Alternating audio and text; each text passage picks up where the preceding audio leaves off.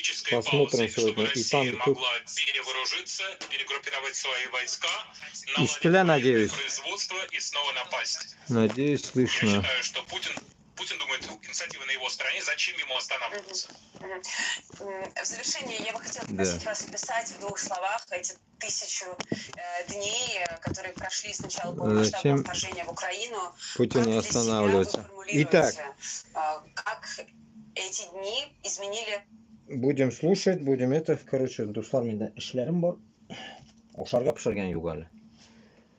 Будем послушать. Как раз народ наберется. Как вчера этот Боза не вышел. Сегодня пораньше вышел. Решил пораньше включить, потому что наш всякий. Время есть. Я свободный. Так, сагат 7:20. Время 7:20. Но будем, как говорится, пока меня рубить не начнет. До этого будем. До победного. Пока бомба не прилетит, да, сегодня, иншаллах, ждем бомбы на Москву. Поэтому эфир тоже вопросительный такой, когда уже долетят наши, как говорится, пионы до Москвы. Ну, пока поставлю до новости. Европу и мир. Это, конечно, очень важный вопрос. Это были необычные 1000 дней. Я был и в Киеве, и в Донецке, и в Луганске. 1001 ночь была у Еще нас. в 2014 году, когда началось это мини-вторжение, скрытное вторжение, и с тех пор я постоянно освещал все эти события. Когда в 22 году началось полномасштабное вторжение, я находился в Киеве, в столице, и война, она прошла через несколько этапов. Сначала была некая эйфория, когда удалось отстоять Киев, когда выбили россияне из Херсона, когда было контрнаступление под Харьковом, но теперь настроение в обществе намного более пессимистичное. Украинцы продолжают, но все-таки общественное мнение не хочет, чтобы война продолжалась еще 10 лет. Но нужно понимать, для Украины это война на выживание, для России это война по ее выбору, она может прекратить ее в любой момент. И важно понимать еще вот что. На кону стоит не просто будущее Украины, на кону стоит будущее всего мирового порядка. Вот сейчас северокорейские войска находятся в Европе и участвуют в боевых действиях. Северная Корея впервые участвует в боевых действиях с 1953 года. И все это, безусловно, влияет на геополитическую ситуацию. Это борьба авторитарных режимов против либерального демократического миропорядка. И от исхода этого конфликта очень многое будет зависеть. Но пока что европейские демократические страны скорее обороняются, скорее отступают. Да, интересно, что эту схватку между автократией и демократией прогнозировал еще до вступления в должность У президента. переводчика такой противный голос, пиздец. Явно здесь... Так, Сигис кишет слева, справа биш кишет. Салям всем. Временное поражение. Лучше с надеждой смотреть на ситуацию. Спасибо вам. Это Люк Хардинг, старший международный корреспондент газеты «Гардиан». В прямом эфире телеканал «Дождь». Мы идем дальше. И прежде чем перейти к следующим темам, я хочу попросить вас поставить лайк нашей трансляции. Наверняка вы смотрите нас в Ютьюбе. Если это так, поставьте лайк. Нас становится больше. Легкое движение ваших Да, если что, мне тоже поставьте лайк, пожалуйста. Так что, как говорится, недруги. Душманлар, да, лайк ставьте и... Всем привет! Как С наступающим! В этом году мы решили отправить вам, нашим зрителям, открытки. Пошли нахуй. Когда протест удался, президент самопровозглашенной Абхазии Аслан Бжаня покинул пост. В феврале следующего года, предположительно, на территории Абхазии будут выбирать нового лидера.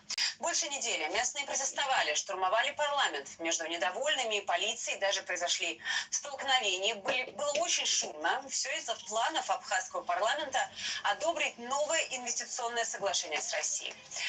Местные жители опасались, что из-за него деньги потекут в Москву. Соглашение дало бы российским компаниям льготы, вроде земельных участков или налоговых каникул. Реакция Москвы почти отсутствует.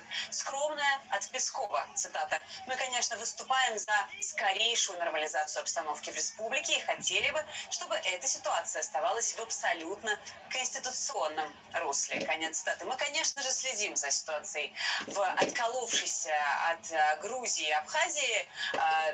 Собственно, никто из протестующих, насколько я могу судить, не выражал желания вернуться в состав Грузии или вернуть, например, граждан Грузии, грузин, этнических грузин, которые были изгнаны с территории Абхазии во время войны в 90-х.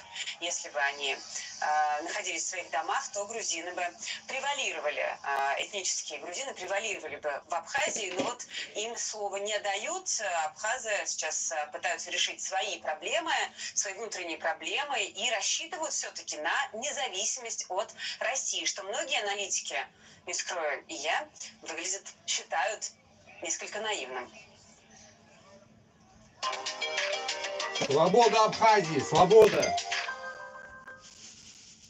Ну а полиция в Тбилиси около 6 утра вновь вытеснила участников акции протеста с проспекта Чевчавадзе, это центр города.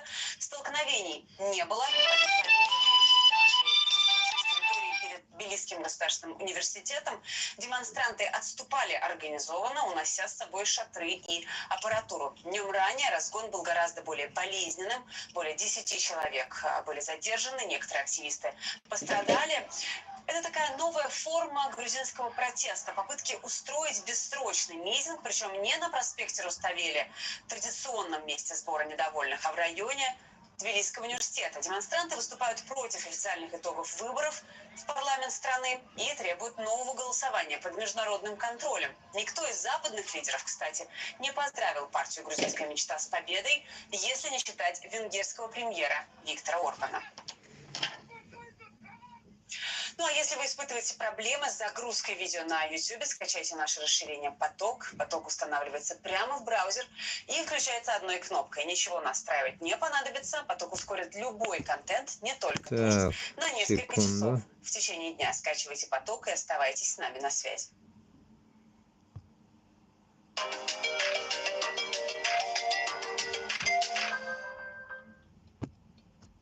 Теперь моя любимая рубрика «Сюжет Алины Дзитковской». В Рио-де-Жанейро, за что итоговые решения и совместное заявление стран довольно слабые. А канцлер Германии Олаф Шольц даже выразил разочарование итоговым коммюнике, потому что в нем не прописана ответственность России за войну против Украины и право Израиля на самооборону. Как раз пока я буду туда-сюда кишижила.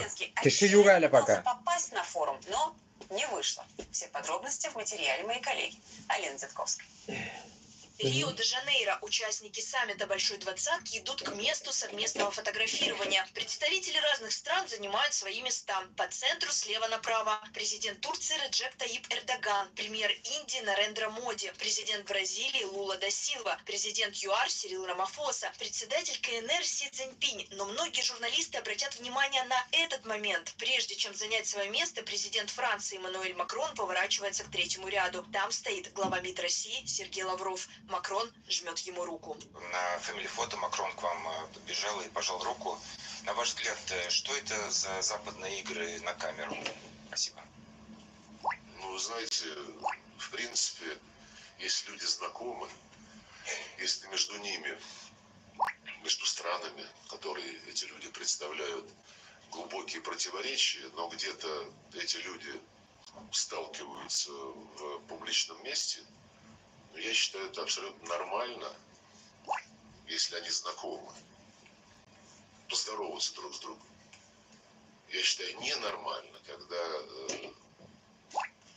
европейские многие лидеры шарахаются от российских представителей. Больше на этом саммите G20 Лавров так близко к западному лидеру, по крайней мере публично, замечен не был. Так, Унжиде киши слева, Лавров рядом с президентом, справа üç kişi yine. президентом Бразилии, министром иностранных дел Значит, Китая. Запад, естественно, пытался Нәрсекей, организировать. başka YouTube'unda kişi kurulmuyor. Никто его из стран мирового большинства, глобального юга, не поддержал. Всего в саммите приняли участие 42 государства. Помимо постоянных членов G20 были приглашены еще, например, Объединенные Арабские Эмираты, Египет, Ангола. По итогам страны-участницы приняли решение о создании альянса по борьбе с голодом и нищетой.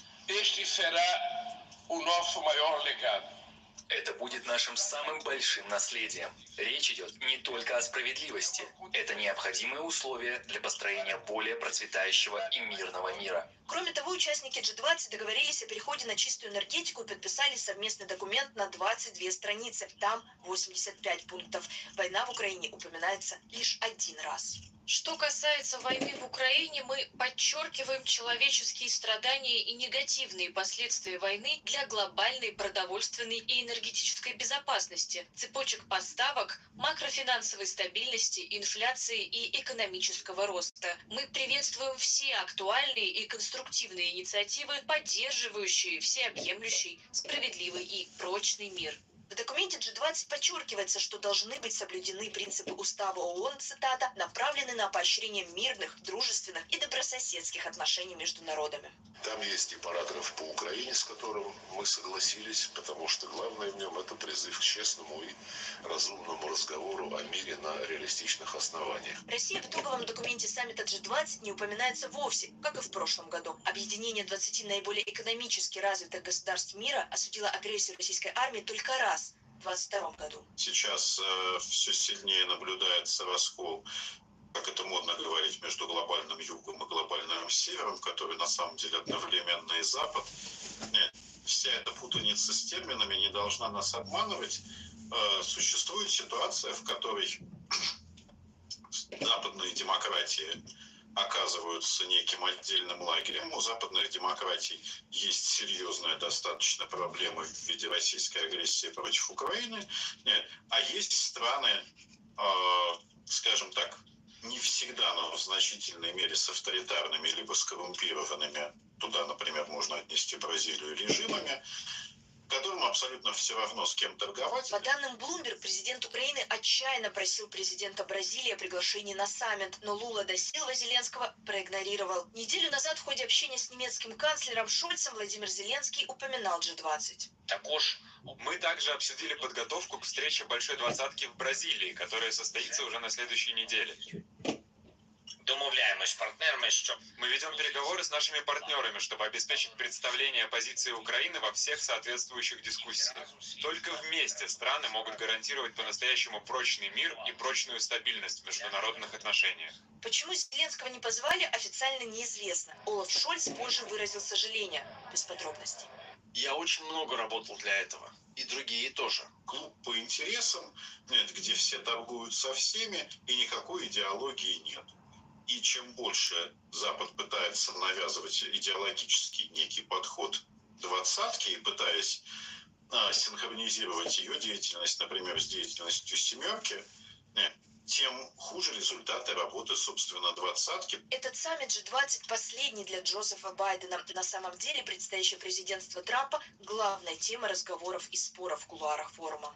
После избрания Дональда Трампа президентом США, Китай и зависимые от него страны, в принципе, находятся в очень напряженном состоянии и ждут, как дальше будут развиваться события, участвовать в каких-то западных проектах, если их буквально через несколько месяцев могут загнать под торговые войны, наплевав на все принятые решения на любых саммитах, конечно, никому не хочется. Мировые СМИ обратили внимание, имя избранного президента США участники форума пытались словно специально не произносить. Вот заголовок сингапурской газеты: «Трамп Волан-де-Морт саммита G20». А вот что сказал один из дипломатов изданию «Политика». На переговорах уже чувствовалось отсутствие США. Люди парализованы страхом. Путина в этом году на G20 не было, а Россию представлял Лавров.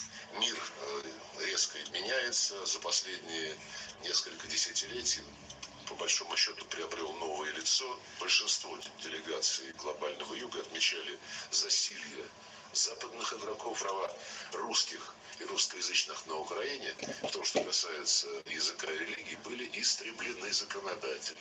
А Запад по-прежнему твердит: нет, БРИКС созрел до формирования самостоятельного инструментария, который не зависел бы от Запада. Евросоюз переживает глубокий кризис, на мой взгляд. На том групповом фото, перед которым Макрон... Вот здесь тормознем, засуну свои мысли. Итак, Кутарбаш узкожопый ларга, тоже так же, такая же нахуй предъява, что, блядь, нахуй подобие Лаврова, блядь, этого, блядь, который говорит, блядь, что Запад, нахуй, или там Украина, блядь, запретила узкожопым, нахуй, пиздеть, нахуй, на Украине по этому узкому языку. Вот, Башкортостанда, Хам-Татарстанда, узкожопые, нахуй, запрещают нам пиздеть на своем языке. Закрыли все школы, блядь, бүтін мәктәпләр ябылган и так далее. Поэтому узкожопые, нахуй, которые находитесь в Башкортостане и в Татарстане, готовьте, нахуй, килограммами, нахуй, вазелин, блядь. Күтегізге сігәбіз, нахуй. Күтегізге, нахуй, буңқайтырып, туқтамайшы сігәбіз, нахуй. Кутақны шығармайшы сігәбіз, нахуй. Надеюсь, переводчик вам не нужен, нахуй. Надеюсь, вы уже так поняли. Поэтому, как говорится, учите, нахуй, Башкортостанда башкорт тілін, Татарстанда татар тілін. Біз келәбіз, барбар. И все это нахуй закончится. Поэтому вы не думайте нахуй, что Путин вечный, Лавров вечный, блядь, и вот эта вся поеботина узкого мира будет вечной. Нихуя. Нихуя, блядь. Мир, сами говорят, меняется. Так что все поменяется нахуй. Кого возьмет нахуй, того возьмет, блядь. Поэтому готовьте нахуй вазелинчик. Так что если что, этот я могу отправить отсюда. Хороший, импортный, европейский, французский вазелин. Так что этот, окей, заказывайте. Пожал руку Лаврову нет лидеров нескольких ключевых стран-участниц G20, президента США Джо Байдена, премьера Канады Джастина Трюдо и премьера Италии Джорджа Мелони. Но они есть на другом совместном снимке, без Лаврова. Официальный представитель МИД России Мария Захарова объяснила это так, цитата: «Умеет, конечно, Сергей Викторович наводить шорох своим присутствием».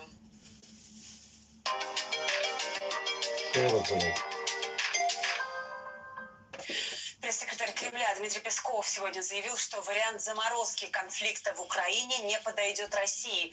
Песков назвал важным, цитата, достижение целей военной операции. При этом, по словам пресс-секретаря, Владимир Путин готов к переговорам по урегулированию конфликта. Агентство Рейтер при этом сообщало со ссылкой на источники, что Путин открыт для обсуждения соглашения о прекращении огня с Дональдом Трампом. Собеседники агентства утверждали, что Кремль может согласиться заморозить конфликт вдоль линии фронта.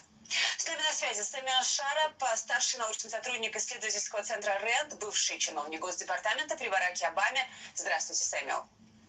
Добрый день.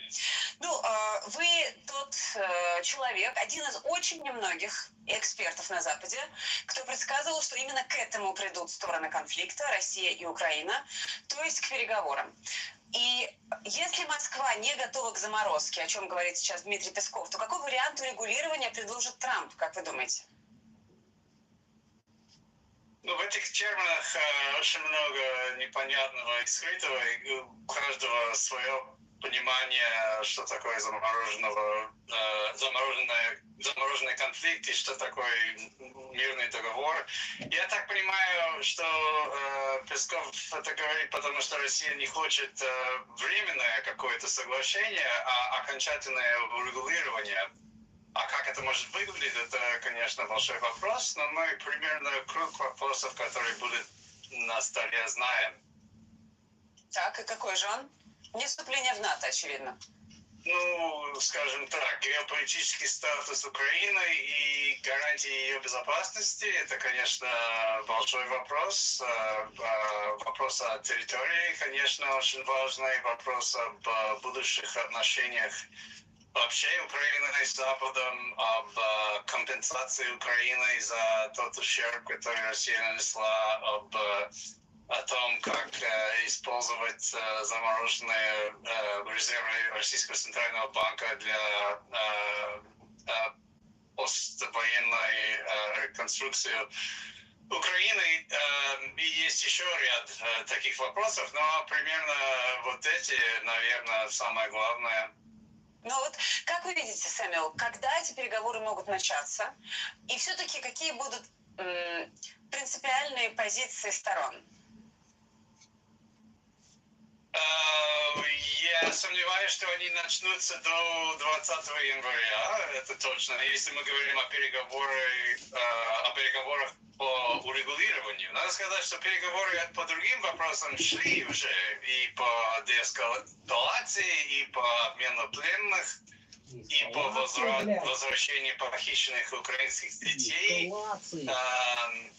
И, ну, как бы косвенно по газу тоже. Но если говорить о переговорах по главному вопросу, по окончанию войны, вряд ли до прихода Трампа, а потом посмотрим. Я сомневаюсь, что это скоро все наладится, конечно.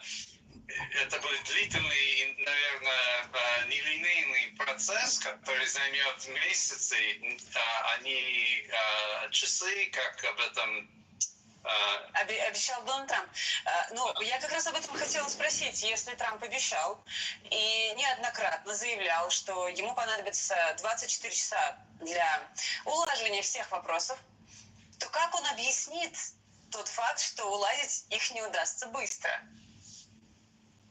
Ну, как есть один мудрый совет, когда речь идет о высказываниях Трампа, это воспринимать их серьезно, но не буквально.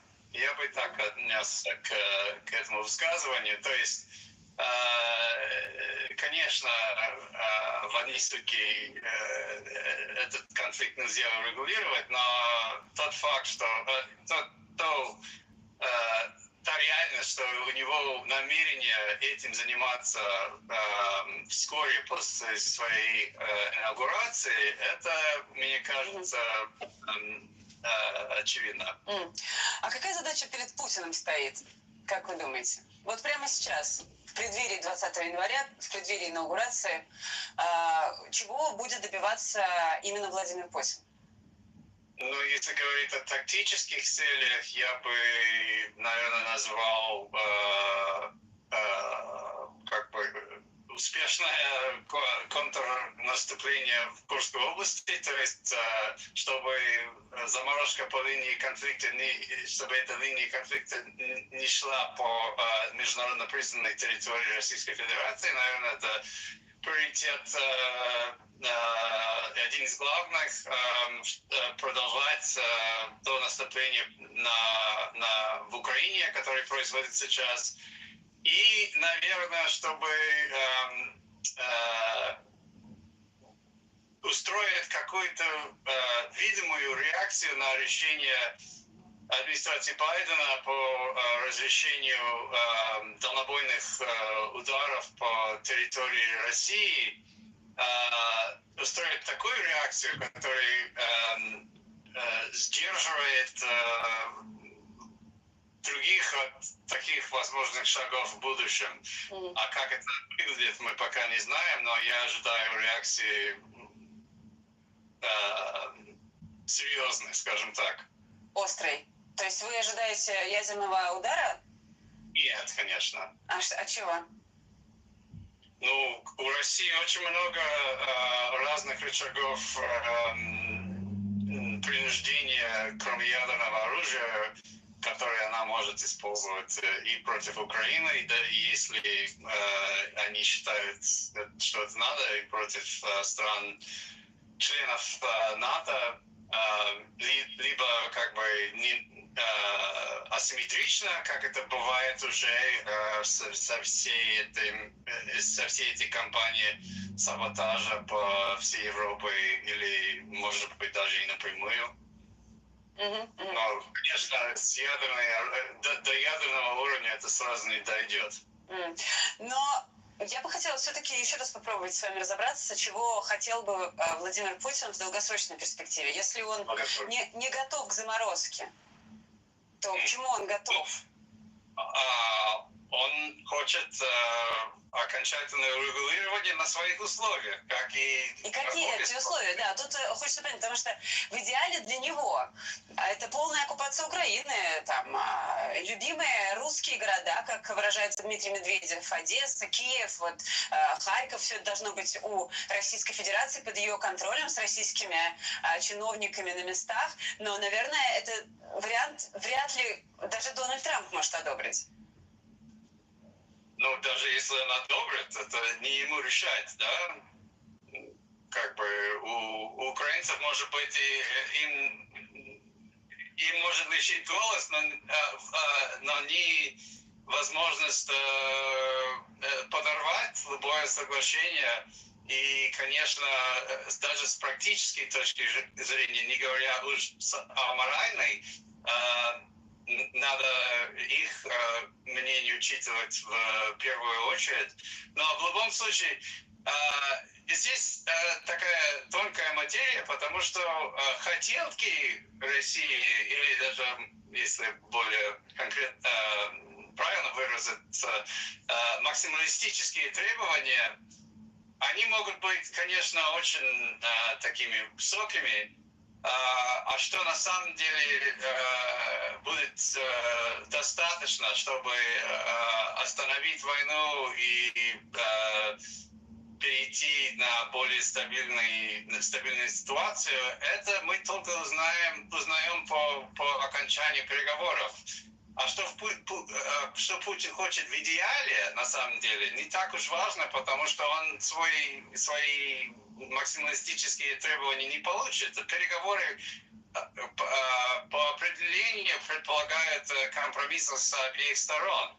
И это неудивительно, что до их начала обе стороны выражают такие максималистические требования, потому что зачем торговаться сам собой, если как бы сам торг даже не нашел. Я не очень понимаю, зачем вообще это тогда Путину? Зачем ему эти переговоры? Зачем ему эта заморозка? Ну, как мы знаем, экономическая ситуация в России, конечно, далеко от идеальной. И ему, а что, наверное, самое главное, это у него политические же цели, да, и их достичь чисто военным путем нельзя. То есть ему нужно все-таки заключать какие-то соглашения с американцами? Ну, и с американцами, с украинцами тоже. То есть в любом случае надо понимать, что это как бы ситуация не война такая, которая не приведет к уничтожению одной из сторон, а к принуждению, то есть принудить другую сторону принимать те условия той первой стороны. В данном случае как бы нужен, даже если он противник, партнер, чтобы этот партнер согласился на эти условия.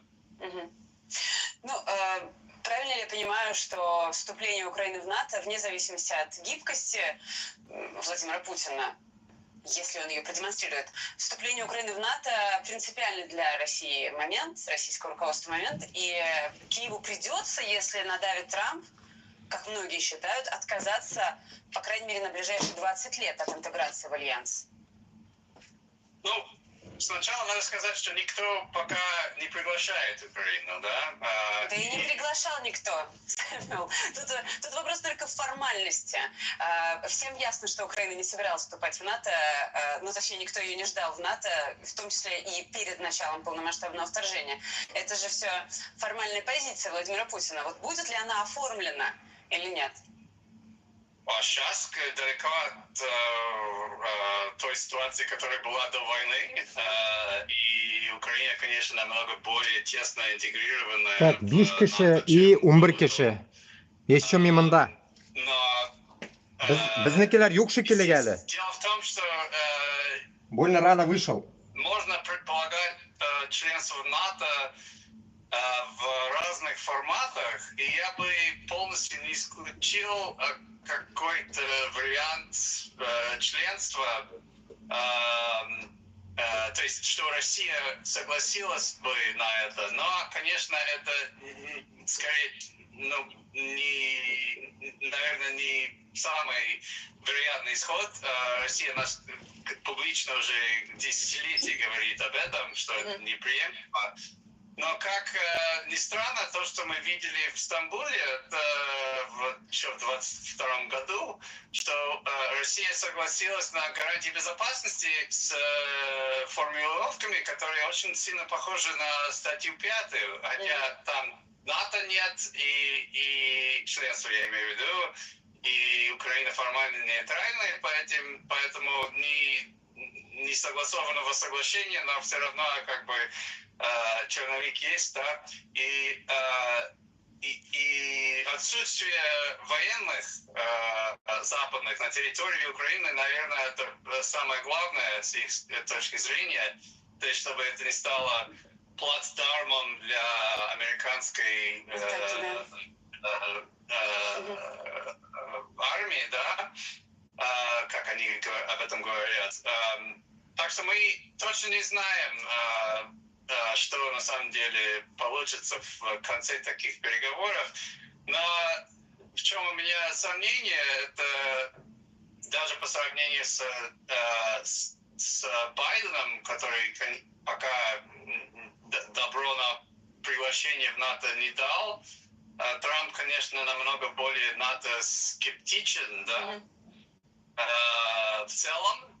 И скорее всего, пойти на это, ну, это, по крайней мере, не соответствует тому, что он говорил раньше. На это, то есть на что? То есть он не пустит Украину в НАТО? На членство в НАТО. Да, вот, я вас поняла. Что ж, большое спасибо. Сэмюэл Шарап, старший научный сотрудник исследовательского центра РЭНД, бывший чиновник Госдепартамента при Бараке Обаме.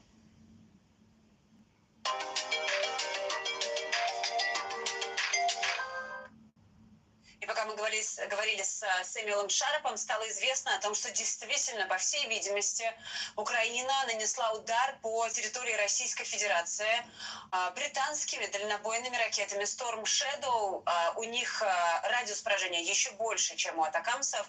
И очень много было разговоров о том, разрешат ли британцы вслед за американцами использовать свои ракеты, баллистические ракеты для ударов по объектам на территории России. Так вот, агентство Bloomberg подтверждает, что да, действительно, и первый удар уже нанесен. Что ж, мы внимательно следим за этой темой и, конечно же, внимательно следим за тем, какие перемены наступают в связи с тем, что вот такие новые реалии наблюдает Украина от политиков в Вашингтоне. Я в завершении лишь скажу, что у «Дождя» есть магазин, о котором мы неоднократно уже рассказывали. Там можно купить и игрушки, и одежду, и бытовую технику, и витамины. Бренды известные и проверенные, и вам это не будет стоить лишних денег. Пройдите по ссылке «Магазин» на сайте «Дождя». Выбирайте нужный вам ресурс, цена для вас не меняется, а мы получаем небольшую комиссию. Что ж, всем спасибо и до встречи. Это программа «Катрикадзе иностранных дел», телеканал «Дождь».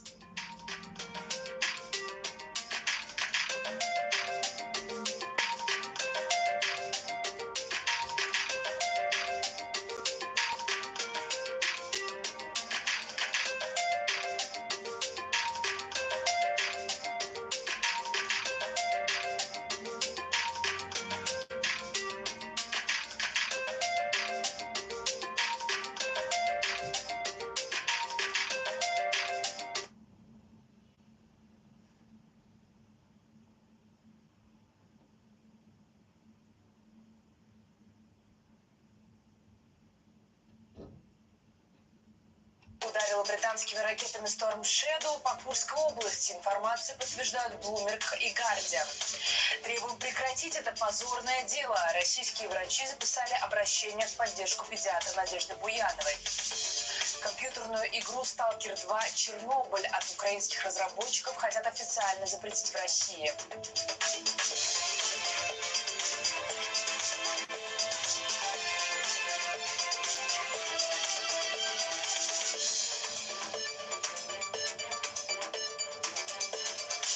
Здесь и сейчас. 7 часов вечера. вечера в Москве. Вы смотрите «Дождь». Это программа «Здесь и сейчас». Меня зовут Валерия Ратникова. Время подвести итоги этого дня. Начнем. Украинские военные, вероятно, впервые ударили крылатыми ракетами Storm Shadow по России. Агентство Bloomberg и издание Guardian со ссылкой на источники пишут, что Великобритания сняла ограничения на использование своих ракет в ответ на отправку в Россию солдат из Северной Кореи. Как утверждают Z-блогеры, ВСУ выпустили по Курской области около 12 ракет Storm Shadow. Сегодня днем губернатор Курской области Алексей Смирнов сообщил, что силы ПВО сбили 2 украинские ракеты. При этом тип ракет он не уточнил. По данным телеграм-канала «Два майора», ракетами ударили по поселку Марьино в Рыльском районе Курской области. Также предположительно атакован Ейск в Краснодарском крае, где находится крупный аэродром и несколько военных предприятий. Накануне Минобороны России заявила, что Украина нанесла удары по Брянской области американскими ракетами «Атакамс».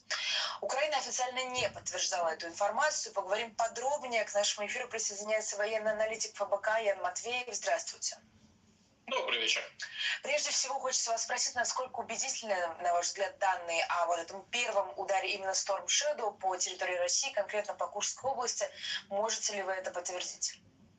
Достаточно убедительные. Действительно, есть кадры, на которых мужчина рассказывает о том, что летят ракеты, и эти ракеты слышны. То есть это явно пролет каких-то объектов с реактивным двигателем. Почему объектов? Потому что мы знаем, что у ВСУ есть еще реактивные беспилотники.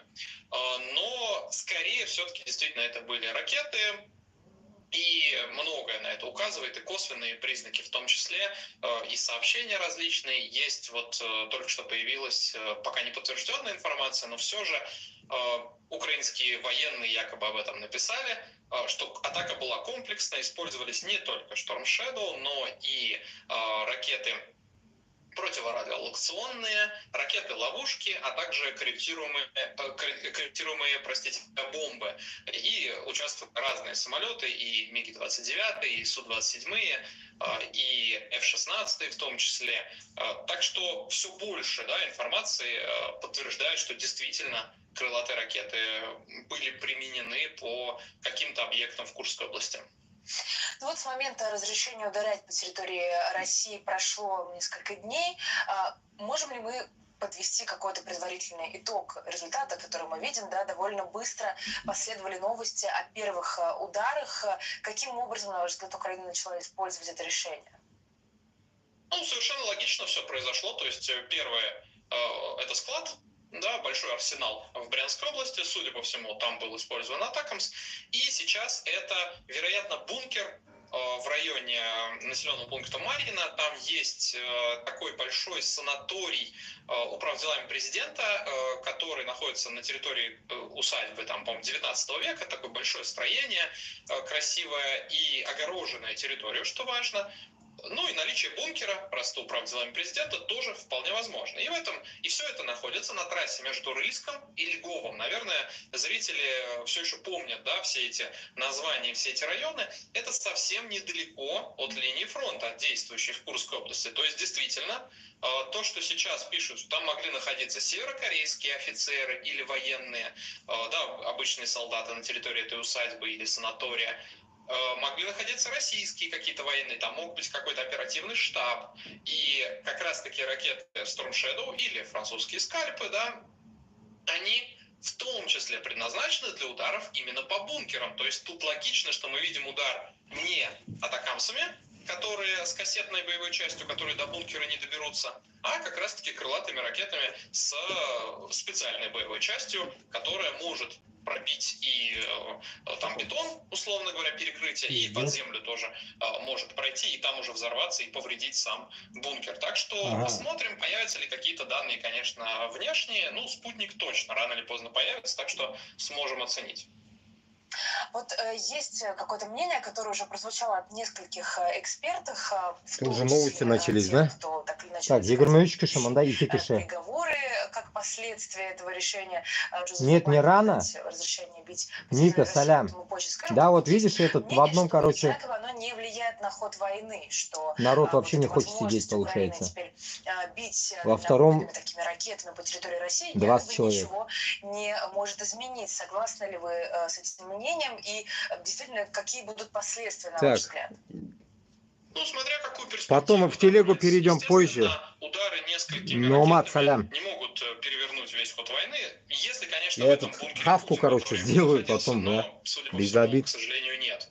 А так, действительно, если количество ракет достаточно ограниченное, то, безусловно, наверное, максимальный эффект, которого может добиться сейчас ВСУ с помощью этих ударов, это серьезное осложнение положения российских войск непосредственно на Курском фронте.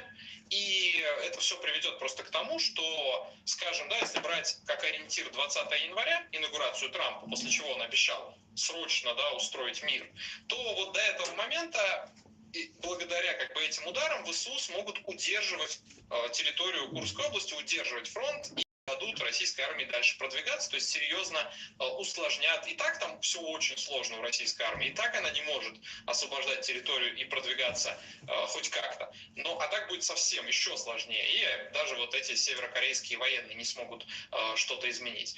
И плюс воздействие в общем на весь фронт, то есть может возникнуть локальный дефицит боеприпасов, потому что будут поражаться склады.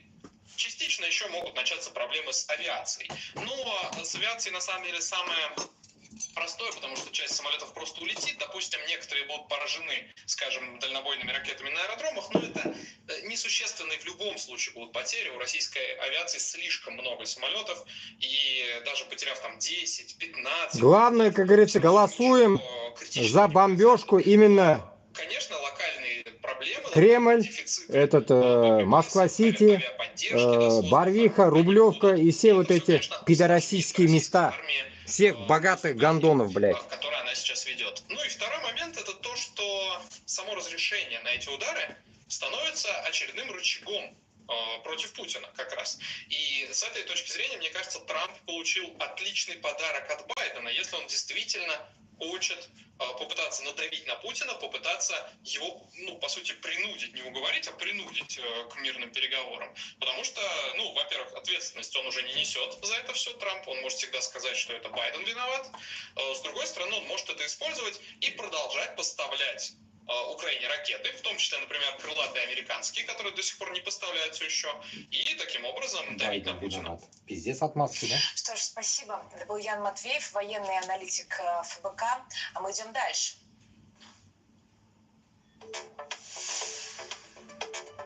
Здесь и сейчас. С избранием Дональда Трампа президентом США слово «переговоры» в контексте войны России против Украины зазвучало чаще. Сегодня об этом пишут сразу несколько крупных западных изданий. «Экономист» предсказывает переговоры в 2025 году на фоне давления со стороны США и недостатка средств и вооружения. Рейтер, ссылаясь на источники, пишет, что Владимир Путин готов обсуждать с будущим хозяином Белого дома соглашение о прекращении огня и даже может пойти на заморозку боевых действий вдоль линии фронта. Агентство приводит слова 5 источников, цитата, осведомленных о... Я за любой кипиш, лишь бы бомбили Москву. Любой кипиш, нахуй. Я согласен. Только на Москву. Киева отступления в НАТО. При этом Россия готова обсудить вопрос о гарантиях безопасности для Украины. Ну, впрочем, Дмитрий Песков, вероятно, тоже осведомленный о мыслях Кремля, отрицает публично любую возможность заморозки войны. Президент действительно неоднократно, а точнее постоянно заявляет о том, что он готов к контактам и переговорам. Это первое. Президент также уже говорил о том, что какой-то вариант заморозки этого конфликта нам не подойдет. Нам важно достичь своих целей, которые всем хорошо известны. Но Рейтер довольно подробно описывает условия вероятного замораживания войны. Трое собеседников агентства считают, что возможны переговоры по поводу раздела частично оккупированных Донецкой, Луганской, Запорожской и Херсонской областей Украины. Двое других говорят, что Россия может отступить с части территорий Харьковской и Николаевской областях. При этом Кремль может настаивать на согласии Киева сократить численность своих вооруженных сил и на обязательстве не ограничивать использование русского языка. О том, что мирные переговоры с Россией и Украиной может вскоре инициировать Трамп, пишет сегодня обозреватель агентства Bloomberg Андреас Клуб. Это последствия действий Джо Байдена. Утверждает он, покидая Белый дом, Байден разрешил Украине ударять ракетами атакам по территории России. Тем самым нынешний президент якобы дал Трампу еще одну карту, поскольку само по себе это решение якобы не приведет к успехам на поле боя. Решение Байдена разрешить удары по России американскими ракетами активнее других отреагировали боты в интернете. В соцсети ВК они подключились к обсуждению этой новости, и главный нарратив такой, процитирую. Байден, видимо, уже забыл, что Россия так-то ядерную доктрину обновила, конец цитаты. Ну, кроме того, пишут об эффективности российских систем ПВО, предрекают неминуемый ответ Вашингтону и называют американского президента старым идиотом и маразматиком. Как посчитал проект «Ботнадзор», за последние дни на эту тему высказались 1122 бота. Они написали 338 постов и оставили около 3000 комментариев. Между тем, Джо Байден сделал еще один шаг. По крайней мере, об этом пишет Вашингтон-Пост. Журналисты утверждают, что он одобрил передачу Украине противопехотных мин на фоне угрозы российского прорыва в Донецкой области. Украинцы, очевидно, несут потери, и все больше городов и поселков рискуют пасть. Эти мины были созданы специально для борьбы именно с этим. Когда они используются совместно с другими боеприпасами, которые мы уже поставляем Украине, предполагается, что они будут способствовать более эффективной обороне. Пентагон считает, что предоставление мин будет полезным шагом, чтобы замедлить российские войска. Администрация американского президента обеспокоена наступлением на украинские передовые линии в последней неделе и видит настоятельную... Так, Егор Бишкиша и 6, 25 и 6. Прежде чем мы пойдем дальше, я бы хотела... Набираем 200 человек и начинаем пиздеть. Благодаря вашим лайкам количество зрителей увеличивается. И, конечно, присылайте ваши донаты. tvrain.tv/donate. Это адрес, по которому указаны все способы, как нас поддержать. Сейчас короткая реклама и вернемся в студию.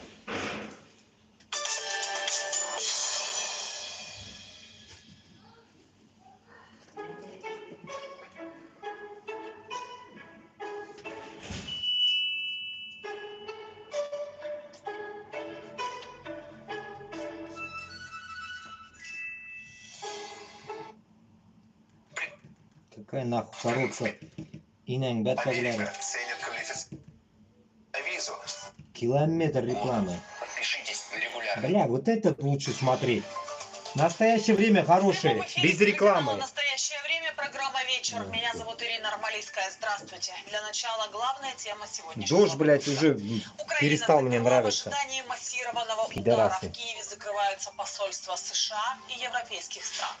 Уступка территорий и отказ от НАТО. План прекращения огня описывает Рейтер. Песков утверждает, Путин против заморозки. Кремль выкладывает сообщение о встречах Путина с задержкой. Сам он не появляется на публике почти 2 недели. Это далеко не все. Ставьте лайки, если для вас это безопасно. А мы начинаем с кадров из Курской области России.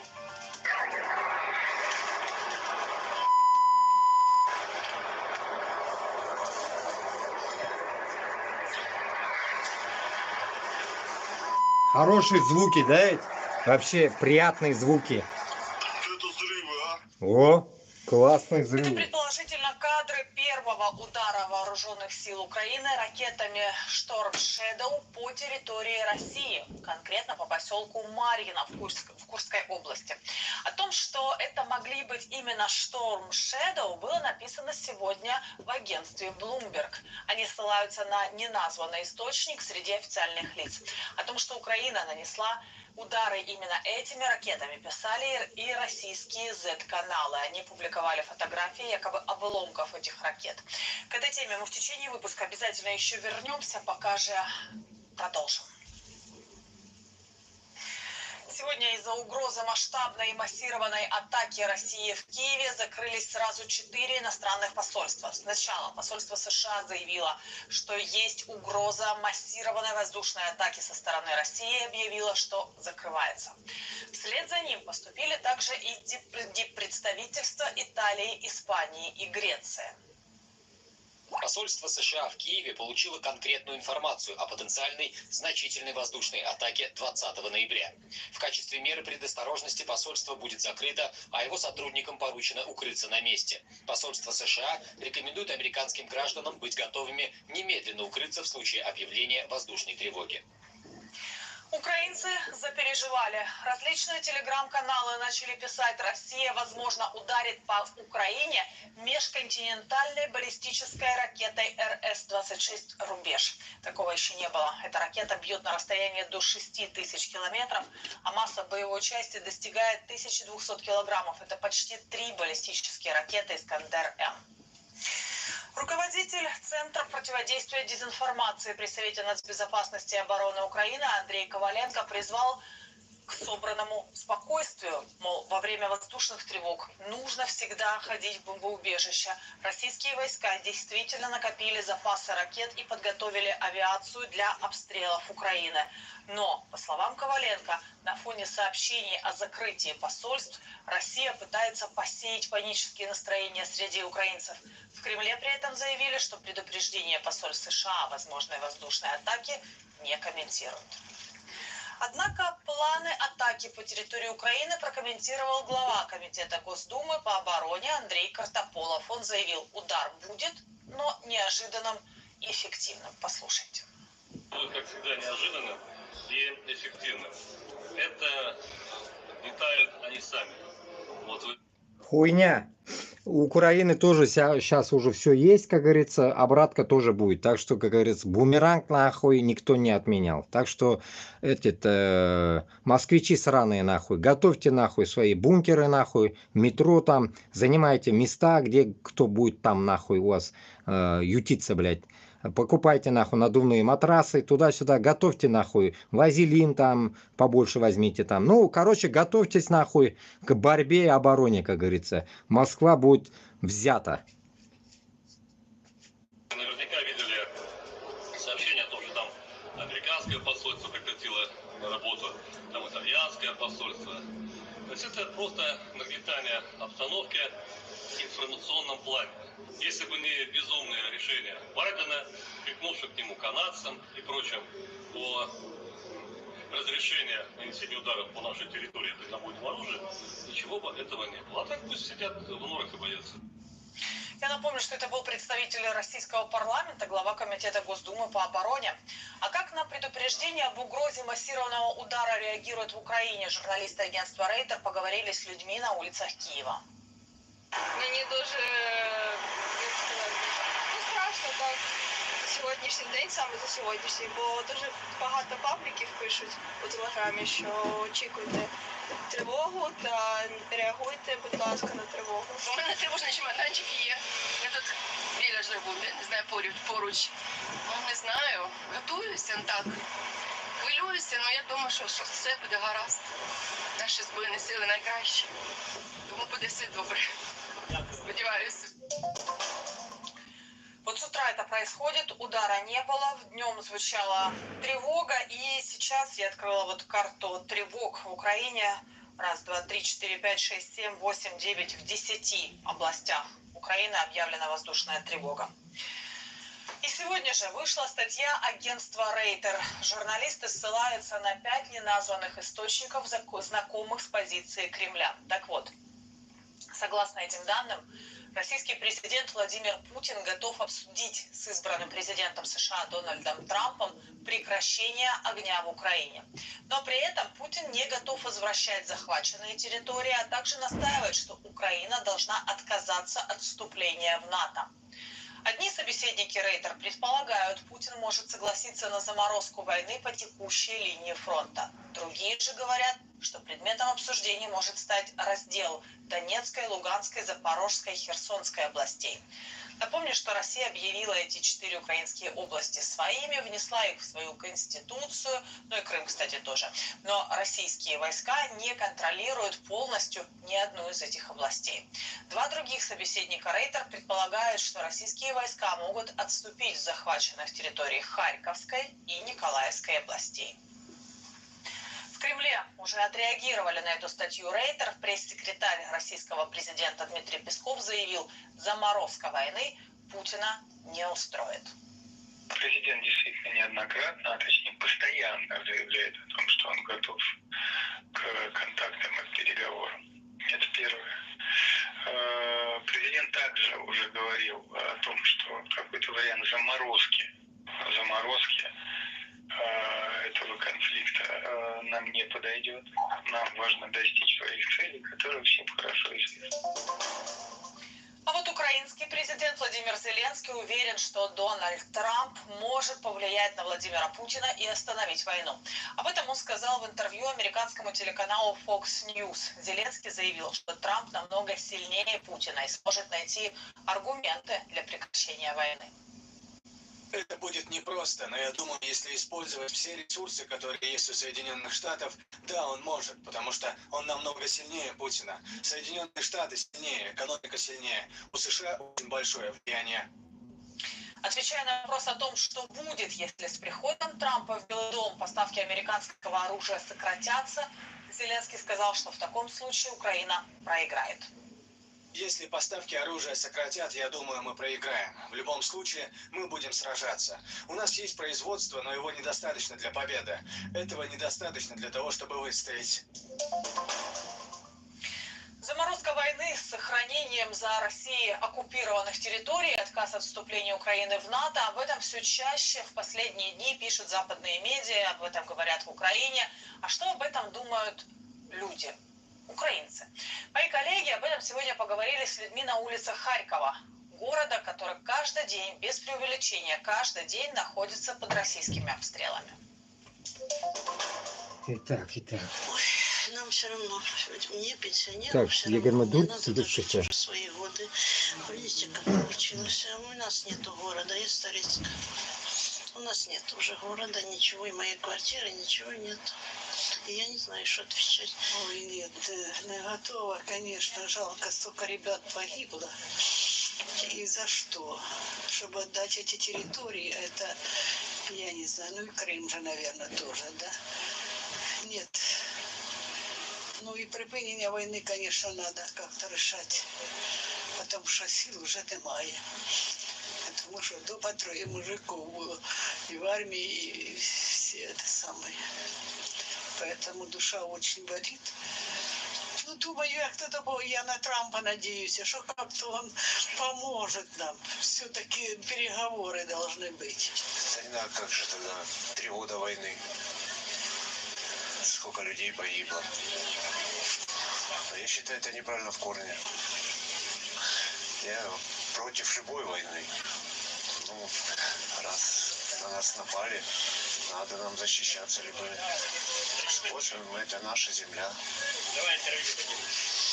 Идти на какие-то уступки, ну, я не знаю, это вопрос риторический. Потому что сколько людей погибло, но если не остановиться, погибнет еще столько же. Поэтому... Я уже общалась со своими близкими, знакомыми, и все к одному решению пришли, что пусть лучше эта Донецкая область, Луганская останутся на их территории, только чтобы, ну, как бы, уже ничего не изменишь. Ничего не изменишь, оно останется, это факт, это по-любому факт, ничего не изменишь. Просто, ну, как бы, чтобы ребята не гибли, и все это закрылось, это побыстрее эта тема, и все, не более. Нам, ну, потому что оставьте там этот кусок этого, ну, кусок этой территории маленькой, все равно она никогда не была уже, она давно уже там уже ихняя территория. Просто не надо, чтобы люди гибли. Все. І все. Я не знаю, чесно, що сказати. У мене чоловік на війні, тому якби я би хотіла, щоб війна закінчилась. Я хвилююсь за хлопців, які там, тому що там повний капець. Там, ну, не знаю, вони кожен день прощаються зі своїм життям. Побратимів втрачають і так далі. Так, Нарсакей, этот, как его? Biznikiler слева бар ма, yok mu? Biznikiler слева бар ма? Kim bunda слева? 31 кеше и 9 кеше. Biznikiler этот... Шулай. Да, слава Украине. Что я хотел интересное сказать.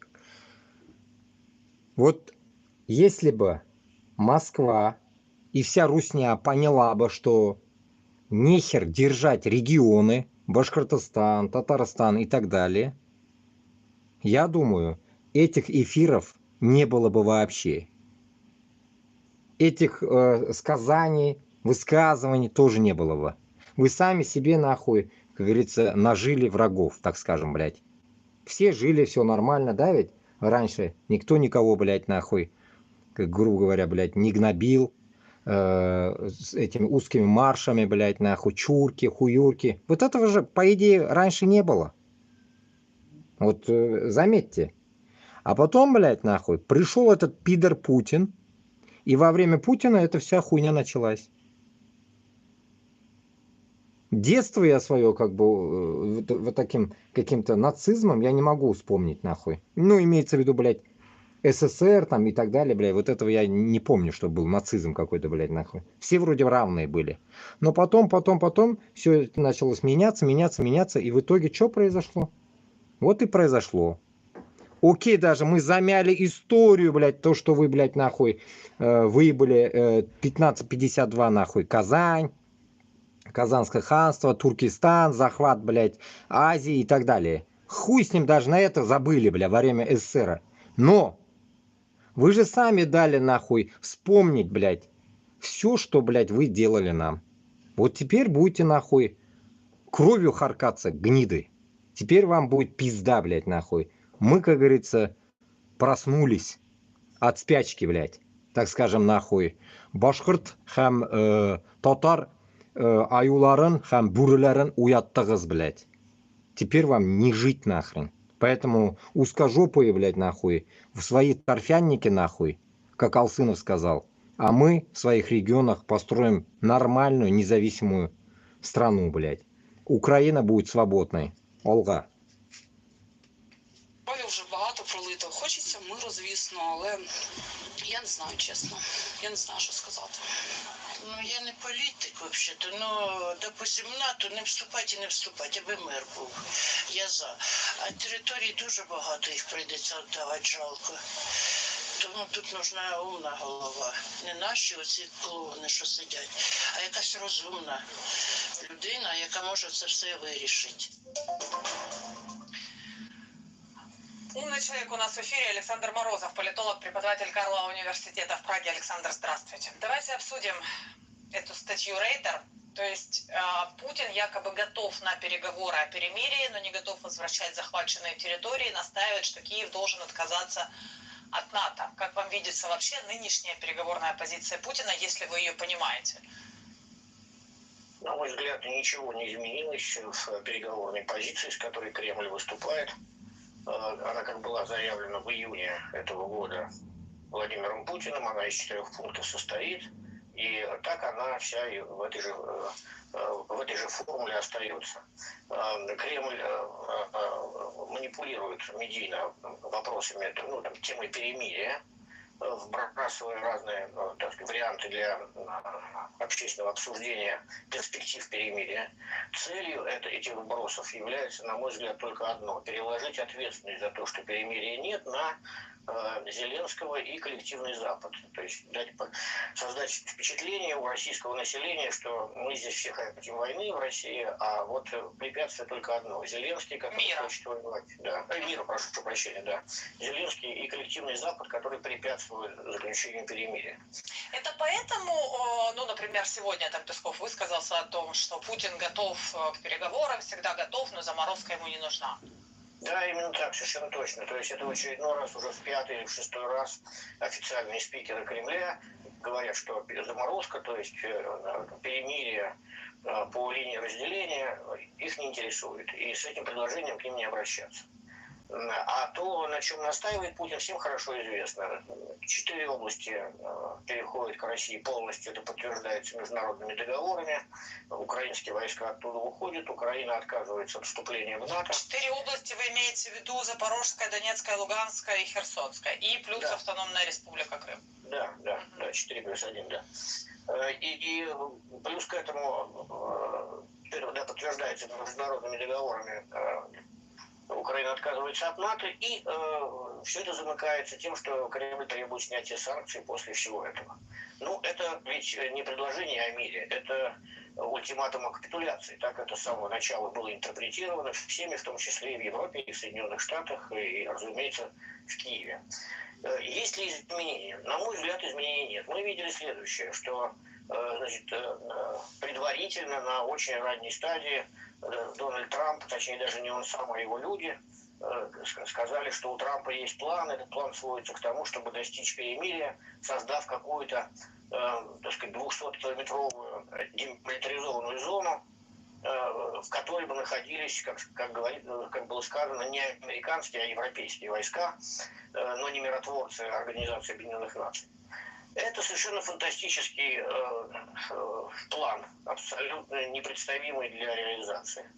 Ну и вот, насколько я видел, сегодня Кремль с помощью Министерства обороны российского в иронической форме ответил Трампу, опубликовав карту, значит, которая из себя представляет следующее. Там, значит, 4+1 помечены как принадлежащие России.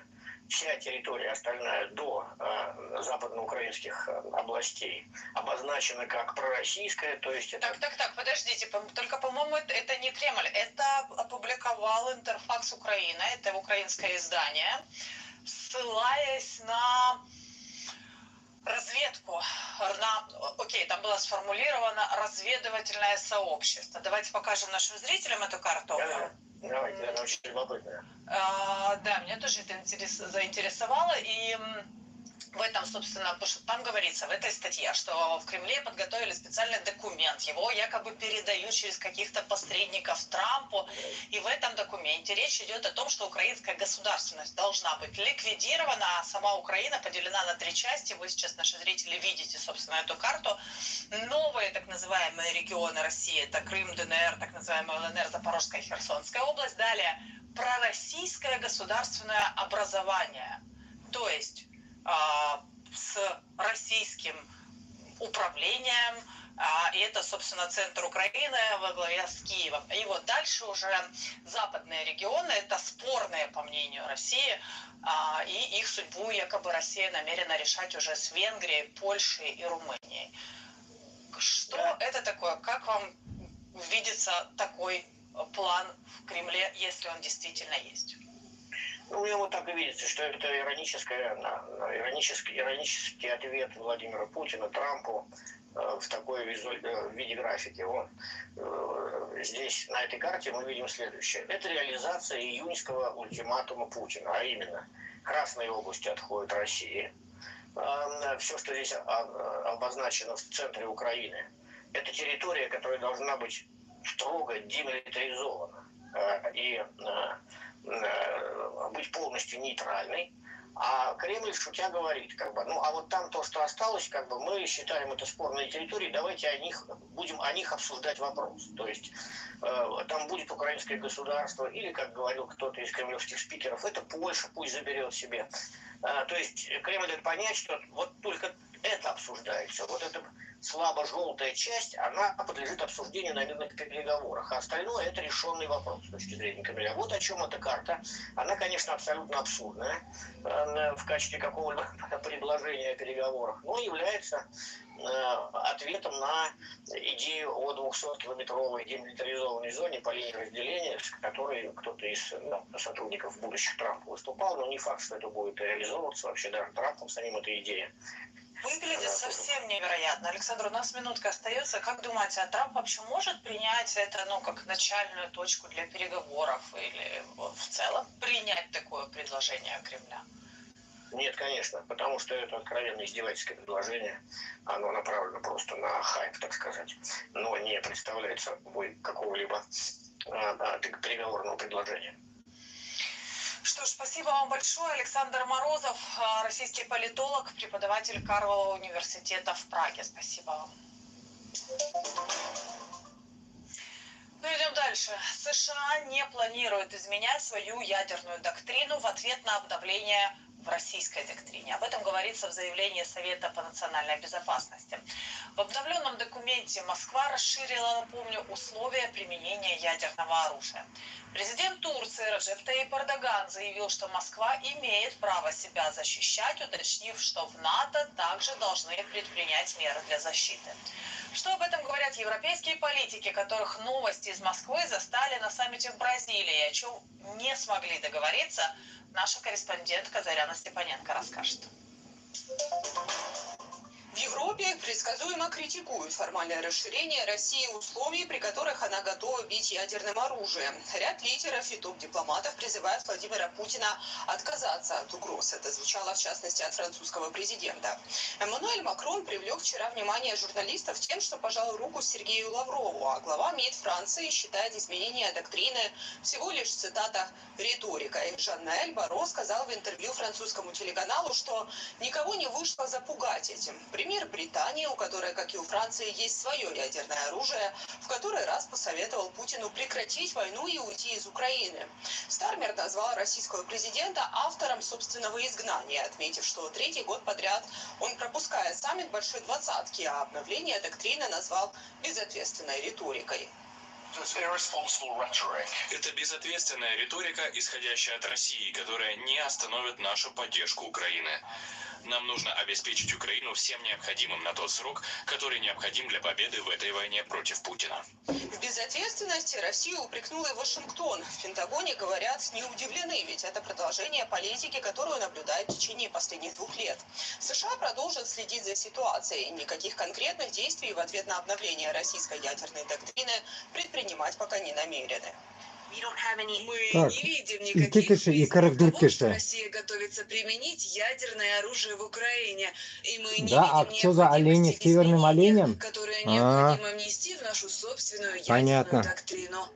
Глава российского МИД сказал на полях саммита в Бразилии, где западных лидеров и застала новость об обновлении доктрины, что там нет ничего, о чем коллеги не знали бы, и что Россия, цитата, настроена сделать все возможное, чтобы не допустить ядерной войны. Президент Турции, пытающийся балансировать между двумя мирами, Россией и Западом, призывает НАТО оценить этот шаг Москвы и в который раз выражает надежду на прекращение огня между Россией и Украиной.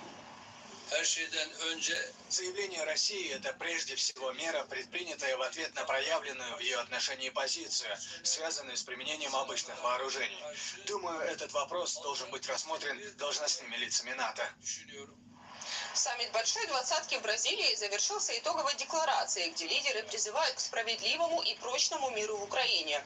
Но не осуждают прямо ни ядерные угрозы, ни российское вторжение. Только абстрактно осуждают применение силы, чтобы захватить территории. Европейские делегации настаивали на более жестких формулировках, но не категорично, чтобы вообще не сорвать принятие общего заявления, пишет Financial Times. Президент Бразилии утвердил коммюнике днем раньше, чтобы, как сообщает Рейтер, избежать острой дискуссии касательно Украины, и сделал это якобы в момент, когда в зале не было лидеров США, Франции и Германии, что разозлило Макрона и Шольца. Немецкий канцлер, подвергающийся критике за телефонный звонок Путину, сказал, сожалеет, что декларация не подчеркивает ответственность России за войну в Украине. А Макрон отметил, текст только выиграл бы, если бы формулировки в нем были более четкими. Заряна Степаненко, настоящее время, Брюссель. А еще Заряна Степаненко взяла интервью у президента Европарламента Роберто Меццола. Говорили о войне, взаимоотношениях ЕС со Штатами и будущее с Россией.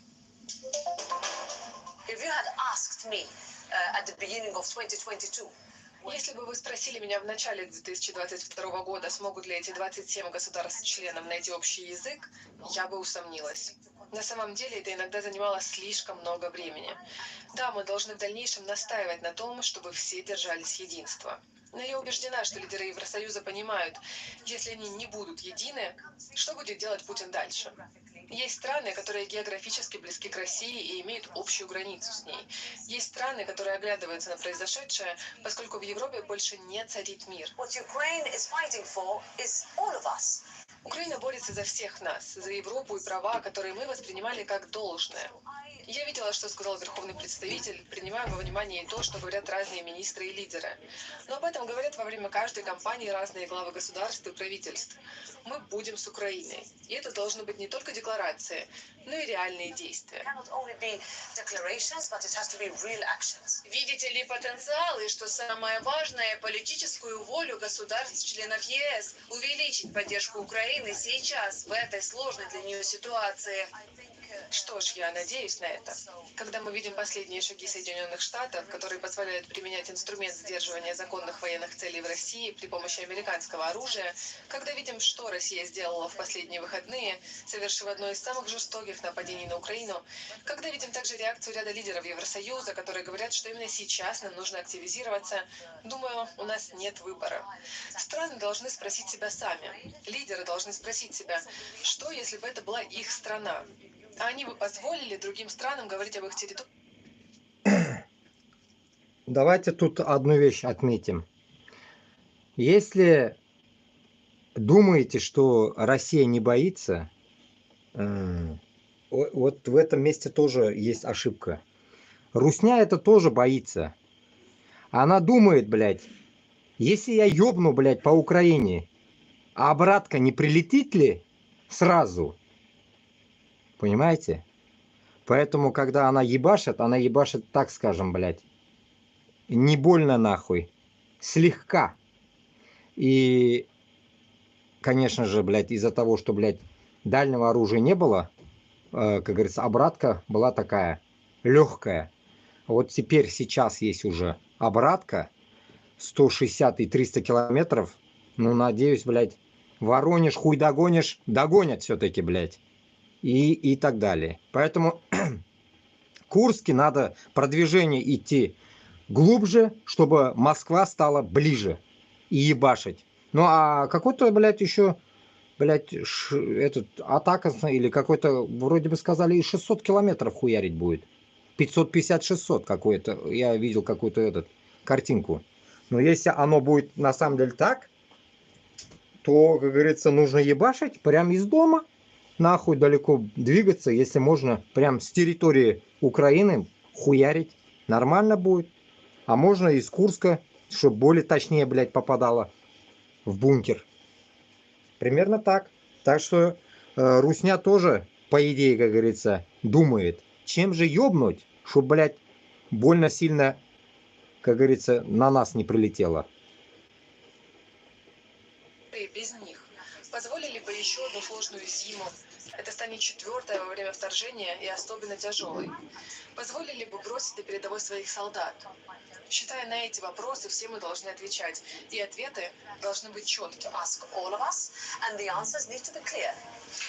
А как ЕС готовится к предстоящему изменению власти в Соединенных Штатах? Работаете ли над так называемым планом «Б», если Дональд Трамп решит прекратить военную помощь Украине?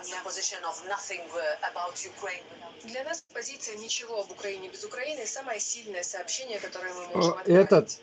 Слева вопрос задают. Почему на русском говорят? Удивительно, а?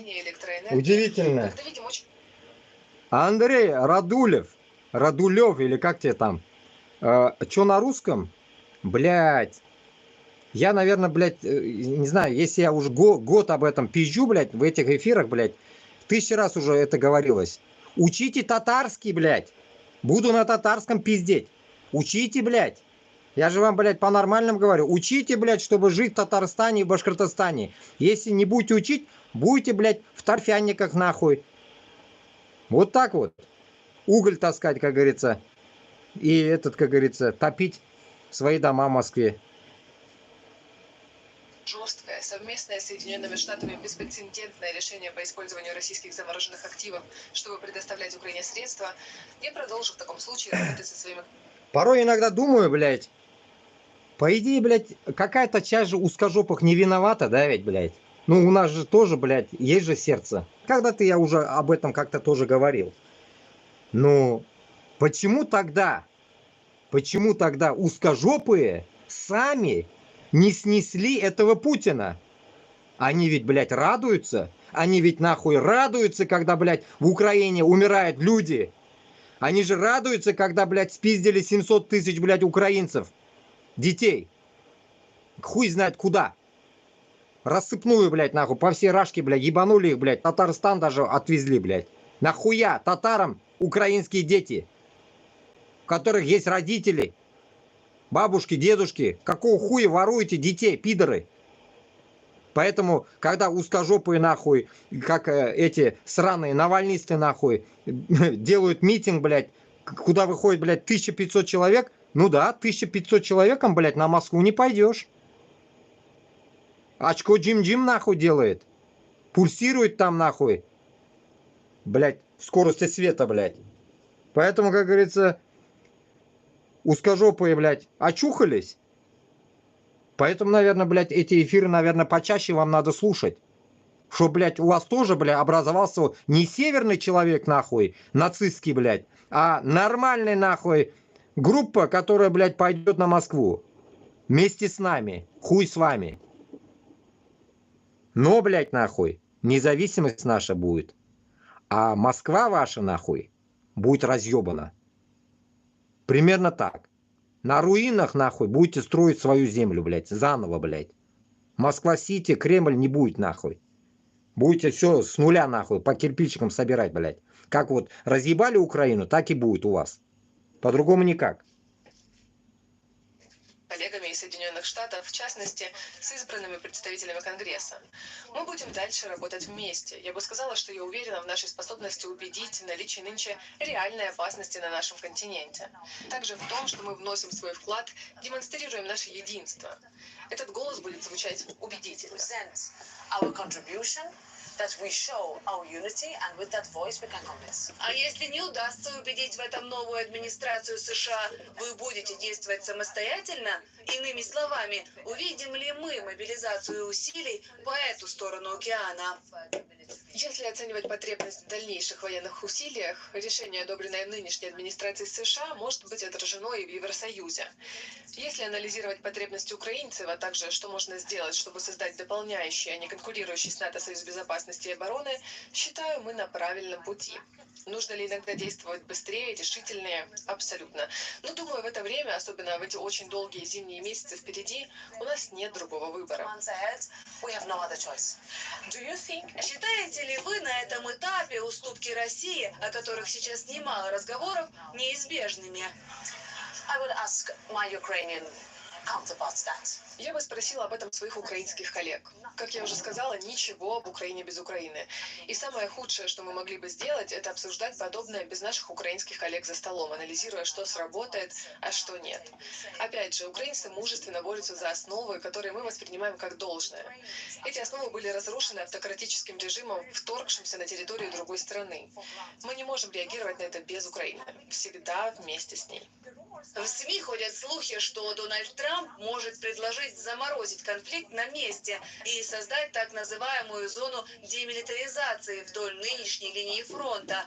Также ходят слухи, что американские силы не будут вовлечены в потенциальную миротворческую миссию.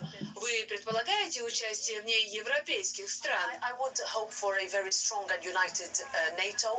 Я бы надеялась на очень сильные и объединенные действия НАТО, когда Соединенные Штаты и наши европейские коллеги вместе работают не только ради безопасности и обороны Украины, но и ради собственной защиты. Это будет новая политическая стратегия на будущее. Дискуссия с нынешней и будущей администрацией Соединенных Штатов на всех фронтах. Не только по безопасности, торговле, экономике, конкурентоспособности потребует совершенно нового подхода. Могу только надеяться, что ЕС может быть объединен в этом плане и иметь согласованную позицию. Последний вопрос, госпожа президент. Какими представляете будущие отношения между Евросоюзом и Россией, когда война закончится?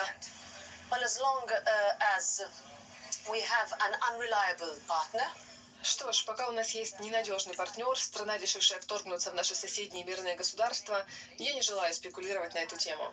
Я бы хотела, чтобы Россия ушла из Украины. И как только это произойдет, мы поговорим. Это Этой ночью украинские беспилотники атаковали сразу несколько российских регионов. Среди целей называют Арсенал в Новгородской области, командный пункт российской армии и предприятие в Белгородской области, где могли производить дроны. Видео этих атак собрал Дмитрий Новиков. Это ночные кадры из подмосковного города Коломна. На фоне звучащего сигнала воздушной тревоги местная жительница комментирует происходящее. Что за пи***? Чё тут все взрывается, Теперь что-то орёт. Позже российские власти, разъясняя населению, что Истерика у девушки. о двух сбитых дронах. В Новгородской области, в поселке Котово, как передает интернет-издание «Астра», был атакован военный склад с боеприпасами. На опубликованных в российских телеграм-каналах кадрах заметна стрельба и слышны многочисленные взрывы. Власти Котова подтвердили, что там пришлось эвакуировать жителей. А про саму атаку на военный склад губернатор Новгородской области ничего не сказал. По словам Андрея Никитина, над регионом сбили несколько беспилотников, жертв и пострадавших нет. Какой близко летит-то. Надо бы, наверное, съебаться. Ух, блядь. Вот дрон летает. Я его вижу, но камера его не видит. Он пролетел. О 5 сбитых украинских дронах ночью написал и губернатор Смоленской области. Успокаивая местных жителей, Василий Анохин рапортовал, что обошлось без пострадавших. Сбиты 6 дронов. В российских телеграм-каналах писали об атаке дронов по нефтебазе в селе Сосновка в этом регионе. А эти кадры сняли жители Белгородской области. Утверждается, что в городе Алексеевка был атакован завод компании «Эвка». Это крупнейший российский производитель маргарина и майонеза.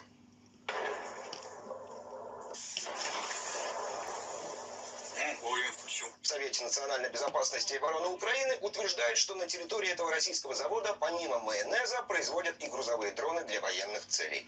По данным белгородских властей, обломки избитых беспилотников повредили здание, где расположено производство, а также линии электропередач. Осколки полетели. Завод компании «Эвка». Попал в квадрокоптер. Фигня какая-то с проводами. А вот это крыло, походу. Вот эта ямка приличная. Походу, может, сюда. Сегодня представители украинской военной разведки подтвердили, что в Белгородской области также случилось и успешное попадание в российский командный пункт. А это уже Воронежская область. Атака дронов, как уточняют российские телеграм-каналы, на промышленный объект.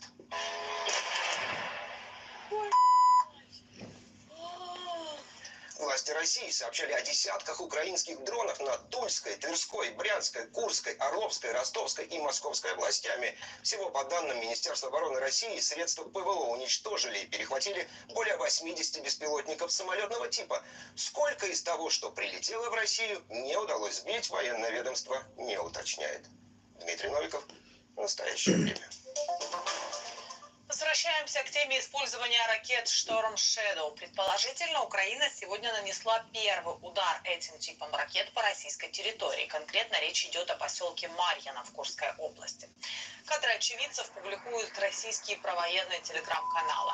О том, что ВСУ, вероятно, получили разрешение на использование этих ракет по российской территории, писало издание «Таймс». Ранее премьер Великобритании на вопросы о подобном разрешении отвечал осторожно.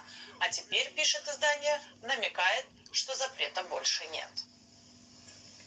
Мы должны убедиться, что у Украины есть то, что ей нужно, если ей это нужно для победы в этой войне.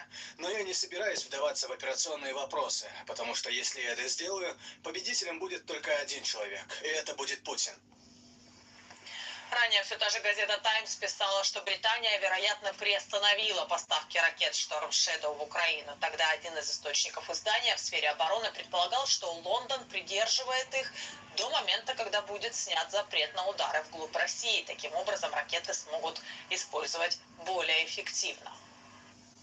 А первые удары по России атакамсами, вероятно, состоялись уже вчера. Мы об этом говорили. Агентство Рейтер пишет, что во вторник ВСУ выпустили по Брянской области 8 американских баллистических ракет. Российские средства ПВО, по данным источников, сбили только 2. В сообщении также говорится, что удар нанесли по пункту поставок боеприпасов. В Министерстве обороны России после этой атаки заявили, что сбили 5 из 6 ракет «Атакамс» и одну оставшуюся повредили. Сколько ракет «Атакамс» есть на вооружении ВСУ, сегодня неизвестно. Британское издание «Таймс» писало о 50, а в Пентагоне точные цифры не называли. Президент Украины Владимир Зеленский накануне уклонился от ответа на вопрос, какими именно ракетами был нанесен удар по Брянской области. Вибачте, без зайвих деталей. У України є далекобійні можливості, у України є далекобійні дрони свого власного виробництва. У нас тепер є довгий Нептун, і не один. І тепер у нас є Атакамс. І ми все це будемо використовувати. Президент США Джо Байден одобрил поставку Украине противопехотных мин. Об этом пишет американское издание «Вашингтон-Пост», ссылается на 2 чиновников.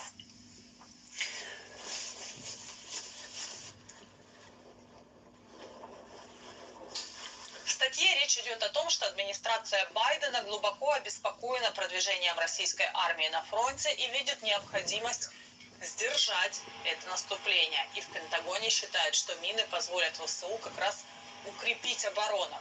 Использование новых мин будет ограничено преимущественно востоком Украины, сказал журналистам один из чиновников. Но и США также взяли на себя обязательство помочь Украине разминировать территории после окончания войны.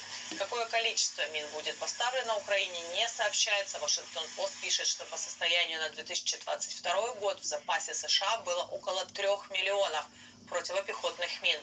В правозащитной организации Human Rights Watch считают, что это оружие представляет опасность для мирных жителей. При этом российская армия широко использует такой тип мин с первых дней полномасштабной войны против Украины. Но тем временем российская армия продолжает наступать на Донбассе. Украинский проект Deep State пишет, что военные России захватили село Новая Ильинка, а также продвинулись в районе сразу нескольких населенных пунктов, в том числе в городе Торецк возле Часового Яра и Курахово. Что касается Курской области, то там российские военные, по данным телеграм-канала «Карты и стрелочки», пытаются наступать сразу с 3 сторон. Это и подтверждается данными Deep State. Площадь российской территории, которую контролирует ВСУ, за последние 10 дней, как вы можете видеть на карте, уменьшилась. Собственно, автор этого упомянутого мною телеграм-канала, российский военный аналитик Ян Матвеев, у нас в эфире. Ян, здравствуйте. Добрый вечер. Знаете, с чего хочу начать? Сегодня телеграм-каналы писали, что Россия в Украине, имея в виду, что Россия может ударить по Украине межконтинентальной баллистической ракетой РС-26 «Рубеж». Расскажите, что о ней известно и насколько реальна угроза такого удара? Это модифицированный комплекс ЯРС, дальнейшая разработка, довольно свежая.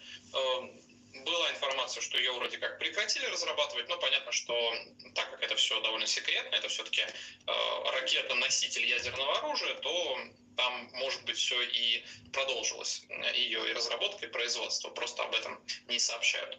Но так или иначе, я пока воспринимаю это только как слухи, потому что большого смысла это делать нет. Ракета дорогая, естественно, плюс, если ей будет нанесен удар, да, ну, естественно, речь идет о неядерной комплектации, да, понятно, что рассматривается вариант, что в нее поставят якобы обычную фугасную боеголовку или несколько боеголовок. Эта ракета может нести боевую часть примерно массой 1200 килограмм, что довольно мало на самом деле. И, ну, для сравнения, например, российские самолеты регулярно бомбят Украину авиабомбами ФАБ-1500, которые весят 1500 килограмм. Да, там не так много взрывчатки, но масса боевой части, считайте, больше.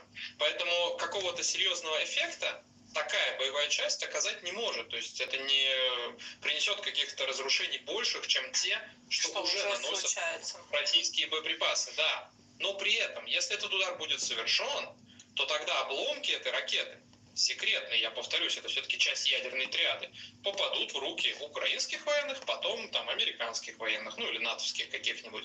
Естественно, часть там каких-то секретов, которые в ней содержатся, будет утрачена таким образом. Поэтому я не очень понимаю, что может быть компенсацией за такой вот риск, да. Поэтому мне кажется, это просто какие-то голые слухи, честно говоря.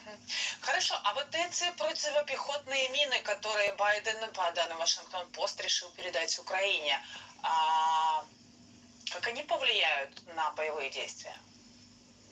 Тут все зависит от количества и от того, как их будут использовать. Потому что, безусловно, минные поля сейчас – это основа обороны, они необходимы, но их нужно тщательно готовить и желательно заранее.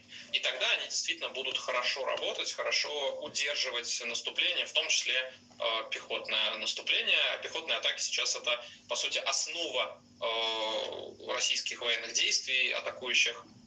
Поэтому, конечно, там, где украинские военные эти мины расставят на заготовленных заранее позициях, потом, да, когда российская армия до этих позиций дойдет, у нее будут серьезные проблемы, ну, сравнимые с теми проблемами, которые были у украинской армии, когда она штурмовала Запорожский фронт в 23 году летом. Но вот опять-таки все упирается в количество и в то, как украинские военные будут готовить эти линии обороны. Сейчас кажется, что они стараются удерживать те рубежи, на которых находятся. На мой взгляд, это не очень расчетливая тактика. Правильнее, наверное, было бы отступать заранее с самых сложных мест и готовить линию обороны до этого, да, и потом на нее отступать. И вот там как раз эти противопехотные мины очень бы пригодились. Если они будут использоваться локально, то есть для дистанционного минирования, ну, грубо говоря, разбрасывания прямо перед наступающей российской пехотой, да, то есть либо прямо в процессе даже атаки иногда это делается, вот, с помощью дронов, например, либо заранее, да, то есть вот условно, если населенный пункт есть, российская армия его уже пытается штурмовать, то ночью можно раскидать мины, расставить их, и пехота на следующее утро, допустим, пойдет в атаку и подорвется на них. То есть такая тактика тоже есть. В целом это в любом случае усиление, конечно, возможностей ВСУ, но, повторюсь, не кардинальное изменение. Количество. Все зависит от количества этих переданных мин, безусловно. Хорошо, какая ситуация в Курской области с российским наступлением и якобы разгромом какой-то российской техники? Ну, вот в последнее время российское наступление там практически остановилось, то есть они явно взяли снова паузу после тех разгромов, которые произошли, да, они атаковали, посылали колонны вперед, но там их разбивали, и в том числе на минных полях они подрывались. Судя по всему, российские военные сейчас ведут самые активные бои чуть южнее Ольговки, в так называемой Ольговской роще. Там непонятно, осталось ли там большое количество украинских военных или только небольшие отряды. Но вот за вот этот выступ, такой северо-западный, можно сказать, выступ фронта, ведется бой, и, скорее всего, российская армия его возьмет под контроль. В других местах особо никаких продвижений у них нет. Ну и вот сегодня, судя по всему, был нанесен удар ракетами Storm Shadow по каким-то военным объектам в районе Марина. Подозревают, что там был подземный бункер. Могло быть там, вот в этой усадьбе и в санатории, которые относятся к президентской, да, службе, там могли быть расположены какие-нибудь штабы, могли находиться какие-то высокопоставленные военные. Это все-таки, с одной стороны, достаточно близко к Курскому фронту, но и все-таки на каком-то отдалении. То есть такое, ну, удобное место, в принципе, для передового штаба, может быть, узла связи. И так как это были ракеты Storm Shadow, судя по всему, то их вряд ли стали бы использовать против какого-то неважного объекта. Так что посмотрим, какие еще данные появятся. Скорее всего, удар был серьезный. Яна, а вы, кстати, вы знаете, как долго нужно готовить такой удар? Я думаю, что не очень долго. Я почему спрашиваю? Потому что сегодня же только появилась эта информация о том, что якобы дали разрешение, и сегодня же ракета прилетела. То есть пытаюсь понять, можно ли это в течение одного дня организовать такой удар. Или это дали раньше, просто в СМИ информация об этой Я думаю, что в СМИ просто информация позже, конечно, появилась. Вообще, в идеале для военных информация в СМИ не должна появляться раньше, чем, собственно, происходит удар, потому что, это звучит уже абсурдно, когда реально уже СМИ знают, что какое-то оружие передали, а военные даже не успевают его еще использовать. Где тогда фактор неожиданности, который, по идее, можно было бы использовать? Но в целом готовить удар такой недолго, конечно. Там самое главное это все скоординировать, создать план донесения ударов, а сами там настройки, условно, да, там сбить координаты в ракеты, это не проблема. Тут, то есть разведка дает данные, все это быстро обрабатывается, и там дальше уже надо подогнать самолеты, вооружить их, дать всем задания и все скоординировать. Я думаю, что в течение суток по отработанной схеме можно такой удар организовать. Ян, буквально минута у нас остается. Скажите, Так, как вы оцениваете сегодняшние происходящие события в Киеве, в Украине, когда американское посольство заявляет о готовящемся возможном массированном ударе, закрывается, еще 3 европейских посольства закрываются, удара пока, к счастью, нет. Как вы расцениваете происходящее? Надо понимать, что Украина живет вот уже 1001 день под постоянной ежедневной угрозой возможных налетов, ракет, дронов. То есть эта опасность каждый день сохраняется. Естественно, все, кто живет в Украине, должны понимать, что надо знать, где бомбоубежище, нужно туда спускаться оперативно и так далее. То есть не нужно обращать как-то особо внимание на вот эти сообщения. Я думаю, они связаны с тем, что иностранные государства они опасаются ответа Путина именно по посольствам. То есть понятно, что по территории стран НАТО он испугается наносить удары, а вот как раз по посольствам, они же на территории Украины, то есть, и так как бы по Киеву его ничего же не смущает наносить удары по мирным домам в Киеве. Соответственно, по посольству может нанести. Поэтому я думаю, их опасения вот этих государств, американцев, остальных, они связаны именно с этим. То есть, что возможны удары по посольству. Воздушная тревога на половине Украины продолжается. Спасибо вам большое. Ян Матвеев, российский военный аналитик. Спасибо. К другой теме. Владимир Путин перестал появляться на людях. Последний раз президент России был на публике 2 недели назад, а Кремль начал выкладывать сообщения о встречах Путина с задержкой до 2 месяцев. По информации журналистов проекта Ферри Дейли, о том, где находится президент, может не знать даже его пресс-секретарь Дмитрий Песков. Авторка этого материала, журналистка Фарида Рустамова, в интервью нам объяснила, как работает консервная фабрика имени Путина. Это была цитата. Последние почти 2 недели он Путин не появлялся на публичных мероприятиях, именно на людях. То есть Кремль публикует встречи двусторонние, звонки, телефонные, видеообращения. И где же этот уёбок? Путин появлялся на публике. Путин в бункере закрылся, плачет, наверное, блядь. Больше, чем 1 человек присутствовал с ним в помещении и видел, что он в этот день находится вместе с ним на каком-то мероприятии, Такого не было почти 2 недели. 7 ноября было выступление на Валдайском клубе в Сочи. Это довольно уже старая кремлевская технология. То есть так делает путинская администрация уже достаточно давно, уже много лет. Смысл этой технологии в том, чтобы Путин мог заниматься чем он пожелает, например, отдыхать. Пока Кремль создает иллюзию того, что он непрерывно работает. Это его такой традиционный, уже сложившийся за последние 2 десятилетия образ, которому Путин не изменяет. Образ именно конструируется такой, что Путин постоянно работает, что он очень много работает и работает непрерывно.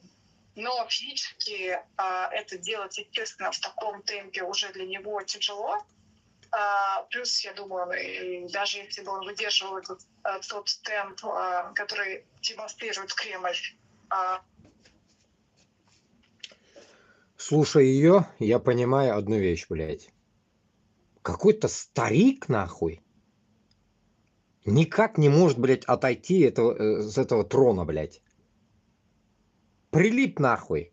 Не может, нахуй, блядь, отдать этот трон, блядь, кому-нибудь, нахуй, помоложе, блядь. Он уже не может, наверное, блядь, реально, блядь. А он все равно держится, блядь. Я поражаюсь над такими, блядь, крысами, которые, блядь, никак не могут нахуй или сдохнуть, блядь, или отойти, блядь. Вот жадность людей, да, ведь пиздец нахуй. Это пиздец, туганлар. Так, окей, давайте пройдемся по новостям. До хера новостей, я думаю, у нас. Начнем уже.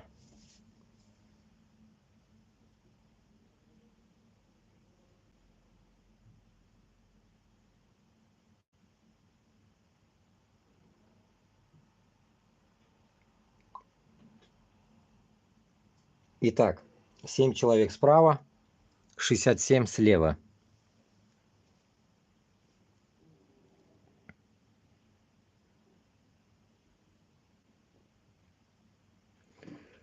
Ну, подряд будем, да, читать, что произошло за эти дни. Так.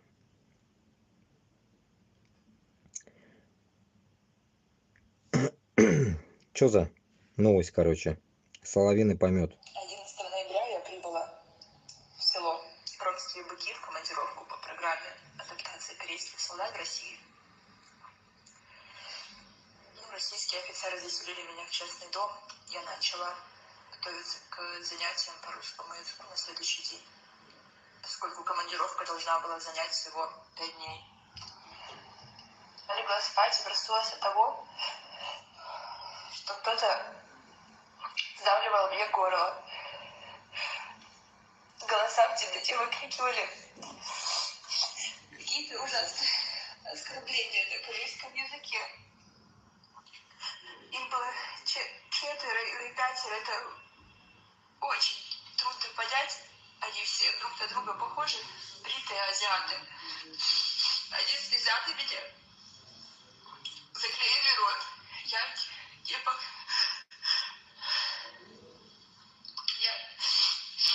Я не могла сопротивляться, это было просто ужасно. Это продолжалось около 2 часов, пока не начался рассвет. Потом они пошли искать водку, напились, и мне удалось убежать. Слава Богу.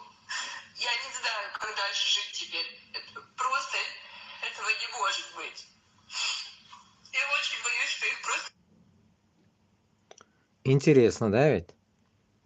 А помните, грубо говоря, месяц назад, когда эти пидоры нахуй только двинулись в вашу сторону, узкожопые, я что говорил? Скоро нахуй узкоглазые рождаться будут. Я же вам говорил об этом. Ну вот вам нахуй. Новость, блядь, дня. Нихуя себе, блядь, нахуй. Отымели узкую пизду 4 узкоглазых корейцев. Нихуя себе, блядь, нахуй. Во! Какие пойдут нахуй. Скоро, блядь, у нас дети, понимаешь ли, Путина.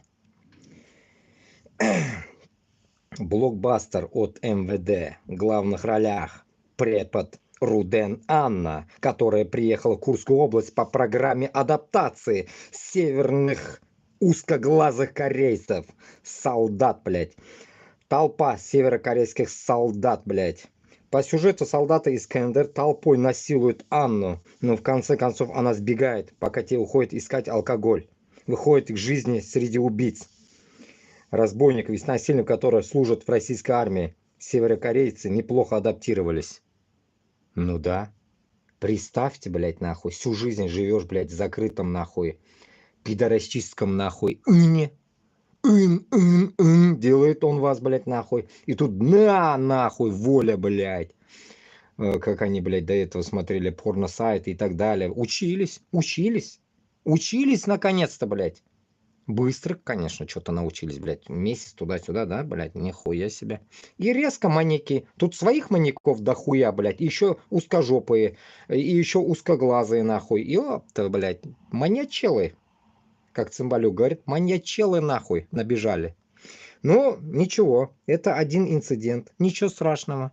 Бір урос бар, бір урос юг, нахуй, безге похую.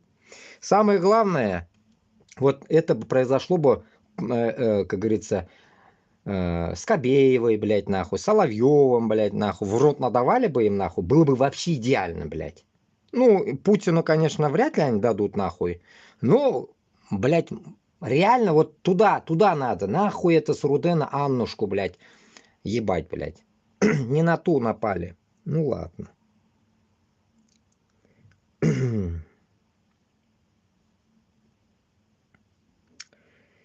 Итак, дальше. Теперь другая новость. Смотрю карту, короче. Я тут, получается, блядь, делю карту. А тут, понимаешь ли, узкожопые решили поделить Украину. Я делю Россию, а не Украину. Нихуя себе, да? Оборзели. РФ хочет поделить территорию Украины на 3 части. Сообщается, что Минобороны РФ подготовила документ с прогнозом развития военно-политической ситуации в мире до 2045 года, где предполагается, что украинская государственность должна быть ликвидирована, а территория Украины разделена на 3 части. Новые регионы России предусматривают официальное вхождение в состав РФ Донецкой, Луганской, Запорожской, Херсонской областей и Крым, и Севастополь. Какого хуя они, блядь, Крым и Севастополь, блядь, нахуй разделяют? Вот этого я не могу понять, нахуй. Оно же внутри, долбоебы. На сегодня, на выполнение этой задачи на сегодня сосредоточены основные военные усилия Кремля.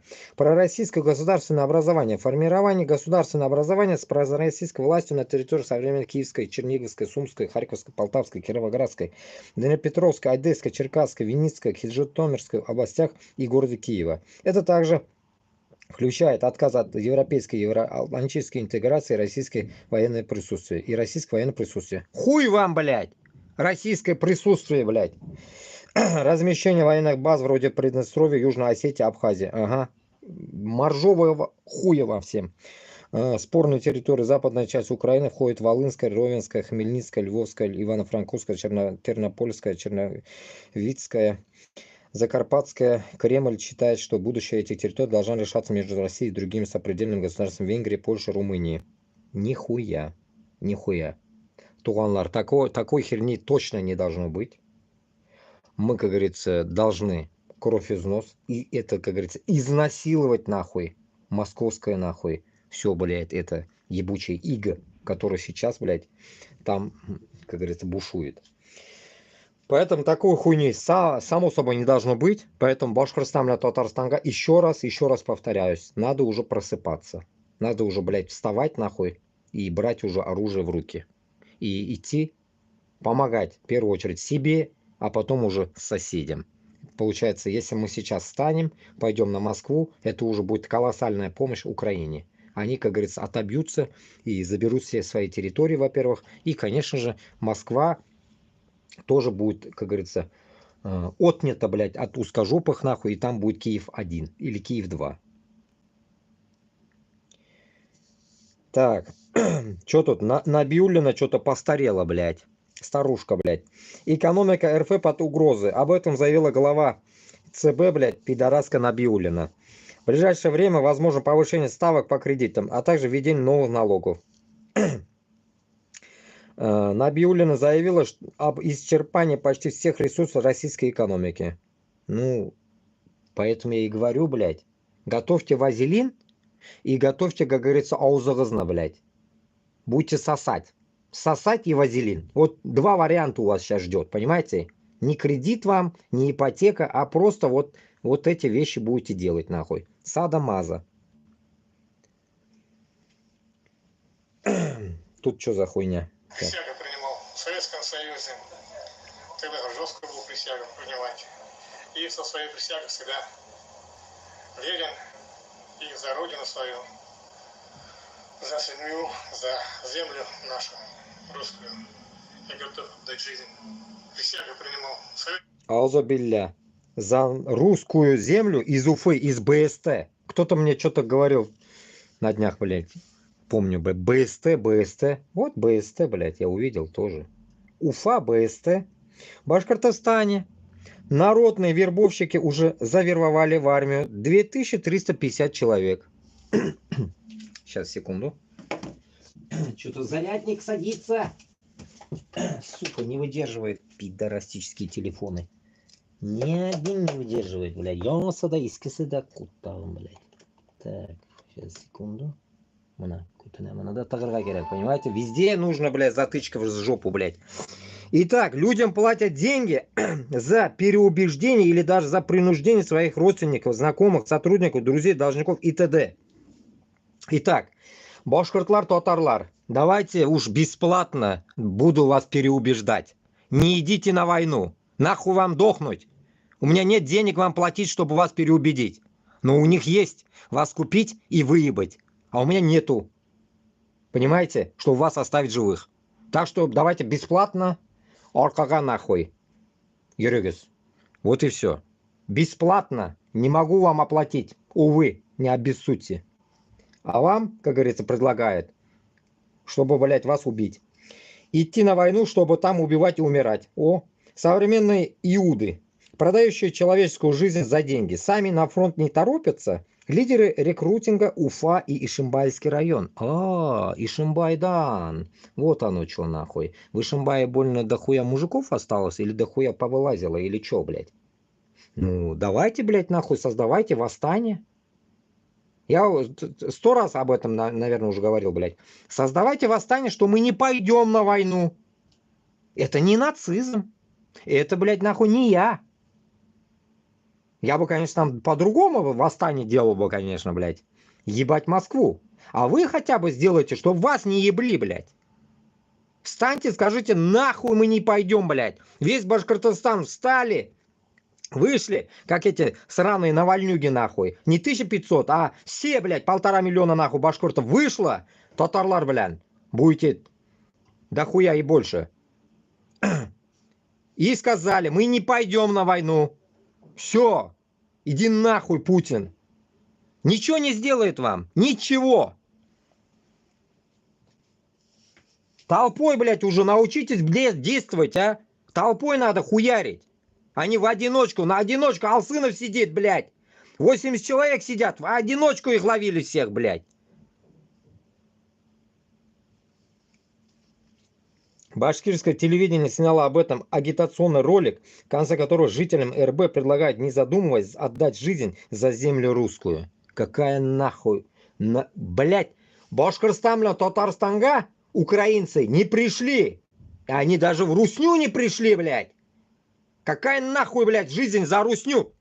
Вы что за хуйня? Вообще я не могу понять, блядь. Вот этот наглый, блядь, такой говно, блядь, нахуй, как говорится, диктуется, блядь, Москвой, а вы, блядь, терпите.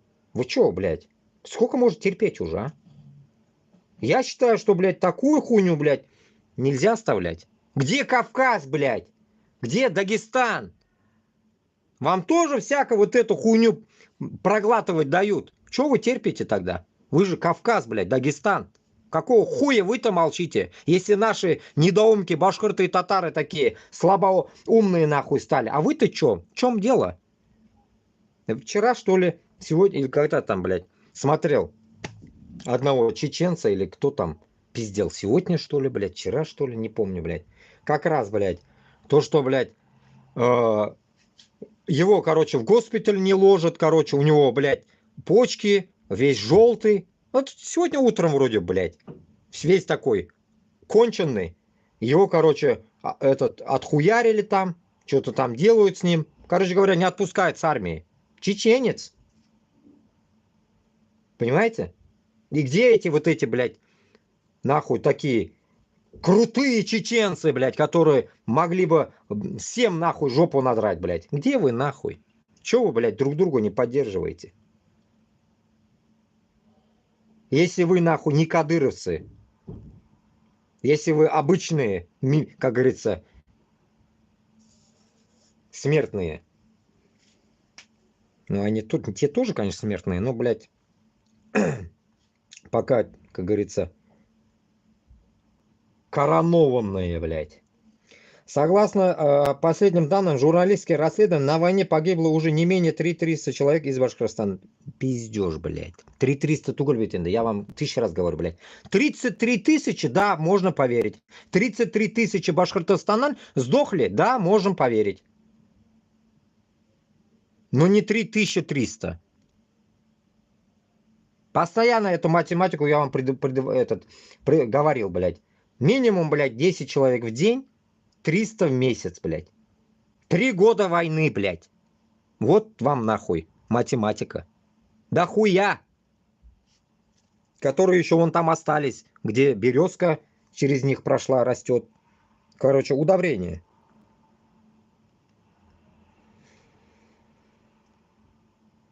До 12 ракет Storm Shadow было выпущено по Курской области сегодня. Но, как вам сказать, да? Наверное, у него, блядь, у Шторма, блядь, километраж маленький или что, блядь, я не могу понять, нахуй, конечно. Надо поизучать потом. Ну, суть, короче, надо ебашить дальше. Как говорится, бери больше, кидай дальше. Так, что за хрень? Какие-то, блядь, Майкл Наки закинули даже. Так, записки ветерана.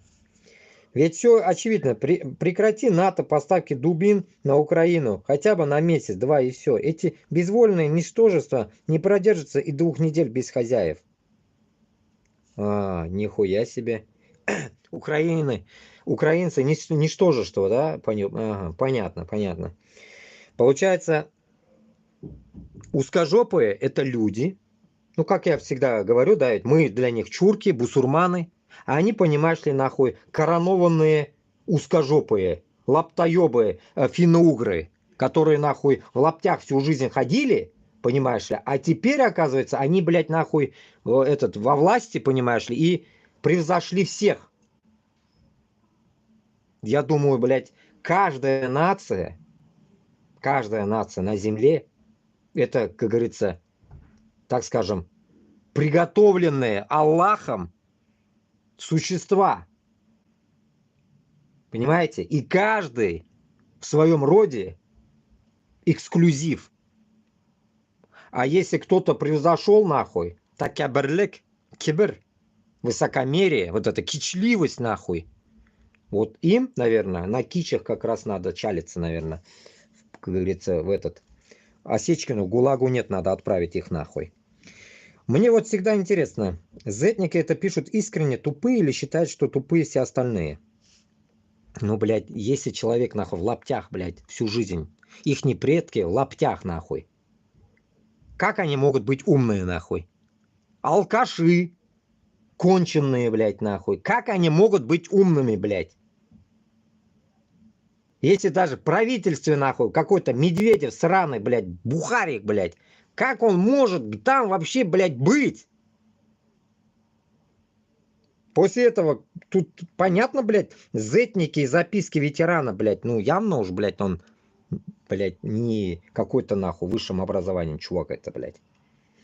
70% российских артиллерийских боеприпасов из КНДР и Ирана. Каждой российской ракете компоненты из западных стран. Сами так и не научились. Ну, само собой, блядь. У них, блядь, все, блядь, вот эти, блядь, Веста, Лада Веста, блядь, все сборники, нахуй, иностранных, блядь, всех, блядь, запчастей, блядь. А главное, имя есть. А внутри, блядь, заходишь, начинаешь искать, блядь, Hyundai, или там Huawei, блядь, нахуй, еще что-то начинаешь искать, нахуй, запчасти, блядь, это же что-то не русское, нахуй, все там внутри, блядь, в этой ебучей машине, блядь. Только, блядь, может, блядь, там русская, блядь, вот эта панель, нахуй, панель передняя, вся такая она, блядь, деревянная, блядь. И стрелки вот эти, блядь. Россия завезла северокорейца, потому что своих солдат не хватает. Можно, конечно, рассуждать, сколько бы продержалась Украина без поставок оружия. Однако вопрос, сколько бы Россия продержалась без Китая, КНДР, Ирана и западных компонентов, намного интереснее. А сколько бы она продержалась бы без продажи ресурсов, что является единственным источником денег для вербовки солдат. И сколько бы она не продержалась без возможности покупать жизнь людей, которых довела до нищенского состояния, тратя триллионы нефтедолларов на дворцы Путина и его шайки, а не на улучшение жизни граждан. Да, добавлю к тому, что вот Андрюшки, блядь, Андрюшка, Андрей Воробей, не гоняй. Этот голубей, да, или как там, блядь. Что я хочу сказать, блядь. Вот если бы русня, вот эта сраная, блядь, хотя бы вела бы себя как Казанское ханство, которое не издевалась, нахуй, блядь. У русни, блядь, нахуй, как говорится, 3 шкуры налоги не снимала, потому что нехуй брать там в Москве, блядь, московское болото. Чё брать, блядь? Татары были богатые, блядь. Чё брать? Они самые мизерные, нахуй, налоги дали, блядь, нахуй, этим узкожопым. Эти пидоры сейчас, блядь, нашим, блядь, богатством Башкортостана и Татарстана воюют, блядь. Это наши бабки, блядь. И вы, нахуй, нам должны, блядь, пидоры. Вы должны, блядь. Гондоны, в Москве у вас нихуя нету. Кроме этого мавзолея с Лениным, нахуй, лысым, блядь. И все. Кутак таюк сізданда, кутак. Мойға бутап даже ауызға аларға юк, шу кутак таюк, мой был. Мой даже юк, блядь. Масло даже турки вам прислали, чтоб, блядь, вас не отымели.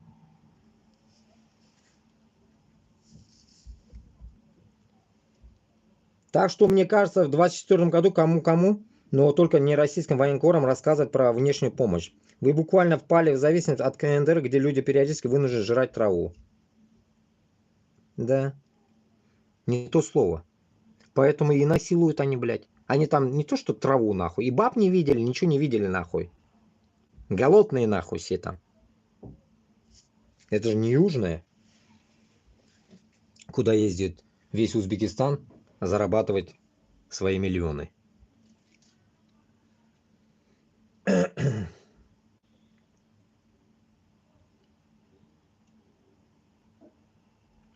Облавы, угрозы, избиения, контракт СВО, как кошмарят призывников. Придется пройти через пытки. Новая газета Европа. О чем пиздят? Чуть-чуть прослушаем. О чем? Суть. Ну да, вот как они. Призывная комиссия.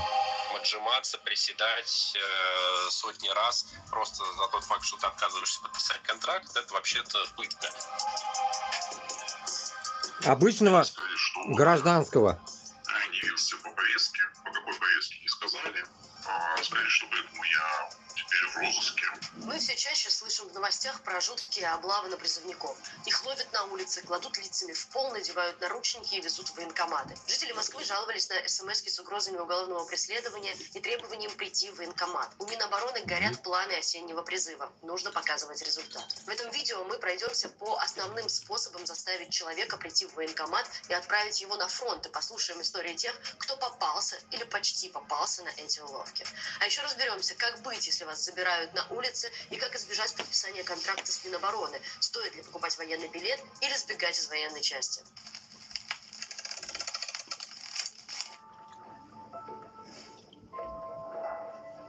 Ну давайте послушаем. Призывникам стали писать смс-ки, звонить на личные номера и писать в мессенджеры с угрозами ограничений и уголовного преследования. У меня приходило только сообщения на МОСРУ, с смс приходили, в которых якобы была повестка.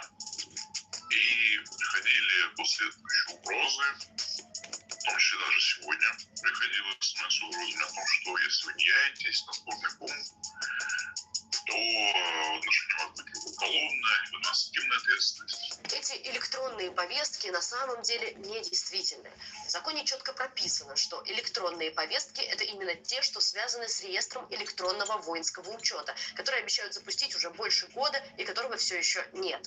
То есть все эти методы незаконны, и электронные повестки не имеют силы до запуска цифрового реестра. То есть эта база призывников должна быть в Росмониторингу, у ФСБ, у всех. Список тех, кто военно обязанный, кто не ходит по повесткам и кого надо за это дело наказывать. Вот так это должно работать, а не в том смысле, что тебе какой-то непонятный мужик с какого-то непонятного номера пишет: я тебя сейчас по IP вычислю, я отберу у тебя все, что у тебя есть. Это называется чистый шантаж, спам, хулиганство телефонное, называйте вообще как хотите. Угроза в смс-ках тоже фикция. Ведь чтобы заработал закон о том, что человек, например, не может выехать из страны, просто потому что он не явился по электронной повестке, должна работать связь между военкоматом и погранслужбой ФСБ, чего пока нет. То же самое с угрозами уголовной ответственности. Мы вам прислали 2 повестки, а вы на них не отозвались, и теперь вам полагается уголовная ответственность. Боже, какой кошмар. По какому интересному закону полагается уголовная ответственность? Они очень любят просто писать там, скажем, словосочетание уголовная ответственность. Вот это типа их самая распространенная угроза. Вот здесь остановимся. Добавлю башкортларга, хам татарларга. И всем марийцам, чувашам, чупашкара, мари, удмурт, всем, еще раз повторюсь, вдруг, если кто-то тут новенький есть, чтобы вы понимали. У меня есть телеграм, группа, как у всех вот этих, блядь, нахуй, людей, которые, блядь, говорят, бегите туда-сюда. У меня тоже самое есть. Я, как всегда говорил, этот, как говорится, Башкортостан, Татарстанга, мин, бушка кретем оларна, без денег, как говорится, главное, вы съебитесь, нахуй, не умирайте, главное, вот так, пишите. И самое главное, что я хотел тут уточнить, вы, башкортлар, татарлар, замыкаете во многих таких странных вещах. Это что? Вы думаете, что, блядь, нахуй, без визы нельзя уехать? Это огромная одна ваша ебанутая, нахуй, тупость. Загранник, я вам сказал, сделайте всем загранник и пишите. Или валите сами. Виза не нужна. Чтобы заехать в Европу, не нужна вам виза. Так что не ссыте нахуй. И не слушайте никого, блядь. Без визы нахуй мрамин мандакердам, Аллаха шукр, и нормально. Поэтому кто там вам пиздит, это твои враги пиздят. Или они тоже такие же тупорылые, как и ты. Чтобы вот это, с этой тупости вам уже отойти, блядь, нахуй. Начните уже думать, что, блядь, ваша жизнь главнее, нахуй, чем эта виза, права какие-то, нахуй.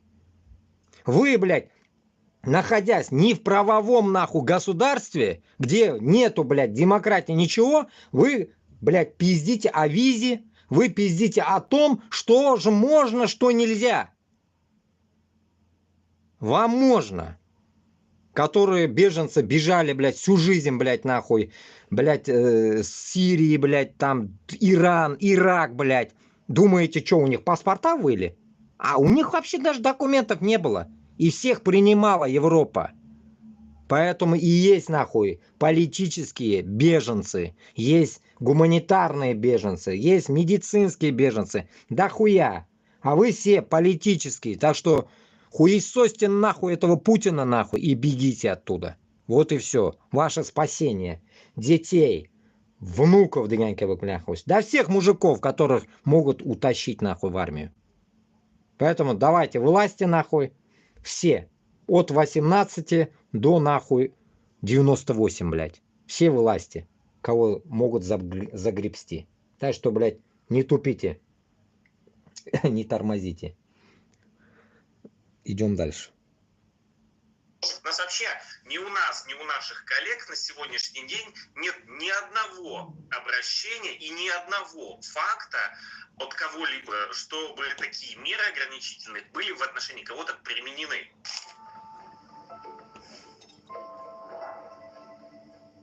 В Москве каждый день идут облавы на молодых людей, подлежащих срочной службе. Мужчин задерживают на улицах, надевают наручники и насильно доставляют в сборный пункт, например, на Угрешской улице. Их сутками держат на сборном пункте, пытаясь принудительно отправить в армию. Ловят, соответственно, мужчин призывного возраста, причем ловят их теперь в первую очередь у станции метро, с одной стороны, а с другой стороны хватают у дома. И занимается этим в первую очередь полиция. И занимается она этим достаточно брутально и грубо, буквально укладывают в наручниках мордой в пол. И в таком состоянии доставляют в военкомат. Ребята в форме такие, типа, молодой человек, ваши документы можно? Да, конечно, вот они. То есть я обычно никогда не скрывался ни от кого и ничего не нарушал. Поэтому я спокойно дал свои документы, они глянули и сказали, что так и так, молодой человек, мы не стоите на учете, он достать воинский учет. ясно, потому что дело повторяю. Призывников ищет и ловит полиция и Росгвардия. У них есть данные об адресе регистрации человека, месте учебы и месте работы. Сейчас вы услышите Богдана. К нему по месту регистрации пришла полиция. Они приходили не для того, чтобы вручить мне повестку, а для того, чтобы сразу привести меня на сборный пункт и отправить в вооруженные силы. А меня не было по адресу регистрации. С ними говорил другой человек, проживающий по этому адресу. И они сказали, что вот я не явился по повестке. По какой повестке не сказали. Сказали, что поэтому я теперь в розыске, что меня ищут, что меня доставят туда и отправят служить. Также они показали обращение о моем доставлении для составления протокола. Но ловят не только так. У нас был случай вот буквально на днях. Человек шел на работу, а с утра, значит, его задержала полиция, доставили на сборный пункт. На следующий день его уже отправили в Севастополь служить. На фудкортах задерживали в Петербурге, например, были такие облавы, и в каких-то иных общественных местах. Короче, суть видео мы поняли. Гребут всех. Так что, туғанлар, держитесь. Особенно башкортлар, татарлар. Вы, как говорится, ну, как это, уже за 3 года, наверное, должны уже поумнеть, я думаю, да, ведь, блядь, и не идти, блядь, дохнуть, блядь, хрен знает за что, блядь. Я не знаю, вообще не могу понять, блядь. Да и других касается, блядь. Даже этих узкожопых, тупых тоже касается. Невъебенные, нахуй, нацисты, блядь, нахуй, которые думают, что, блядь, нахуй, вы на правильном пути. Даже вам это касается, дебилы.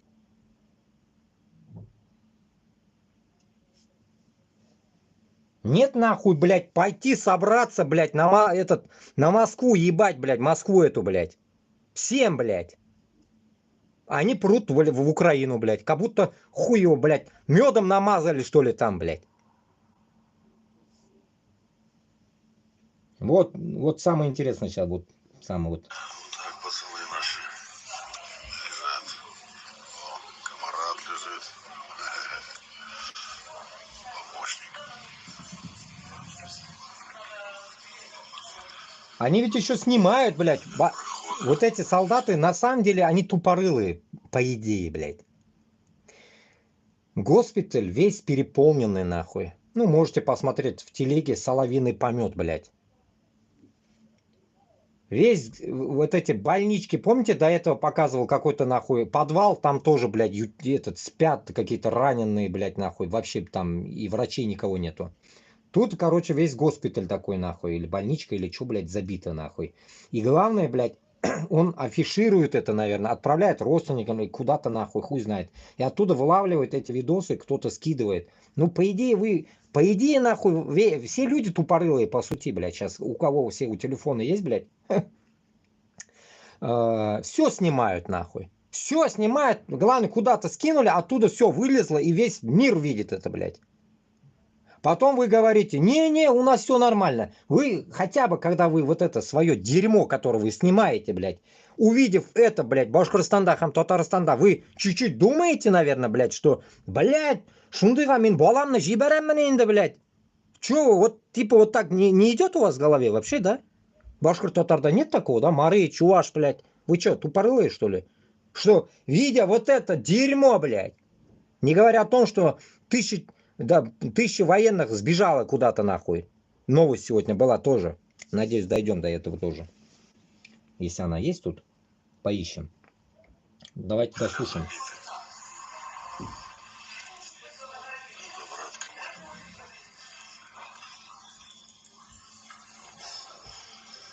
48 лет был без руков, теперь без ногов. Хорошо, хоть не безголовый. Смеется, блядь, ноги нету, блядь. Смеются, блядь. Там, блядь, пиздец, как в этом лежат, блядь, нахуй. В располаге, блядь. Вот как мы в располаге в армии были, блядь, нахуй. 5 рядов, 5 рядов, 5 рядов. Допустим, 30 человек, нахуй. 6 рядов, блядь. 6 на 5, нахуй.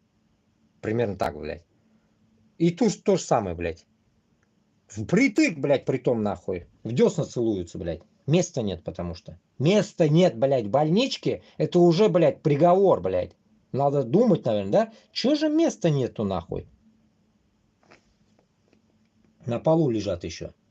Защитники Родины недоумевают, почему на 1001 день войны Министерство обороны не построило в Ростове-на-Дону дополнительный госпиталь для раненых.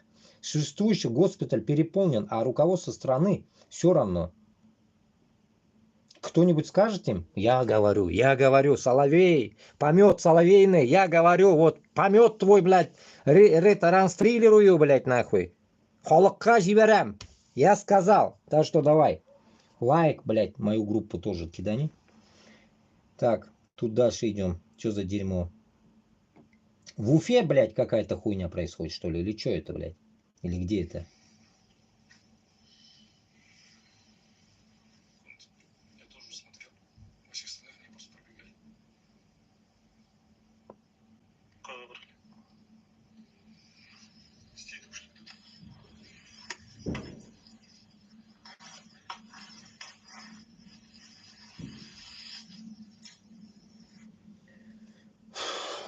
Тоже, бля, какой-то идиотизм. Так, фрагмент видео с квеста. Вот эти квесты, нахуя вообще они вообще нужны, блядь? Не могу понять, нахуй. В тот раз, помните, пару месяцев назад в Дагестане, блядь, что-то пизданулось, нахуй, они там то ли сдохли, то ли что произошло, помните? Актер, который перестарался с ужастиками, опубликовал ТГ-канал «Честно говоря». Парень довел детей до слез, слишком сильно бил их шокером, а одну девочку оттаскал за волосы и ударил головой о стену. По данным прокуратуры, после квеста 12-летняя школьница попала в больницу. Возбуждено уголовное дело об оказании услуг, не отвечает требованиям безопасности жизни и здоровья потребителей. Нахуя это нужно? Я же говорю, блядь, я же постоянно говорю вам, тупорылые. Когда я жил в Норвегии, я всегда думал, блядь, вот эти... Пидоросня, нахуй, должна научиться в Башкортостане, Татарстане делать, нахуй, вот эти сэндвич-панели на асфальте. Сэндвич асфальты, блядь. Что, блядь, у нас асфальт был нормальный, нахуй, на дорогах, по всей Рашке, блядь. Тогда еще такой хуйни не было, как сейчас. И вот, я думал, какого хуя эти пидоры так не делают? И всегда говорил, блядь, берите то, что хорошие делают, нахуй, а не гей-парады и не лесби, блядь. Нет, блядь, все наоборот делают, блядь. Вот квест. Квест тоже же с Америки пришел, блядь. Ну вы же, пидоры, ненавидите Америку, гандоны. Какого хуя тогда этот квест-то взяли, блядь? Ебашите детей, пугаете, нахуй, хуйней маетесь. Ну вы берите хорошие, блядь, от них. Нихуя. Хорошие, блядь, у вас нету, демократии нет. Но квест есть. Дороги хреновые есть, блядь.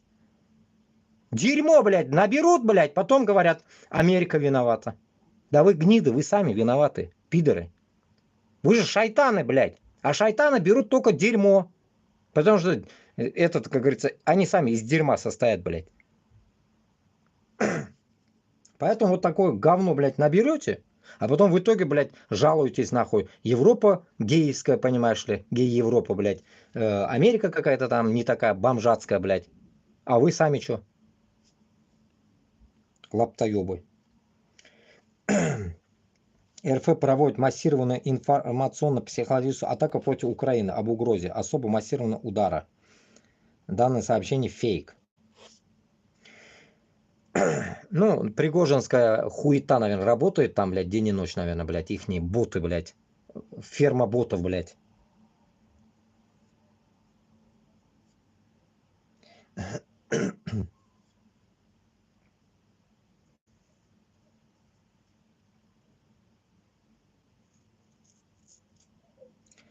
Кто атаковал Брянск? Лавров требует доказательств. Лаврова подменили. Докажите, что в Брянск прилетели американские ракеты. И тогда мы точно ответим. Понимаете как? А в тот день, помните, в эфире я говорил? Ортха сирга ярамы. Назад писать не надо. Под себя писать не надо. Как это, блядь, по-русски выразить, блядь? Ортха сирга ярамы. А вы, узкожопые нахуй, пропиздошились? Делайте. Делайте нахуй. Атомную бомбу нахуй. Делайте нахуй, если, блядь, как говорится, дух есть, блядь. Если, как говорится, побыстрее в ад хотите попасть, делайте. Ну нахуй пиздеть, блядь. Потом начинает, блядь, ну, не зря же, блядь, политики, проститутки, нахуй. Все проститутки, по сути, блядь, они вот так и делают, наверное. Особенно, нахуй, политические проститутки, блядь, начиная с Путина и так далее, блядь. Заканчивая с Кобеевой, блядь.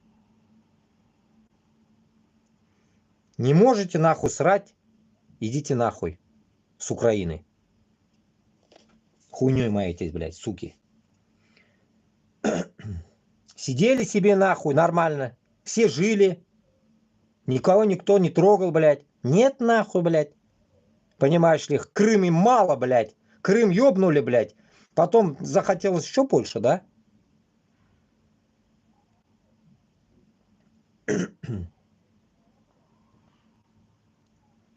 Так. Парней с оккупированных территорий впервые призвали в армию России. Уехали юноши из оккупированных частей Запорожской, Херсонской, Донецкой и Луганской областей. Вместе с ними в новый призыв уехали и парни из Крыма. Чиновники утверждают, что этих срочников не будут отправлять в зону боевых действий, а оставят в Южном военном округе, включая Кавказ и Крым. Итак, послушаем.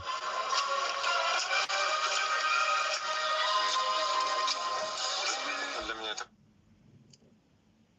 большая честь, это, наверное, мечта такая детства, да, у меня отец служил, дед служил, прадед воевал в Великой Отечественной войне, поэтому я постараюсь с честью продолжить эту семейную традицию и достойно пройти этот год. Прибыл на... Это что за нахуй? Это тоже же, по идее, блядь, нахуй, украинцы, блядь.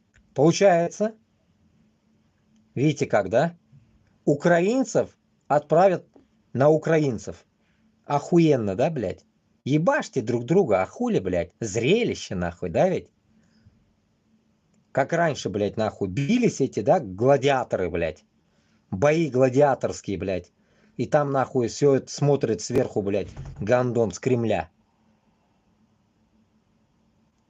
Я не могу понять вот этих тоже. Ебанутые они, нахуй, с этих, блядь, Донецк, Запорожье, блядь, Луганск. Какого хуя они вообще пошли, блядь? Ну тогда, если уж они пошли, значит, их надо брать всех в плен и направлять наоборот в свою армию и, как говорится, защищать нахуй свои, блядь, земли, блядь, против русни. Переформат, короче, людей. Только так, как всегда говорю, башкортларга, татарларга, чтобы вы сдавались. Каждый, который взял оружие и пошел, блядь, в Украину, сдавайтесь сразу. И записывайтесь в этот, хоть ебаный вот этот рота башкорт нахуй. Туда, блядь. Похуй. Я с ними пока еще не договорился. И, наверное, не договорюсь нахуй. Больно нахуй высокомерные. Но вы можете записаться, если они реально на Москву готовятся. Вот к ним переходите. А не наоборот, блядь, украинцев убивать. Приезжайте. Госдума все-таки приняла закон, позволяющий списывать долги до 10 миллионов для граждан, заключивших контракт с Минобороны с 1 декабря 2024 года. Самое интересное. Теперь, похоже, еще радостнее побегут заключать контракт. Убил, украл, набрал кредитов и не платил за коммуналку. Можно пойти на войну и все простят, а остальные россияне за это заплатят. Ну чё, хорошая идея, да? Посмотрим, сколько тронутся с Башкортостана и Татарстана за такую идею.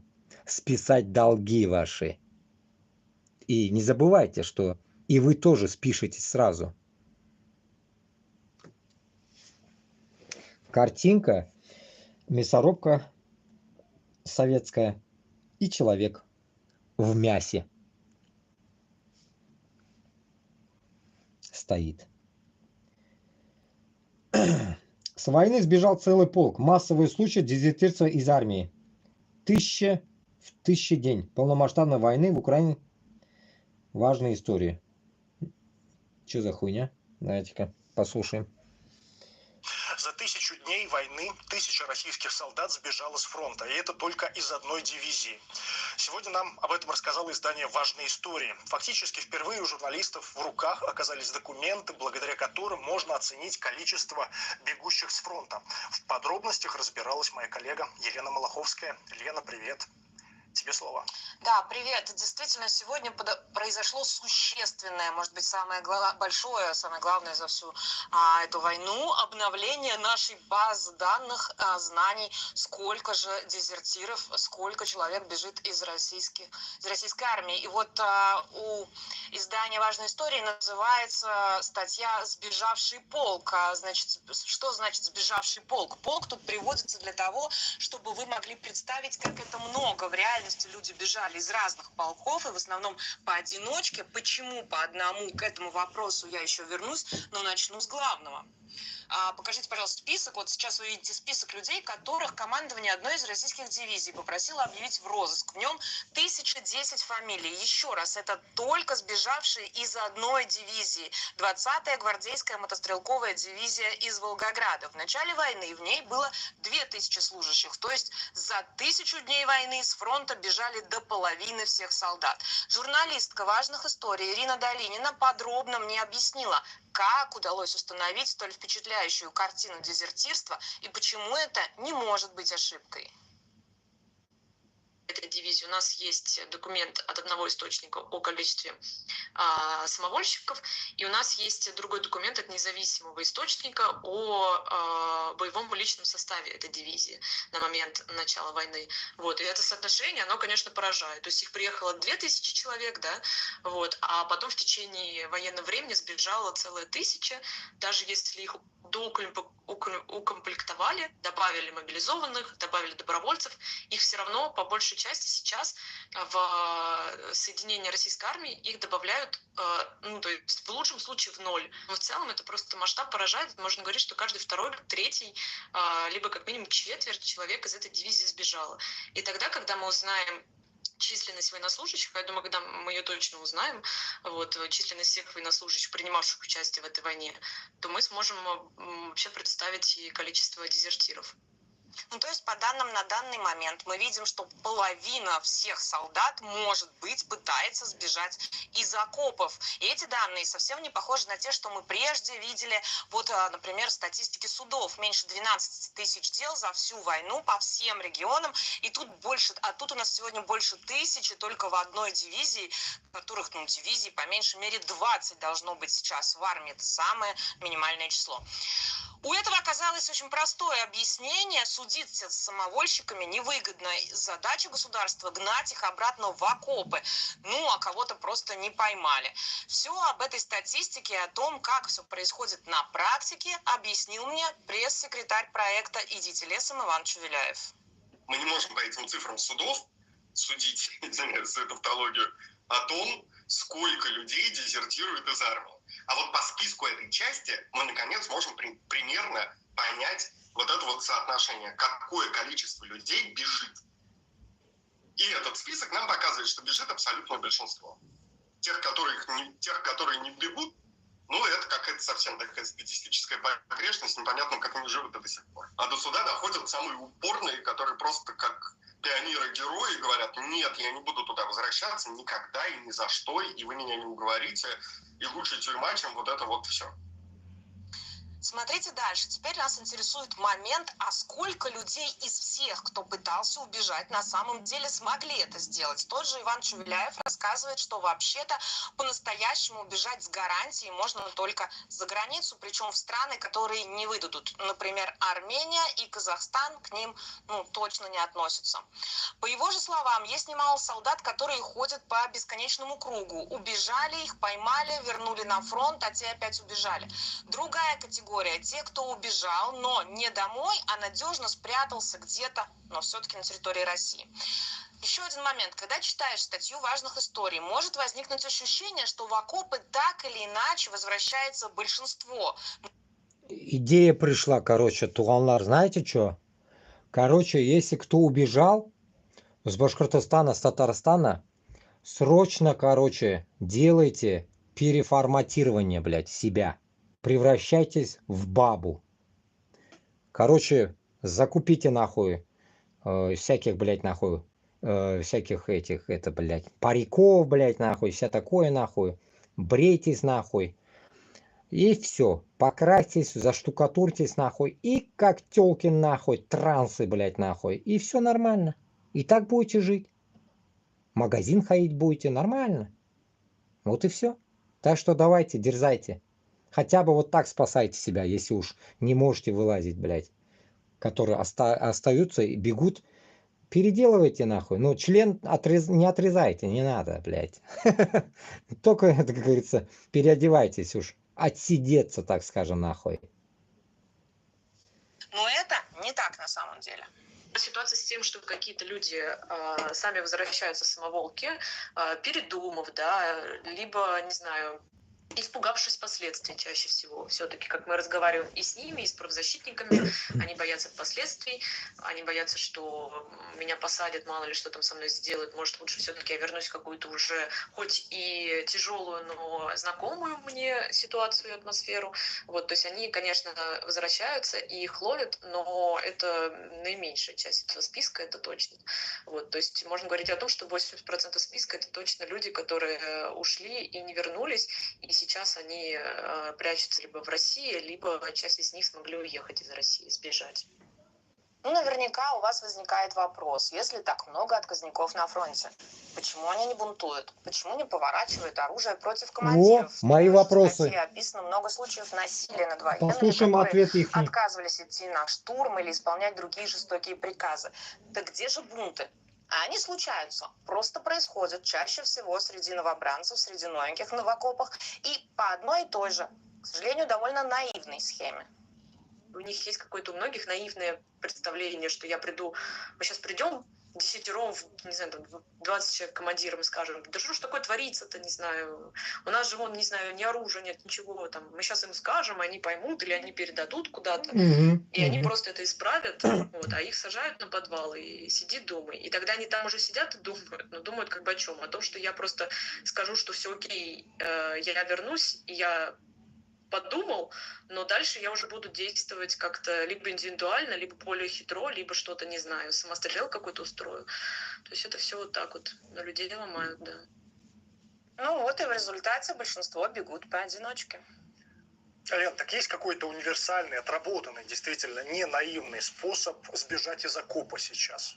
Ну, нет такого, скажем так, нет такого, чтобы он вот на любой случай подошел. Ты один и свободен, беги подальше за границу. Те же идите лесом помогут, мы оставим в описании к трансляции ссылку на эту замечательную правозащитную организацию. Если у тебя семья, дети, престарелые родители, не можешь их ни вывести, ни бросить, то тут может быть только один универсальный совет. Не ходи в военкоматы, не подписывай контракты, слушай Ивана Чувеляева. Можно сделать себе татуировку на лбу. Вообще никаких контактов с Министерством обороны. Или какими-то парамилитарными организациями даже. Потому что зачастую Министерство обороны вообще не фигурирует. Тебе предлагают подписать контракт с каким-нибудь Барсом, поисково-спасательным отрядом, типа путинским. Или еще с кем-нибудь. Но вообще никаких контактов с ними быть не должно. Потому что когда ты с ними завязываешь контакт, все, ты попадаешь вот в этот лохотрон, по большому счету. Очень большой, выстроенный за гигантские деньги государственные, которые крутятся, и крутиться он будет столько, сколько живет Владимир Путин на белом свете, и столько, сколько будет идти эта война. Если у вас есть знакомый, который сейчас смотрит на все происходящее, живет в России, в том числе и последние 1000 дней, и все еще думает, что вот схожу за длинным рублем, а потом как-нибудь выберусь, покажите ему это видео. Выбраться все-таки непросто. Лена, как насчет оплаты все-таки? Ведь на фронт, как принято считать, в основном заманивают именно деньгами. Спасибо, да, что напомнил мне обратить на это внимание. В той же статье важных историй немало свидетельств, что обещанные деньги еще и выбивать приходится, и даже если получилось заработать, в общем, Никого эти убийственные гонорары особо не радуют даже в отпусках. И даже те, кто возвращались потом в окопы по собственному желанию, приняли такое решение, никто не говорит, что делали это за деньги. Скорее шли за адреналином на вполне себе осознанную смерть, так как в обществе представить себе жизнь после фронта им было невозможно. Как ты понимаешь, реабилитацией государство не занимается. Зачем? Кому-то же нужно идти на новые штурмы. Лена, спасибо. Моя коллега Елена Малаховская. Итак, здесь мысль появилась, добавлю от себя. Когда они сказали, что после окопов там у них, блядь, башку срывает, да, эти ебанутые становятся, но я вам одну вещь скажу. Такую хуйню я видел, дохуя видел, так скажем, людей после Чечни. У нас в Башкортостане дохуя их, которые были в Чечне, и потом они выкидывали с окон, блядь, туда-сюда, короче, вот так. У моей, так скажем, блядь, знакомый брат также выкинулся нахуй у меня, так скажем, в городе. И вот, интересный момент. Тут, после всего этой хуйни, если Башкортостан, Хам-Татарстан пойдет на Москву, имейте в виду, у нас вот такой хуйни не будет. Психикой, блядь, и вот этой хуйней, ебанутостью, блядь, болеть не будете, не ссыте. Потому что наша задача будет идти ради Аллаха. Если мы идем ради Аллаха, Аллах Та'аля тебя точно, как говорится, на этом пути исправит. И ты не будешь ссыться нахуй в трусы, блядь, по ночам. Самое главное. И хуйней страдать не будешь, с окон бросаться не будешь, маньяком не будешь. Потому что ты за правое дело пойдешь. А когда народ идет, блядь, в ебанутое дело, блядь, грязное, так скажем, дело, блядь, где, блядь, нахуй идет процесс уничтожения, а не победы, то тогда, конечно, любой, нахуй, человек там, блядь, станет чокнутым, потому что, нахуй, там он увидит, нахуй, несправедливую, нахуй, войну. А у нас будет справедливый конец всего этого дерьма, который заварил Путин. Поэтому Украина таким же макаром должна дойти до Москвы. Она не должна сдаваться. Будет оружие у них, не будет, нахуй. Это ебать не должно военных.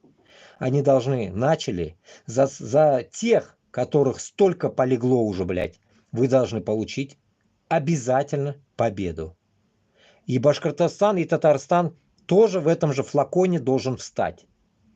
И в этот момент, как говорится, все нам советуют, мы сможем взять свою независимость.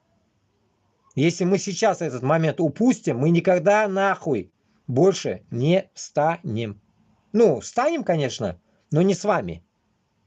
Мы-то останемся так же. Поэтому, исходя от этого, надо сейчас. Вот в данный момент, когда, блядь, нахуй, переломный момент Москвы, нужно сейчас ебать. Когда мы встанем, корейцы, которые пришли к ним, они подумают, отправлять военных или нет. Понимаете, этот вариант тоже нужно, как говорится, пересмотреть. Вы не думайте, что корейцы придут еще раз к Путину помогать. Нет, уже никто не придет. Подавно ОБСЕ или там, как это, блядь, УДКБ, нахуй, блядь, тоже не придет. Казахи не придут, когда мы на Москву пойдем. Даже хуёвый ихний президент не придет он к нам. Ему не дадут прийти к нам. Другие. Узбеки, кыргызы, таджики тоже не придут. Поэтому Путин останется только один. Со своей вот этой собачатиной. Поэтому Башкорт, блядь, Татар должен раз и навсегда, блядь, нахуй, решить для себя, что он сможет, он встанет и сделает, нахуй, этот шаг. И все на этом. Все закончится. Зато мы уже сможем, блядь, на все мировые, нахуй, жизненные свои, блядь, позиции можем конкретно баллотироваться. А не так, что, блядь, нахуй, томчылап, Мәскеуден алырга, блядь, нахуй, капли, и это, блядь, как говорится, быть лизунами.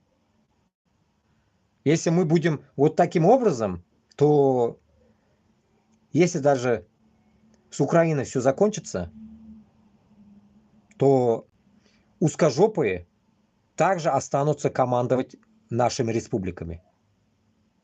Поэтому мы должны уничтожить Москву совместно с Украиной, в идеале.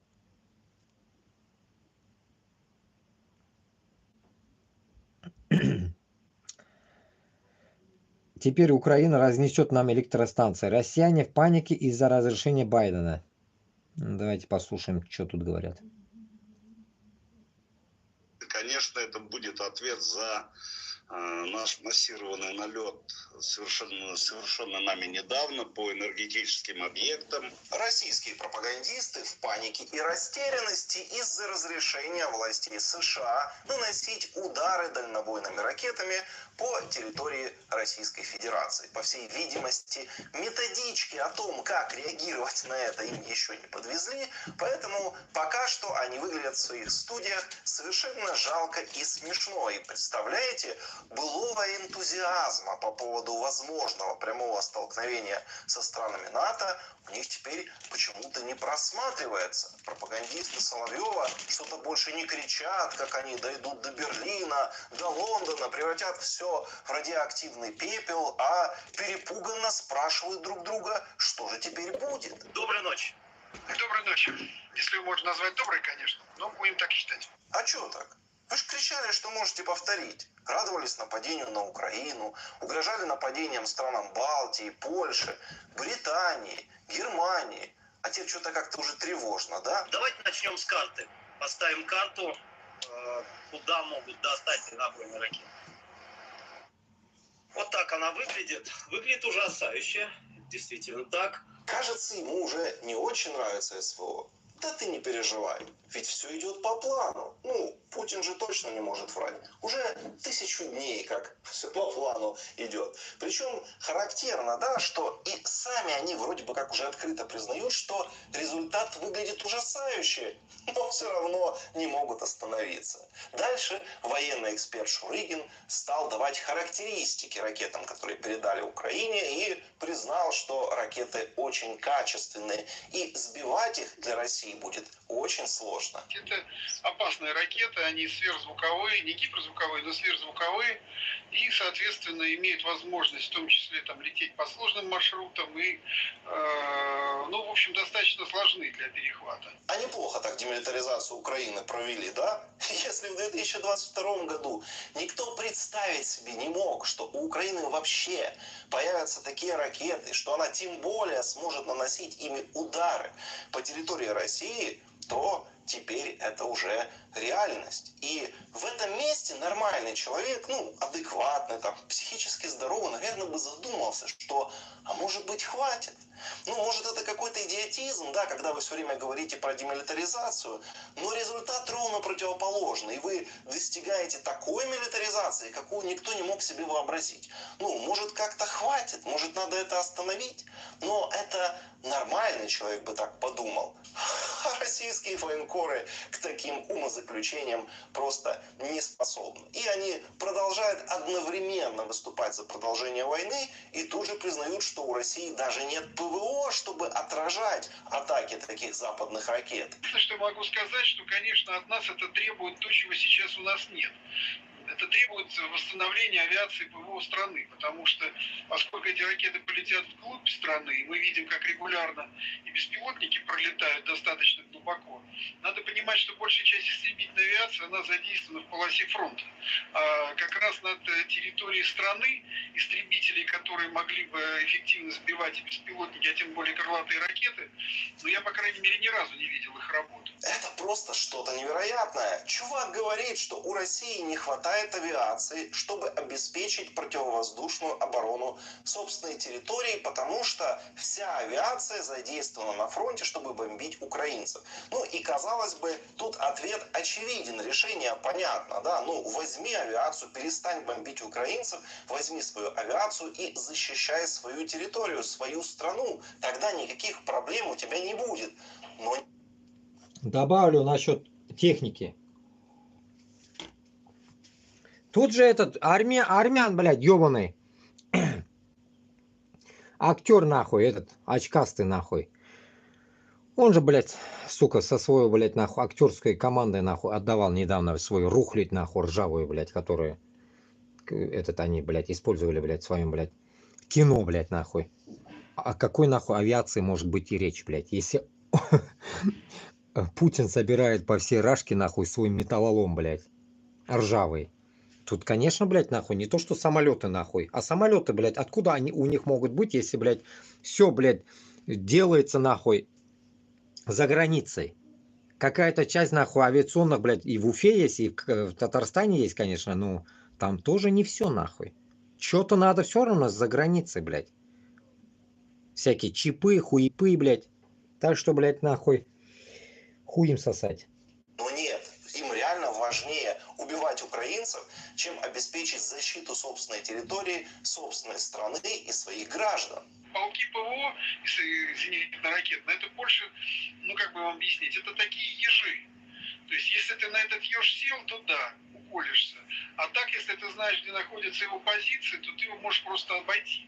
А поскольку полетные задания этих ракет будут писаться американцами, и, соответственно, считайте это прямое их участие, то, конечно, они будут там в этом случае закладывать имеющиеся в них данные о наших позициях ПВО и попытаются их обойти. В общем, традиционно российское ПВО против таких ракет малоэффективно, а всю авиацию направили на то, чтобы мучить украинцев, поэтому территории России останутся неприкрытыми. Извините, дорогие россияне, российским патриотам на вас наплевать, у них есть дела поважнее. Ну и, естественно, в качестве единственной возможной реакции, соответственно, России на то, что происходит, российский военный эксперт Шурыгин по традиции назвал террор гражданского населения Украины. То есть он признает, что России, по сути, ответить больше нечем, на поле боя она бессильна, поэтому все, что ей остается, это долбить в очередной раз по украинским электростанциям, чтобы замерзали в своих квартирах украинские дети и пенсионеры.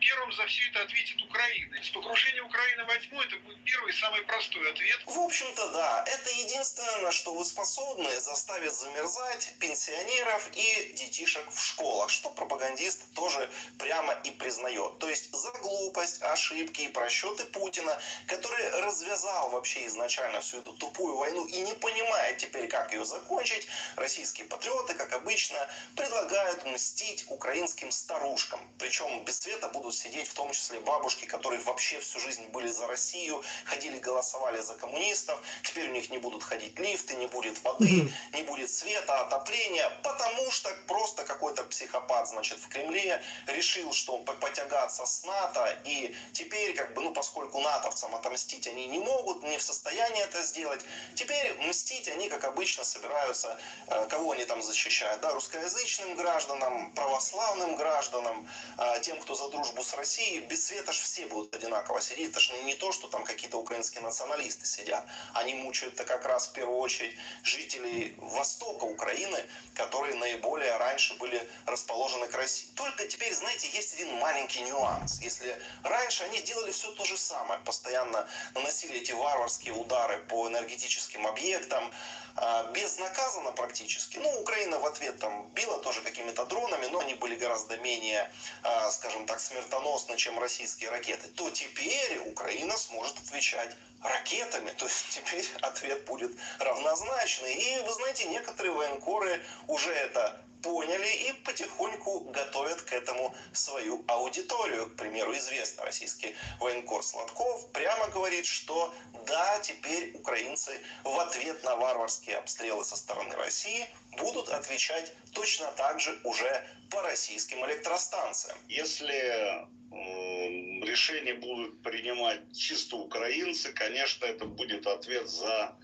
наш массированный налет, совершенный нами недавно по энергетическим объектам, будут бить в ответ по нашим станциям и энергетическим комплексам. Характерно, что он... Итак, добавим. Чтобы... Ника, ты тут? Короче, надо заказать. И как летом, что ли, я говорил, блядь, давайте закажем украинцам, нахуй, какой-то дрон до каких-то там адресов, так скажем, блядь. Подарок в студию, блядь. И вот по Башкортостану, по Татарстану тоже надо ебануть вот этими дальними, блядь. Хорошо ебануть. По всем нахуй электростанциям, нахуй. По всем нахуй ГЭСам, блядь, хуесам, что там есть, блядь. По всем нахуй местам, чтобы нахуй Башкортостан или Татарстанда везде потух свет, нахуй. И они, которые делают Аскын районлары, блядь, окопные свечи, использовали для себя. Чтобы они не могли нахуй мои YouTube каналы даже сидеть, нахуй, заходить. Вот только тогда они, может, начнут шевелиться. Вот эту тему нужно осуществлять побыстрее. Я разрешаю нахуй. Вот как я Башкортостандан, ебашьте по всем нахуй инстанциям, блядь, Башкортостана. Первый, конечно, нахуй в хату Хабирова. Чтоб пиздануло его нахуй и сдох он там, блядь. И Минниханова в татарстанским гнидам. Тоже туда же ебануть нужно. Хорошо ебануть надо туда тоже. Больно нахуй разрослась, блядь, мразь. В Татарстане. Чтобы уменьшить эту мразь, Манкуртов, узкожопых, шуканганларны, блядь, особенно шуканганларны вообще сыгырге. Вот поэтому сейчас нужно то, что дали все эти, так скажем, эти атакамсы и вся хуйню вот эту, да, ведь, расположить по всей России, распределить, каждому там по 5-10 блинов нахуй выделить и захуярить. Везде, блядь, вот сколько регионов? 86 регионов. Значит, 86 нахуй надо ебануть. Что долетит, то долетит. В идеале еще пульнуть нахуй мелких дронов, блядь. Чтоб и ракета, и дроны, ну как этот, хорошие шайтаны с детьми. Чтоб налет был такой хороший, блядь. Вот только тогда, наверное, можно будет, блядь, шелохнуть как-то, блядь, народ, блядь, России. А так они спят. Они думают, нахуй, у нас все нормально, моя хата с краю. Нихуя. Чтоб нахуй вы тоже, блядь, охуевали и из погребей своих нахуй не вылазили. Жрали там нахуй сырую картошку, твари. В общем-то, все хорошо понимает и прямо и достаточно честно говорит, что это будет ответ за удар по Украине. То есть Украина, соответственно, всего лишь отвечает на агрессию. Украина только реагирует и поступает так, как поступают с ней. И тут, казалось бы, да, ну всякий нормальный человек, ну что он первым делом подумает, да, вы же тоже об этом подумали, что, ну может тогда не надо бить по Украине, чтобы не прилетало в ответ по электростанциям. Ну так же, да, нормально, может не нужно на кого-то нападать, чтобы не прилетело по тебе, чтобы ты не получал ответ, как он и говорит, он же признает, что это ответ, он не говорит, что это там вероломная агрессия американской военщины. Нет, он прямо говорит, это ответ Украины за вот эти массовые удары по электростанциям, которые Россия нанесла. Ну и всякий нормальный человек понимает, что, ну, наверное, не надо так делать, да, если ты не хочешь, чтобы, ну, получить сдачи, не надо бросаться на первого встречного прохожего. Вроде бы как на этих правилах простых и абсолютно понятных, ну, не знаю, как-то вся жизнь построена, но они просто, ну, любой человек, там, школьник, там, ребенок их понимает. Но только не российский военкор. Слабоумным российским военкорам такая простая, очевидная человеческая истина непонятна. Будут бить по, безусловно, военным объектам. Это штабы округов, штаб округа, армий. это аэродромы, это склады, которые у нас есть.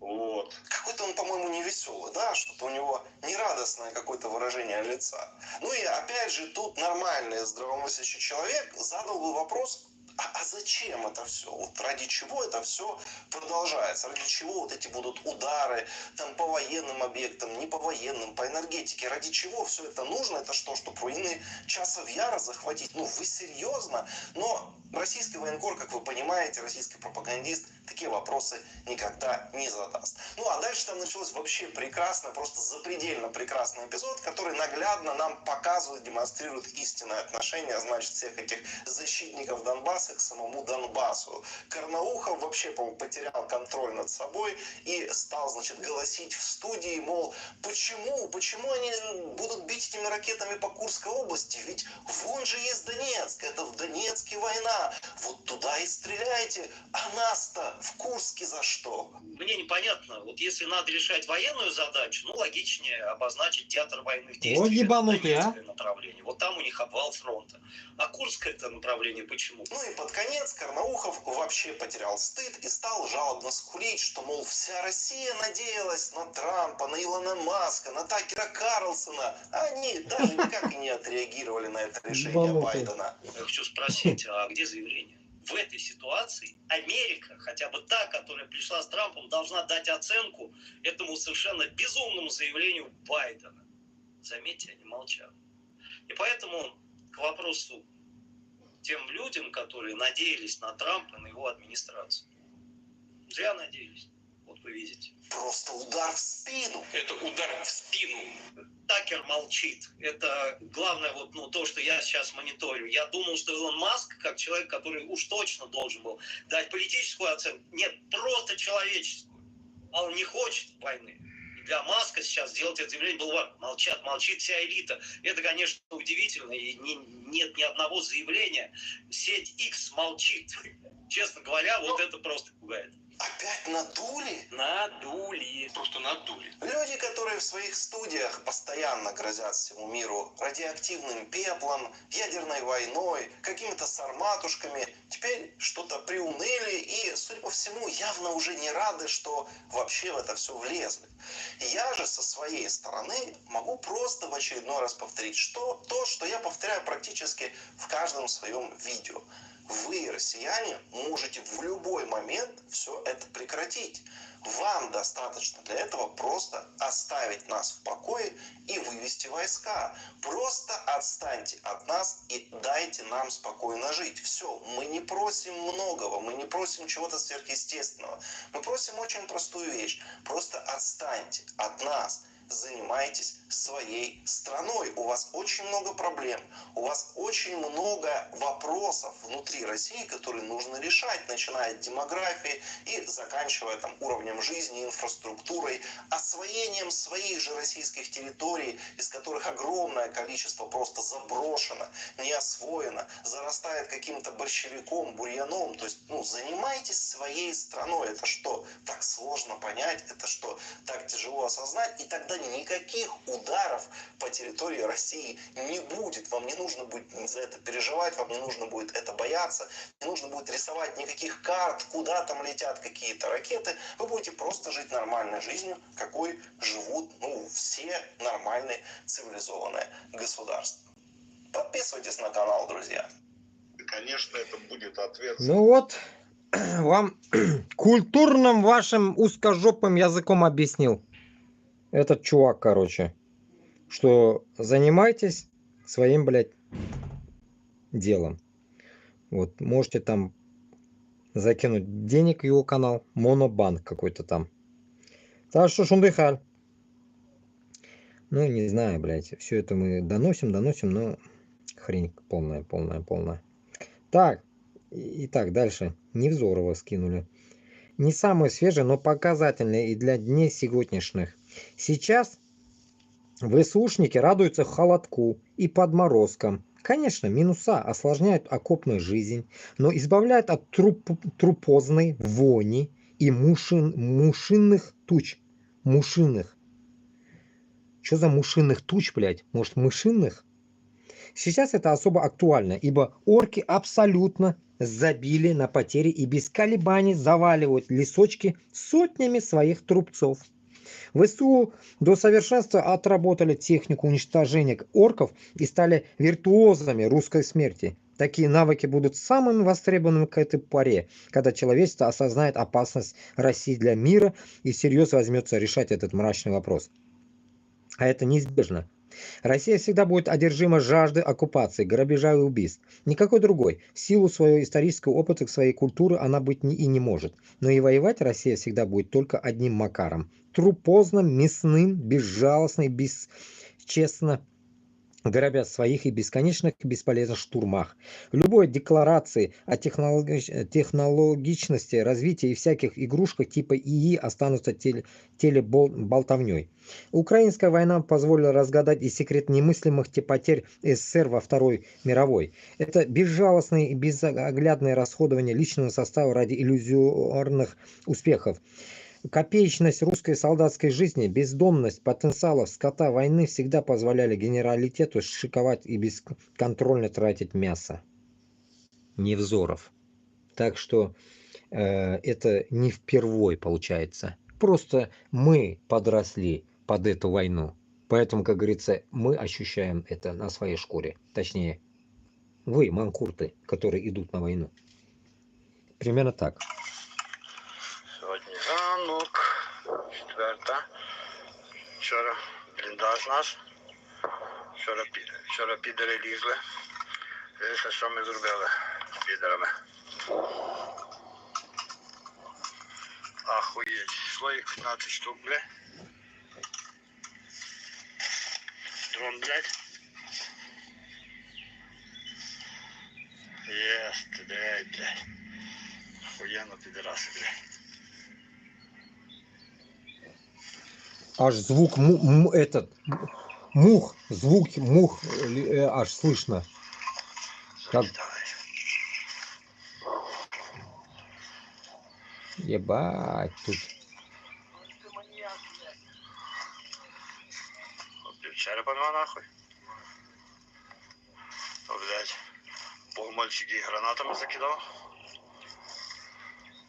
И зараз, блять, лежать нахуй. З того віконечку я їх уявив. 4 моїх, блядь.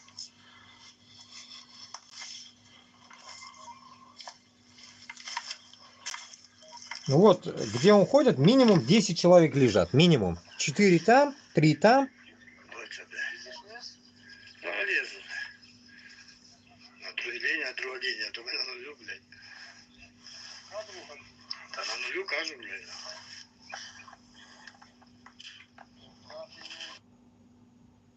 Вот такая хуйня. Поэтому вы не найдете, вы, которые, блин, в Башкортостанга, Хам-Татарстанга идут нахуй вот эти цинковые гробы, блядь, там. Это какие-то только идут. А вот те вон там они валяются, за ними никто не пришел. Неизвестно, кто они еще. Александр Гольдварф отлично сформировал. Трамп повторяет ошибку Рузвельта. Трамп наивный и малообразованный человек, он думает умиротворить Путина, подарив ему Украину. Неплохо было бы, если бы кто-то преподал ему урок истории. Когда-то Рузвельт точно так же пытался умиротворить Сталина, которому симпатизировал. Отправляясь на Ялтинскую конференцию, он сказал: я думаю, что Сталин не хочет ничего, кроме безопасности для своей страны. Если я дам ему все, что он захочет, то noblesse oblige. Он начнет работать на благо демократии и мира. Это дорого стоило полякам и чехам, однако в конце концов Запад сообразил, с кем имеет дело.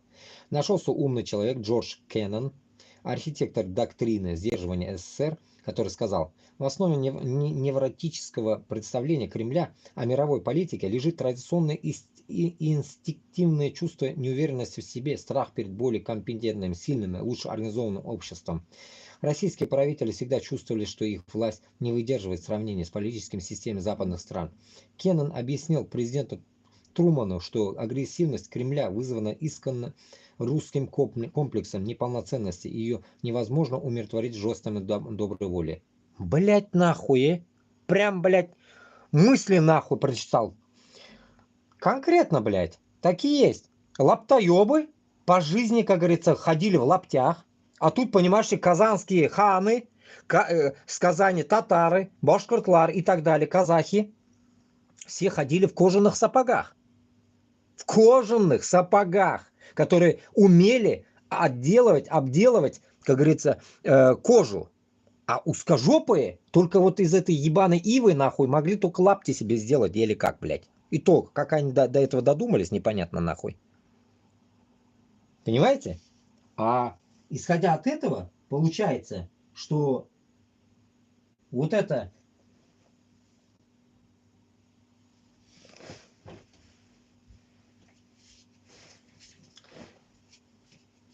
то, что вот он говорит конкретно, вот и есть, вот это и есть та часть людей, которая, как говорится, реально была такой и была.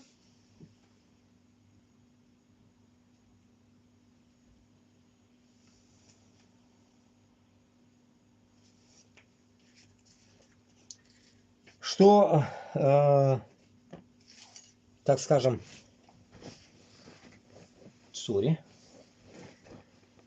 дает такое у них чувство, что кто-то круче их, и они не могут выдержать себя. То, что они такие, блядь, никчемные, нахуй, тупорылые и так далее. Из-за этого, блядь, у них вот эта вся херня и шла. Зависть. Из-за зависти, блядь, Казанскому ханству, зависти всему вот этому, блядь, богатству, нищеброты решили просто, как говорится, овладеть этим всем местами, так скажем, блядь, залежами. И, конечно же, и внутри нас были предатели, которые все это говно сделали, и все. И мы проиграли.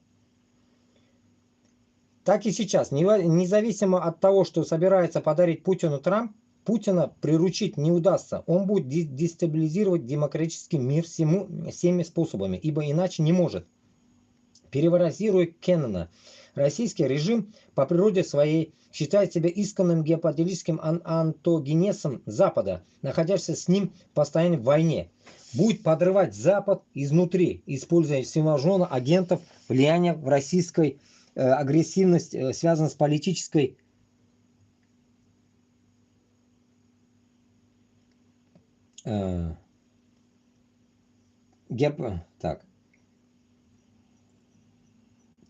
будет подрывать Запад изнутри, используя всевозможных агентов влияния. Российская агрессивность не связана с политическим взглядом русских или с экономическим положением, а только с исторической русской подозрительностью и неприятием иностранцев. И система российской власти делает невозможным возникновение у обитателей Кремля объективной и точной картины внутренней и внешней действительности. Поэтому, независимо от того, что подарит Путину Трамп, Западу предстоит осознать, что без новой гонки вооружений и политики сдерживания РФ Европа не устоит перед Путиным.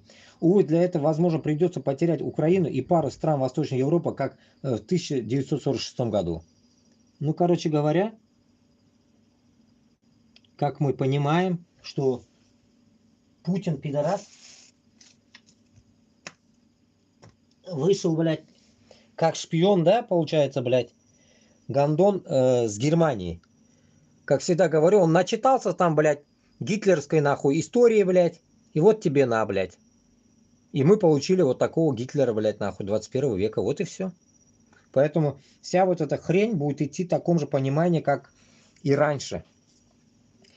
Мутили, и таким же образом они ведут. Тем самым они думают, что, блядь, они боялись СССР, нахуй, и думают, сейчас и Россию они будут бояться. Нихуя. Может, они боялись бы, если вместо Украины они напали бы куда-нибудь сразу в Европу, не трогая Украину. Допустим, через Беларусь. Было бы более интереснее. Но тут, блядь, они сделали огромную ошибку, блядь. Напали, грубо говоря, блядь, почти на своих, блядь. В том числе, блядь, затянули в эту тему наших. Так же, как своим. Итог получился вот то, что мы видим. Получается, нахуй, я всегда, блядь, придерживаюсь этого, нахуй, и я буду, наверное, всегда придерживаться, блядь, на нас, блядь, так скажем, на наших, с нами, блядь, с друг другом, я думаю, лучше никогда не воевать, по идее. Потому что, блядь, мы из тех народов, наверное, которые никогда не проигрывают. Никогда. Поэтому в данный момент в Украину нужно залить, блядь, полностью нашими людьми, чтобы раз и навсегда разъебать Москву. Народ должен понять это конкретно, что только мы сможем это все победить. Европа, Америка нихуя не сможет победить. Потому что там все наши, так скажем, блядь, не в национальности даже дело тут, а СССР. Вот этот ебаный красножопый СССР, которого, я вам скажу, никто нахуй вроде бы не побеждал никогда, блядь. И не победят. Поэтому, когда американцы дают нахуй каплями нахуй вот это свое оружие, они совершают огромную ошибку, блядь. Потому что они всего лишь дают свой инструмент, блядь. Свои инструменты. А внутри, так скажем, воюют украинцы. Поэтому ихняя ошибка, блядь, жалеть нахуй свои инструменты. Потому что если оно прорвет, то они не смогут удержать нахуй.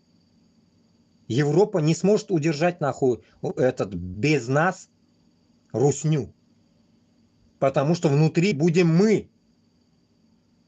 Вот там-то и сработает та тема национальных республик, которым, блядь, они нихуя не дают, блядь, повода, блядь, чтобы мы это расстались от Русни.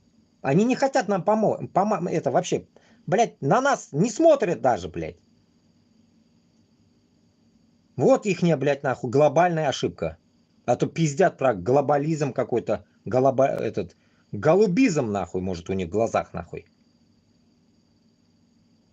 Исходя от этого, много которых, блядь, я в тот раз тоже говорил, ошибок ихних, блядь, дает такие, блядь, нахуй, жертвы. Если бы они эти ебаные оружия дали бы, блядь, 3 года назад, или там хотя бы 2 года назад, когда мобилизация началась, блядь, сразу дали бы нахуй, оно бы, блядь, до декабря уже закончилась бы эта вся хуйня.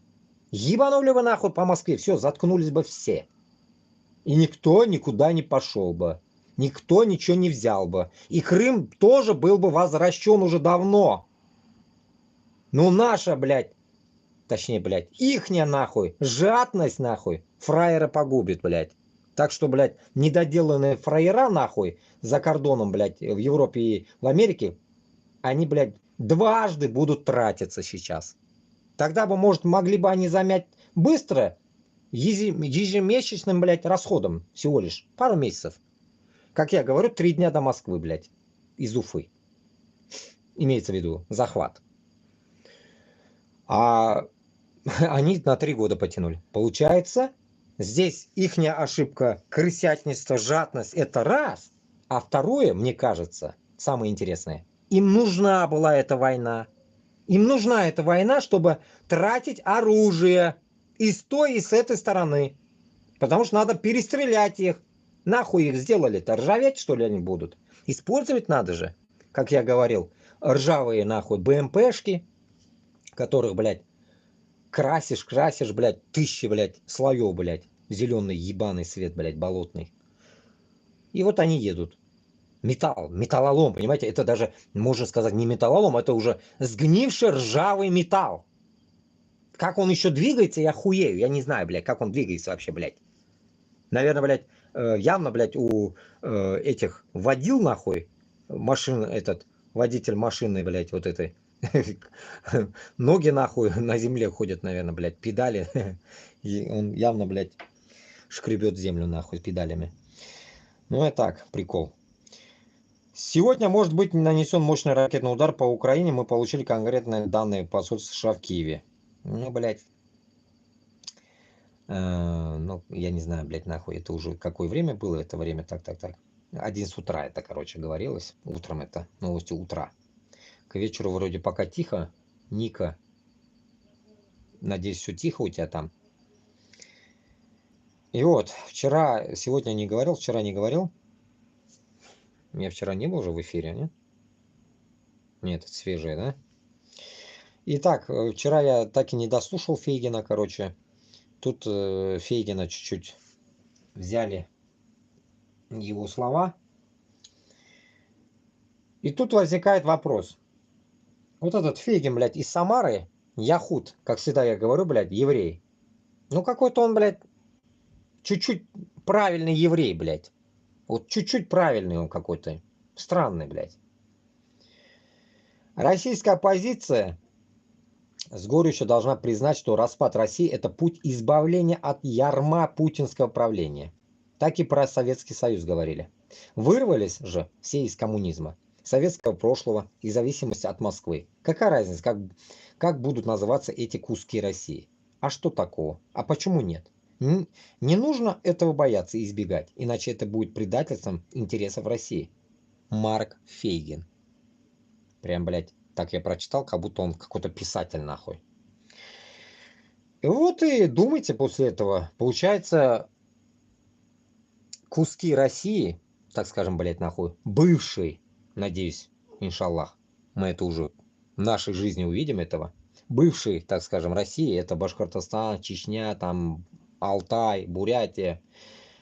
И все это будет, как говорится, свободное. И она может, как говорится, сама управляться без, блядь, нахуй, пункта, нахуй, блядь, в Москве. Без этой красной кнопочки, блядь. Без этой всякой, нахуй, ФСБшной контроля, блядь, и так далее. Поэтому мы сможем. Мы сможем.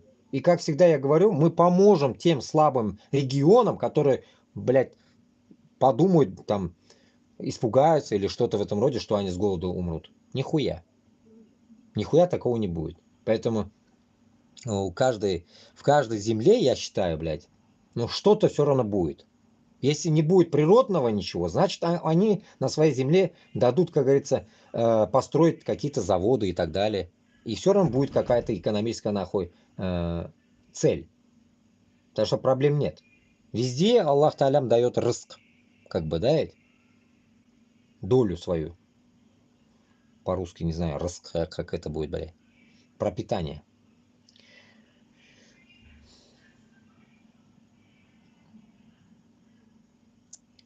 Так.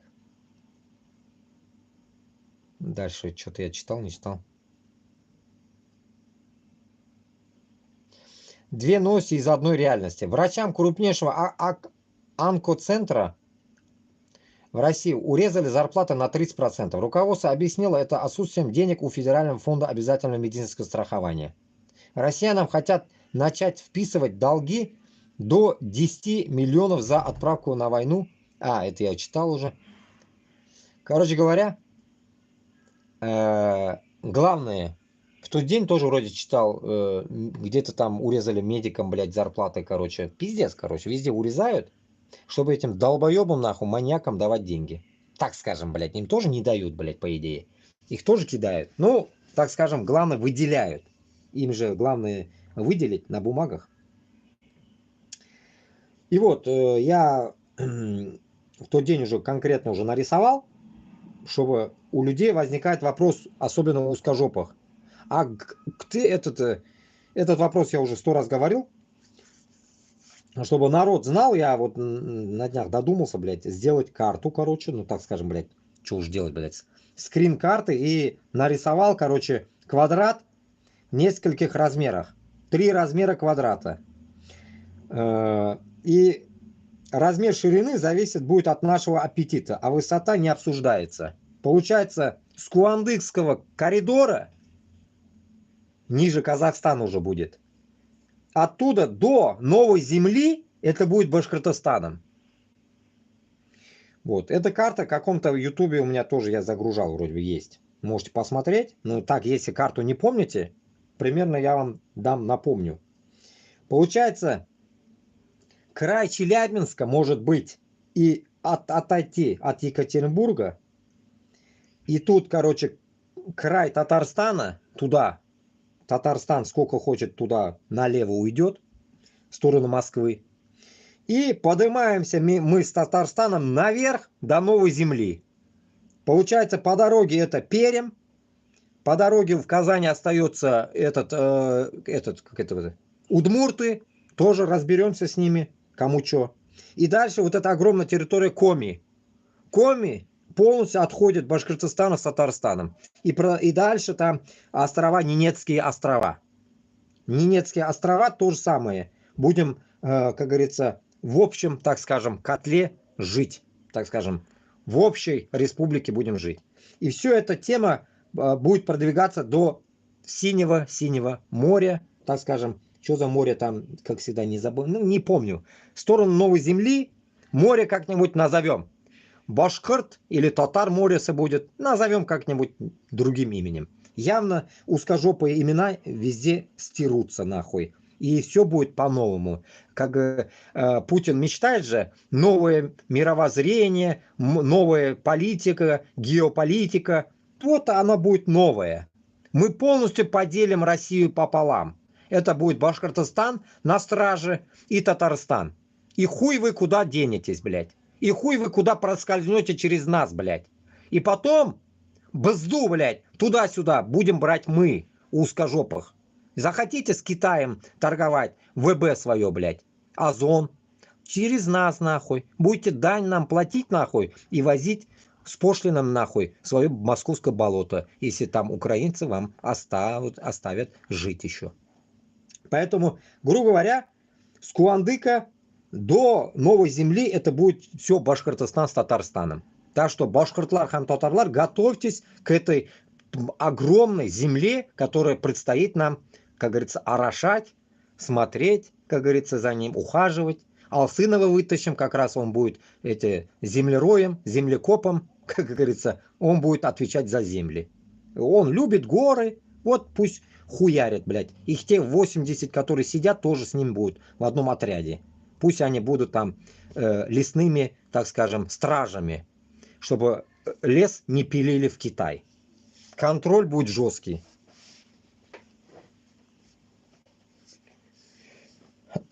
Так, Познер про татар, фрагмент из интервью. Давайте, о чем он пиздит, послушаем. Когда вы меня спрашиваете, как я отношусь к татарам, я вам ответил, как ко всем, это не совсем так. Как татарин себя чувствует в России? Он себя чувствует чуть-чуть чужим. Вот я вам скажу, у меня есть один приятель татарский, высокопоставленный, я не стану называть его. Я его как-то спросил, я говорю, слушай, если бы вы могли, вы бы хотели выйти из состава Российской Федерации? Ведь да, хотели бы. Я говорю, ты за всех говоришь? Нет, говорит, я за себя, но я знаю, что многие разделяют мою точку зрения. Это абсолютно нереально, потому что Татарстан находится прямо среди, ну как, это нереально совершенно. Но если есть такое желание хоть у одного человека, значит, должна быть причина. Просто так не может быть. Есть причины, их можно перечислить, понимаете? Поэтому, я знаю, может, все это вам не годится, и вам не надо об этом писать, и вообще это не положено, и все такое. Когда вы меня спрашиваете, как я отношусь к татарам, я вам ответил, как ко всем, это не совсем так. Как татарин себя чувствует в России? Он себя чувствует чуть-чуть чужим. Вот я вам скажу, у меня есть один приятель татарский, высокопоставленный, я не стану называть его. Я его как-то спросил, я говорю, слушай, если бы вы могли, вы бы хотели выйти из состава Российской Федерации? Ведь да, хотели бы. Я говорю, ты за всех говоришь? Нет, говорит, я за себя, но я знаю, что многие разделяют мою точку зрения. Это абсолютно нереально, потому что Татарстан находится прямо среди, ну как, это нереально совершенно. Но если есть такое желание хоть у одного человека, значит, должна быть причина. Просто так не может быть. Есть причины, их можно перечислить, понимаете? Поэтому, я знаю, может, все это вам не годится, и вам не надо об этом писать, и вообще это не положено, и все такое.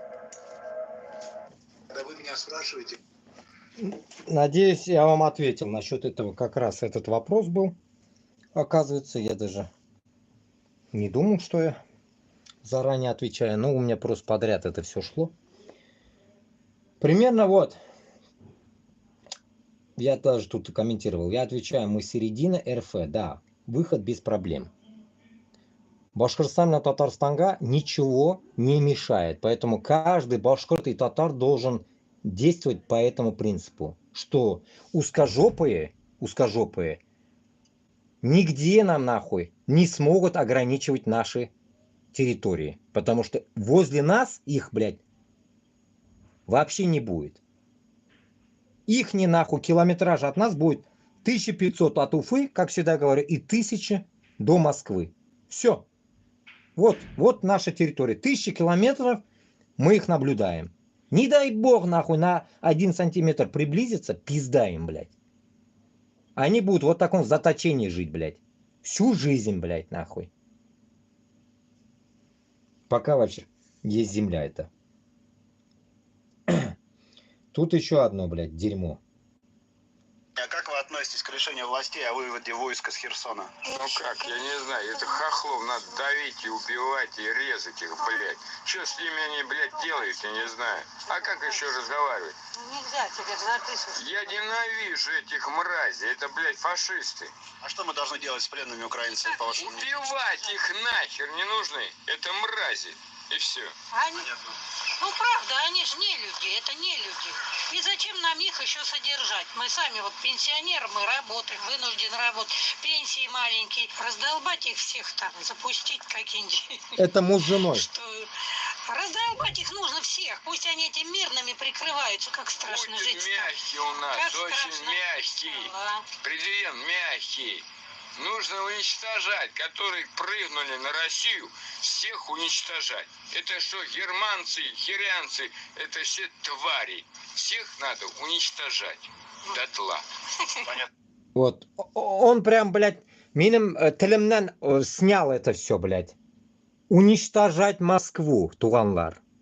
Уничтожать. Бумеранг всегда работает 24 часа. Поэтому, как говорится, бумеранг нахуй наш полетит им, блядь. Поэтому мы тоже будем уничтожать этих засранцев, нахуй. Он сказал германцев, финно-угров. Финно-угров, лаптоебов. Из московских болот, нахуй. Будем уничтожать таким же макаром. Как эти семейка ебанутых, муж с женой, пожилые, блядь, люди говорят о таком. После этого ихние дети и так далее, как они думают, как вы думаете? То же самое. Это семья уродов. Семья, блядь, нацистов. Я вспоминаю какие-то фильмы, блядь, фашистов, которые нам показывали, эти узкожопые, нахуй, в мрачном, наверное, палитре, блядь, что там женщина, немка, блядь, как, грубо говоря, блядь, убивает, так скажем, блядь, узкожопых во время этой войны, как будто бы, да, блядь, вот эти гестаповские времена, блядь. Вот прям в них я, в ихней роже, блядь, это увидел. Ну, вы можете посмотреть, блядь, в этом Топор плюс 18. Группа какая-то, Телеграм, Топор называется. Ну, вот, можете посмотреть там. Или в моей телеге, блядь. В итоге получается вот так. Не то, что пол России, вся Россия так думает. Поэтому и идет эта война. Потом они говорят, что, блядь, украинцы виноваты. Нет, блядь. В вашей башке что-то не то. Вот оно виновато. Башка ваша, блядь, не так нахуй склонна, так скажем, блядь, не к таким, блядь, действиям. И потом вы говорите, кто виноват, блин. Вот кто виноват, понимаете? Вот кто. Вот они-то и поддерживают Путина. Думаете, что, блядь, нахуй? Как где-то я читал или слушал, блядь, нахуй. Кто-то или что-то говорил, что ли, блядь. Не помню. Как раз, блядь, вот эти слова, блядь. Народу, говорит, блядь, вчера вроде бы. Народу нужно то, что они хотят слышать, блядь. И вот это Путин и делает. Вот народу вот это нужно слушать. Он это делает. Он реально слушает народ.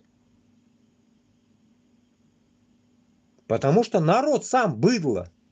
Пенсии, говорит, маленькие у этой женщины, главное. Но они не хотят кормить нахуй украинцев. Поэтому надо уничтожать. Как татарша айталар, арам тамак. Арам тамакны. По-русски не могу перевести. Арам тамак. Это как будет, блядь, я не знаю. Дармоеды. Надо убивать, оказывается. Сами же, блядь, к этим дармоедам пришли пидорасы. Если уж они арам-тамак, украинцы, какого хуя тогда вы к ним пришли, блядь? Если сами голодные, нахуй, лаптоебы, блядь, пришли в другую республику. На площади Свободы в центре Таллина зажгли 1000 свечей. Ну, это 19-го было. Поддержку Украины. Сегодня 1000-й день полномасштабного вторжения России в Украину. Ну, у меня эфир не было в тот день. 19 ноября, запоминаем, исполняется 1000 дней, оказывается, с начала полномасштабного вторжения России в Украину. Это 1000 дней принесли обширные разрушения и гуманитарный кризис, который затронул миллионы людей в Украине, продолжает вынуждать тысячи людей покидать свои дома. В ночь на воскресенье Россия нанесла самый масштабный ракетный удар по Украине за последние 3 месяца, нанеся ущерб энергетической инфраструктуре по всей стране, заявил Эро Энсен, руководитель организации Эстонский совет помощи беженцам, который является организатором акции.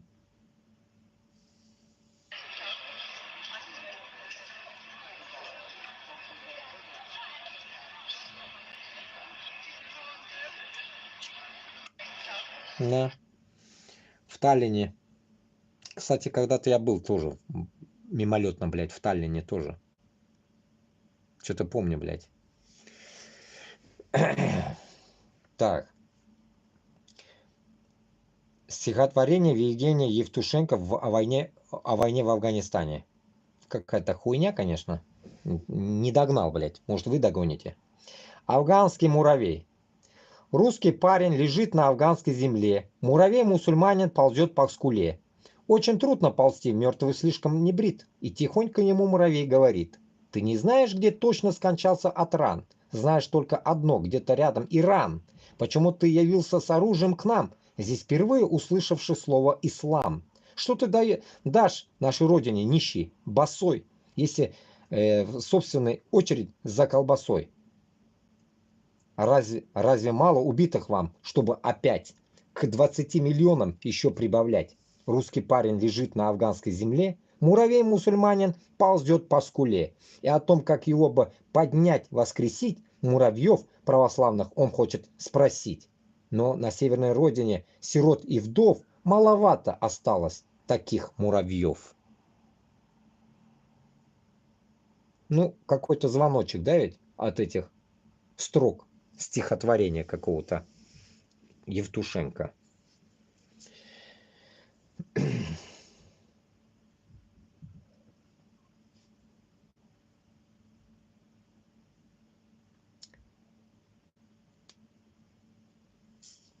Так, предположительный момент детонации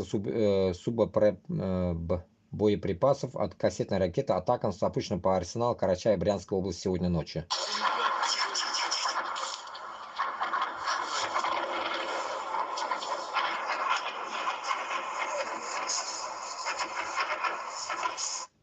Ну, нормальные звуки, нормальные. Вот каждый день надо. Особенно по Башкортостану и Татарстану. Обязательно. Обязательно нужно по ним ёбнуть. Чтобы они очнулись. Все нахуй мои родственники очнулись там. Которые заманкуртились нахуй. Все нахуй очнулись. У каждого родственника очнулся чтоб. А может кто-то нахуй и приляжет там уже. Если не туда полетит нахуй. Атакамс. Поэтому, как говорится, башкорт, блядь, татар должен ясно, блядь, нахуй понимать, стоит ли нахуй идти на войну или нет. Или все-таки уже начать свою родину защищать. Вернуться, может, с войны. Снять уже лапти, нахуй, Путина. Переобуться в кожаные, нахуй, щитиклярге. Щитик — это наши татаро-башкирские сапоги. Щитык называется. Если кто не знал.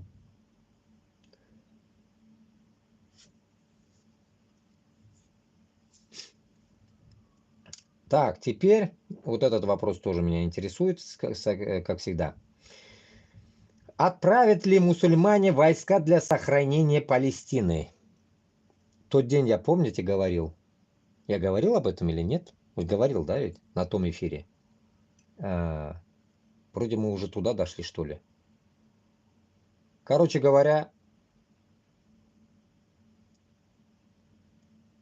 мусульмане отправят ли, как говорится, спасать Палестину? Вопрос, да, ведь? Ну, этот вопрос всегда я задаю туркам, которые любят турков, туркоебам, туркошлепам, блядь. Ну, чё ваш Эрдоганчик, когда уже приедет, нахуй? Кошапчики, блядь, сраные. Помогать Татарстану. А? Или, нахуй, тому же Казахстану помогать, нахуй. Туркоебы. Кто приедет, блядь? Когда приедут? Вытаскивать, нахуй, от этого тукайки, блядь. А? Когда Туран-то будет у вас? Вопросик, блядь. На засыпку, блядь. Башкортостанда, иншаллах, пока я буду жив, нахуй, этого Турана, нахуй, ногой не будет, блядь. Ногой нахуй не будет. Татарстан хоть кутегезне беріп, нахуй, ауызығызға алағыз. Меня похуй до вас. Если вы с Тураном. До пизды до вас, блядь. Сиккенмен онды Татарстанна, нахуй. Вы, пидоры, нахуй, во время, блядь, Сюембики также сдали, нахуй, Москве все, блядь. Раздали, нахуй, наши, блядь, земли, нахуй, предков, татар, блядь. Если, на самом деле, блядь, там жили не винегрет, нахуй, а татары. По крайней мере. Казанское ханство ебанули вы, нахуй.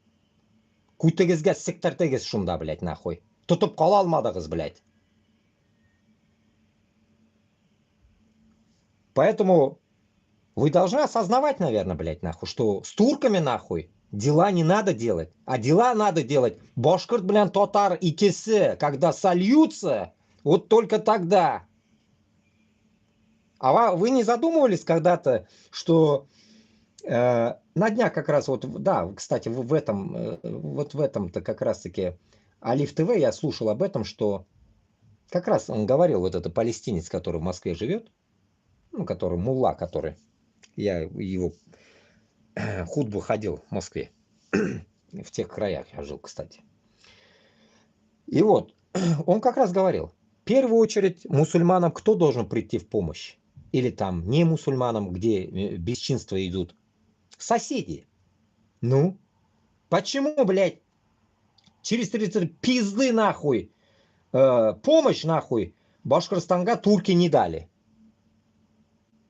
В то время. Потому что 33 пизды, нахуй, не дали. Сейчас эти турки сраные рядом, нахуй, с Израилем тоже не помогают. Как раз вот этот, блядь, араб, палестинец говорит, соседи должны помочь. Почему другие не помогают тоже? А вы, Татарстан, просите у турков, нахуй. Просите рядом. Башкирт, казаклардан сұрағыз ярдамны. Қырында, вот, қошныңны, көршіңні сұра. А не, блядь, всех этих ебаных турков, блядь, азеров, нахуй, в придачу, блядь. Иран еще просите помощь тогда, шиитов, нахуй. Помоги, Казаньга. Вот, понимаете, вот какой у вас маразм в голове. Взрослые люди, блядь. 66 лет, нахуй, кошапчику, блядь. Энгейкебек вроде бы, примерно. Или жидом, или сигизм, хуй поймешь, блядь. Вот так вот. Братья-акробаты, блядь, которые думают, нахуй, 30 лет, как обуздать Эрдогана и захватить Татарстан, блядь. Идиотизм.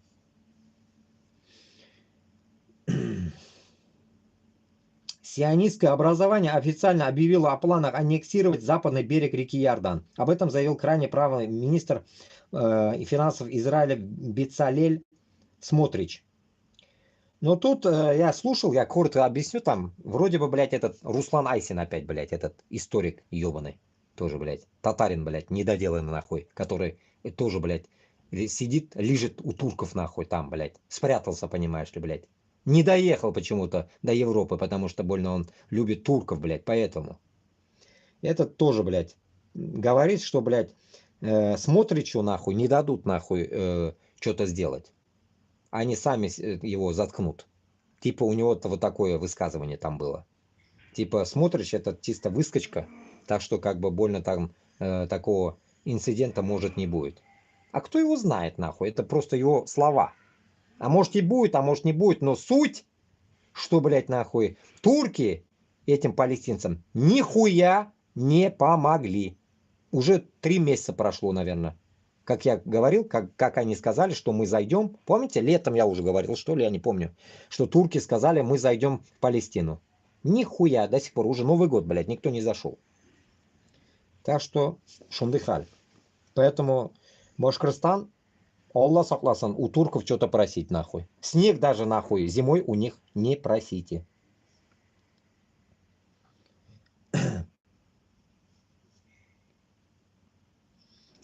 И тут, короче, интересно тоже, кратко опишу, как одного чеченца в Англии мучили, блядь, эти, блядь, сраные яхуды. Мозг ему вынесли, нахуй, то, что там что-то, блядь, дочку, короче, выебали, грубо говоря, блядь, мозг, блядь. То воровали, то ли что-то захватывали, дома их, блядь. Ну, короче, полный бред, нахуй, вот этого. Херня, короче. Короче говоря, издевались над чеченцем в Лондоне, блядь, эти ебучие яхуды, короче говоря. Вот такая власть получается в Англии. А вы говорите там англичане, нахуй. Яхуды, нахуй. Какие нахуй англичане? Там одни яхуды везде, блядь. А вы с ними тоже в десна пытаетесь целоваться с этими сраными яхудами. Я не могу понять, нахуй. Поэтому Башкортостан, блядь, Татарстан должен конкретно, нахуй, сам на себя взять все свои, блядь, обязанности. Не просить, нахуй. Как, блядь, в песне «Не бой, не верься, не просили», как там, блядь, Тату пела. «Не бой, не верься», или там «Не бей, не бей, не верь, блядь, не бойся, блядь, не проси». Вот так. Пойте вот эту песню, нахуй. Может, полезно будет. «Не верь, не бойся, не проси». Или как это было, блядь. Тату, блядь. Вот примерно так. Тут еще, блядь, Трамп обманул мусульман США. Какой-то район, нахуй, недоволен Трампом. Наебал мусульман Трамп. Само собой, нахуй. Который снюханный Трамп, блядь, с яхудами, конечно, он будет ебать, нахуй, мусульман даже в Америке. А я вам о чем говорю, блядь? Мусульманам одна отдельная тема, нахуй. Встать давно уже надо. Арабы вот эти все пидорасические, нахуй, везде, блядь, богатые, тупорылые. Моя хата с краю у которых. Как здесь, вот здесь, напротив, вот в этом сраном магазине, мне как это сказал, блядь, араб. Мусульман же много, нахуй. Чё я должен помогать мне, говорит, нахуй. Помните, я говорил, летом, блядь, перецапался с этим пидором, блядь. Когда у него я какую-то помощь спросил, блядь. Там мои вещи, короче, продать там. У него в магазине. Нихуя. Вот то же самое. Поэтому Башкорт, блядь, татарга, вот эти вещи должны быть идти уроком, блядь. И украинцам то же самое. Просить где-то что-то, блядь, если у тебя нету, нехуй просить. Самим, все самим. Башкорт, блядь, татарда то же самое. Да это всем касается. И Чечне, и Дагестану, якутам, всем. Даже казахам. Просить у кого-то не надо, только самим ебашить надо все. Хоть они независимая страна. Менять свою власть только самим. И в Узбекистане, и в Кыргызстане, и в Таджикистане, и Мамали Рахмона выебать нахуй. Мирзияева нахуй, этого хуя, блядь, еще, блядь, этого тюремщика нахуй. Президент Кыргызстана тюремщик, блядь. Заебись, да? Тюремщик, блядь, выходит с тюрьмы и становится президентом. Ну, ебанутый народ, блядь, по сути тоже, кыргызы, блядь. Невъебенные, блядь, по сути, да ведь? Но обычный народ, он нормальный. А вот наверху пидоры, блядь. Как можно, блядь, тюремщика поставить президентом, блядь? Кишебет кямменный, блядь. Кыргызстанда нормальный, не тюремщик. Хуею, блядь. Потом еще, блядь, со мной огрызаются они, блядь. Типа, кыргызларга нема гапыряпсан, гапырма, нахуй. Гапырма. Ой.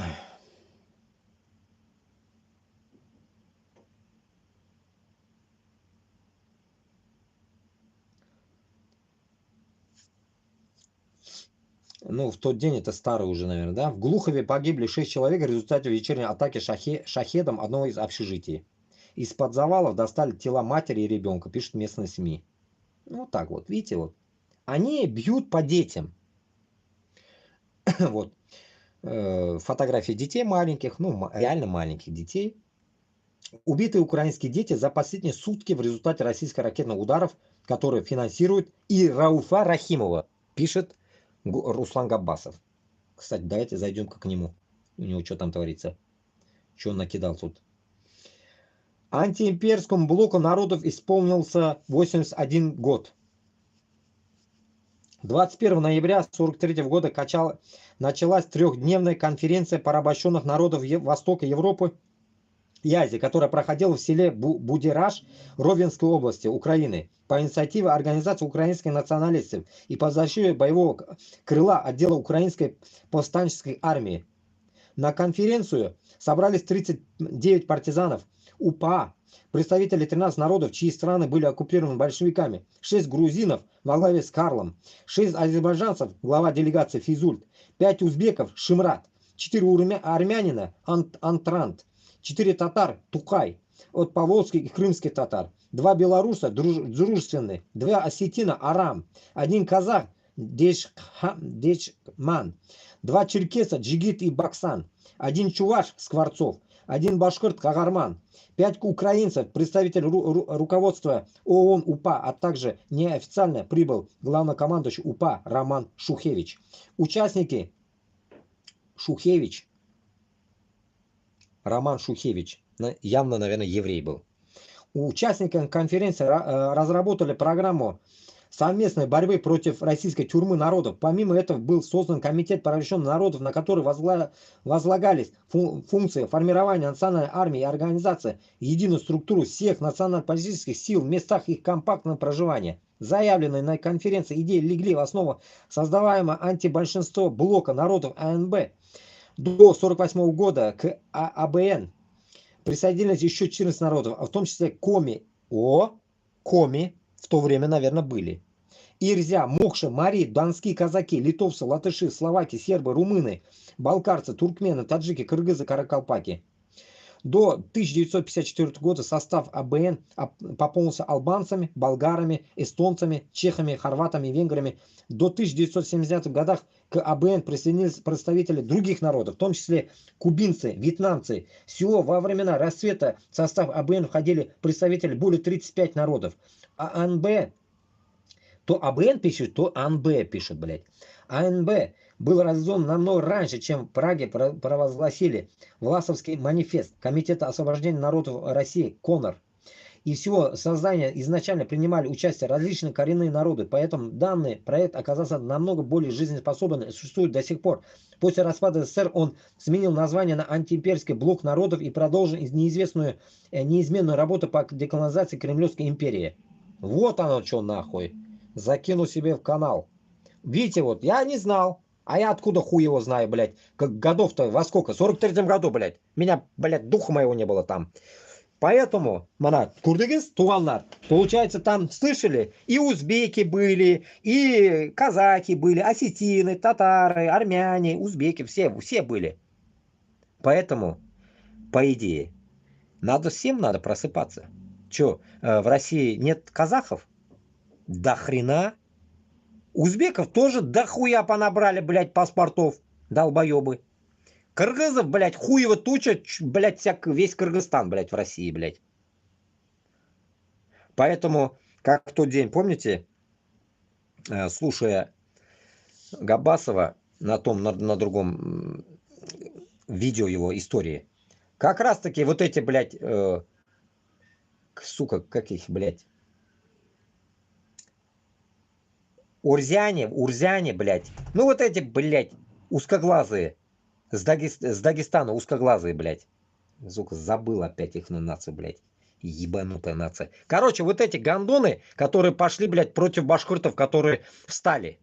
Против Хазихана, блядь, встали, блядь, узкожопым помогли эти, сука, узкоглазые, блядь. Монголы ебаные. Как и нация ихняя, блядь. Урмяты, блядь, как их еще по-другому называют? Ну, кутак-башларинда, короче, вот эти. Вот такое поеботиное, чтоб у нас не было. Узкожопым, нахуй, в этот раз. Никто, нахуй, не должен помогать. А то ляжете, нахуй, все. Вот эти, блядь, урзяне, блядь, сука, вспомню, потом скажу. Ебаная нация, блядь. Короче, вот эти гондоны, кусок дерьма, который с Монгола осталось, блядь, вот эти пидоры, блядь. Возле этого Черкесии, блядь, в Дагестане там. Узкожопые какие-то, узкоглазые. Предатели, блядь. Так.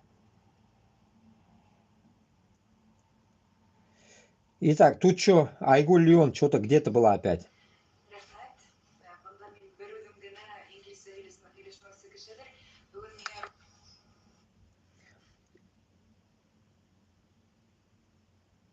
Вот, постараюсь на башкирском прочитать, блин. Язык сломаешь. Üzügrek Sakhala 13-ci Post Rossiya Azad Xalqları forumundandağı sığışımda qo'yam. Kanadaning Ottawa parlamentida Bashqirtsa sig'ish yahadim. Moderator meni Idil Ural Federatsiyasi turixinda xirov berganini shuga javobim tipi o'shalayroq bo'ldi. Totosh videolarini muayyan forumdan YouTube kanalında qarab bo'lur. Что она говорила? So, though she's living for 15 years in US, she didn't learn English yet. So I will try to help you, though this is my fourth language as well. So I'll do my best to translate from Bashkirtan. After the... liderler sayısında buldura alalı. So the main reason is that the Bashkortostan is the only place where we can. Видите, даже получается, даже вот улавливая пару секунд, вот этого прослушивая, башкирт тілін человеку, который, наверное, тут тоже, наверное, напротив него башкирт, наверное, переводит, получается, на английский, ему чуть-чуть, блядь, трудновато, быстро, как вот сурдоперевод или как это, блядь, как-то еще по-другому называют же, который сразу переводит же, как это называется, автоматом, блядь. Вот автоматом башкирт тілін переводить, видите, не могут. По сути, вот даже вот пару секунд я уже уловил, что он где-то уже заикается, потому что мышление башкиртша тугель, татарша тугель, мышление русское у нас, понимаете? Мозг работает по-русски у нас, блядь. Поэтому нам нужно полностью искоренить, блядь, Башкортостаннан, Татарстаннан русский язык, чтобы мы мыслили, точнее даже мы уже хуй мыслить будем так, блядь. Наши дети мыслили уже только башкирт һәм татар тілінде. Мозг у них, блядь, перезаточен должен быть, блядь, нахуй, на наш язык. Мышление с головы должно идти на нашем языке, а не на инородных, нахуй, сука, ебучих языках. Даже не на английском, блядь.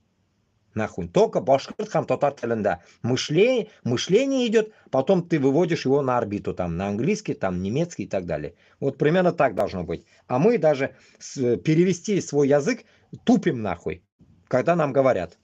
Да, даже, допустим, я литературные слова дохуя не знаю. Потому что я литературу нихуя не читал, блядь. Ни башкирскую, ни татарскую, блядь. Потому что я школу не видел, нахуй, башкирскую, татарскую в жизни. Откуда я буду читать? Где-то искать, читать? Да ну нахуй. Я же вообще ненавижу учиться. Так. Ну вот, да, инде шул Канадада былган. Пост, короче, былган мында. Интересно, короче. Ну, можно, давайте этот. Для народа так, давайте. Никто не закидывал. Закинем в мою группу тоже. Потому что Айгуль Леон, как бы это не Руслан Габасов, мозгоеб. Этот, как говорится. Айгуль Леон более-менее говорит, как говорится, на нашем языке. Хотя бы за это можно ее уважать. Ага. Тут, получается, Руслан Айсин и Ишмурат Хайбуллин, получается, был у них, короче, разговор. Интересно. Можно было бы послушать их. Тоже закинем, короче, в телеге. О чем они говорят? Ну, так, просто Решили поговорить они. Два брата мусульманина. Один башкир, другой татар. Без смеси, как я. Итак, доброго времени суток, дорогие друзья, дорогие подписчики канала Лиги Свободных Наций. С вами сегодня Руслан Айсин и мой собеседник, мой близкий друг, брат, соратник Ишмурат Бибулин. Ишмурат Хазрат, приветствуем тебя. Ассаламу алейкум. Алейкум ассалам ва рахматуллахи ва баракату. Ну, для начала я скажу, что мы с Ишмуратом Хазратом знакомы давно и, в общем, боролись с этим режимом и по религиозной, и по политической линии. Поэтому сегодня мы обсудим то, что было и к чему это пришло. То есть на момент того, когда мы пытались остановить этот джиггернаут, этот каток и репрессий в отношении мусульман, в отношении татар и башкортов. Но, к сожалению, одних... Чуть-чуть здесь добавлю. Вот понимаете, когда потом задают меня вопрос, почему ты это на русском говоришь, я пытаюсь на всю публику пытаюсь по-разному говорить. И татар тілінде, то, что я знаю, узбек тілінде да пытаюсь что-то говорить. Но вот эти наши товарищи никогда не говорят на нашем языке. Ни один эфир у них не увидишь на нашем языке. Старше меня, чуваки вот эти. Поэтому я считаю, если ты, окей, в Лигу Свободных Наций выходишь, окей, ты говори там на русском, окей. Ну, на своих каналах ты говори на своих, блядь, языках, блядь. Башкир тілінде сөйле, татар тілінде сөйле, принципиально шум тілінде сөйле. Проверь себя, проверь, кто будет сидеть в твоем канале. Кому ты интересен будешь в своем языке. Почему пиздеть только, блядь, нахуй, урыс тілінде, блядь, постоянно, мен оңнамын шулар білән. Вот поэтому, нахуй, вот в их рожи хочется посмотреть реально, блядь. И Руслан Габбасов всем, блядь, сказать, ну, веди, блядь, один хотя бы эфир, блядь, на своем. Вот один день башкир тілінде, другой день татар тілінде, третий день, блядь, на русском. Вот определитесь, нахуй. Примерно так. Короче, их это до хрена слушать потом. Послушаем.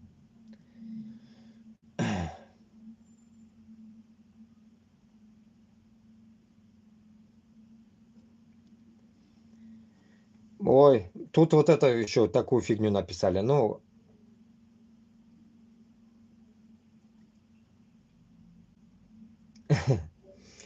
этот Фарид Закиев и мне писал. Но из-за того, что они, блядь, меня вытулили со своего WhatsApp, из-за турков, я, что им, что-то должен что-то говорить, что ли, я не могу понять. И тут вот на свой канал этот Руслан Айсин кинул такую фигню, короче, рекламку. Ну, так скажем, блядь. Qadrli millatdoshlar, Farid Zakiyevni bilmagan tatar kishisi ozdir.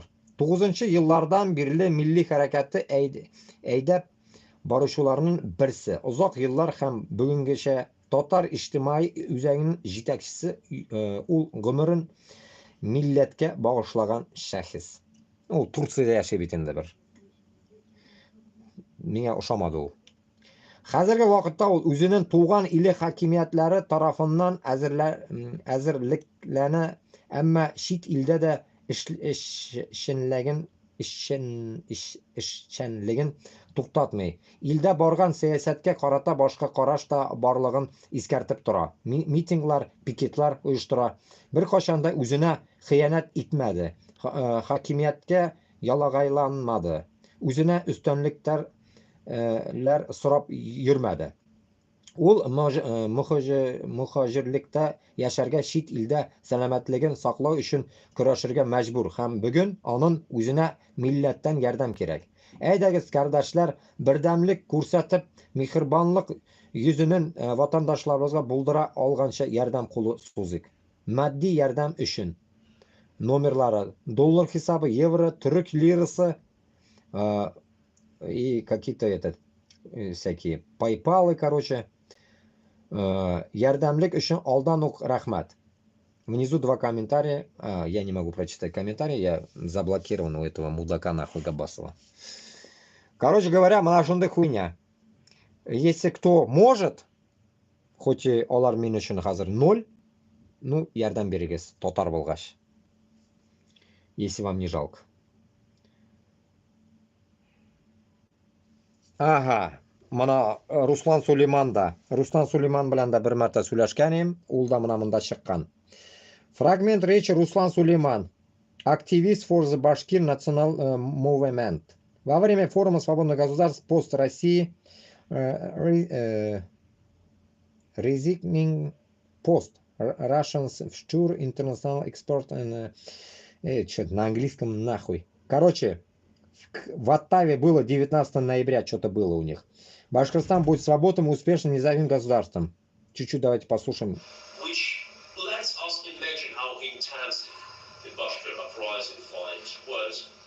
And now we know that in Bashkortostan the resistance movement still exists 200 years after this wave of uprisings, and Russian military offices get ignited and get burned down in Bashkortostan, and Russian military railway transportation system is regularly attacked by the activists on the ground. What is the situation there, and what is the view of the Bashkir nation live in under Russian occupation in the territory of Russian Federation on this case, Ruslan? Please stop talking. Please turn off the microphone. Presently, yeah, thank you. Okay. Hello, everyone. Good evening. I'm a little bit nervous because I didn't take a speech from like so many honorable people. Because I'm working as a carpenter, 90% of my time I'm working alone. So I apologize for that. I moved here with my family in 2017 as a political refugee. Probably I'm one of the first political refugees outside of Russia. And I'm going to give you a brief information about my Republican history so that you have an understanding of who we are. So, Bashkir people, we are together, let's say, together with Russian Empire and USSR and Russia. Азрак енді оңнем енді мен. Вот когда вот так спокойно говорят, я, оказывается, могу понять, блядь, английский. Ну, нарсякай, короче, я не знал, что Руслан Сулейман, блядь, на английском хуярит только так. Молодец, брат, блядь. Шеп. Мен кутағымда білмем, нахуй. Я же не люблю учиться, нахуй. Короче говоря, можете посмотреть Free Nation Post. Короче, вот этом, нахуй, сайте, короче, в этом, как это, блядь, пост, свободных наций, короче, в этом сайте, короче, можете полностью посмотреть, о чем говорил он на английском тоже. Итак, дальше идем.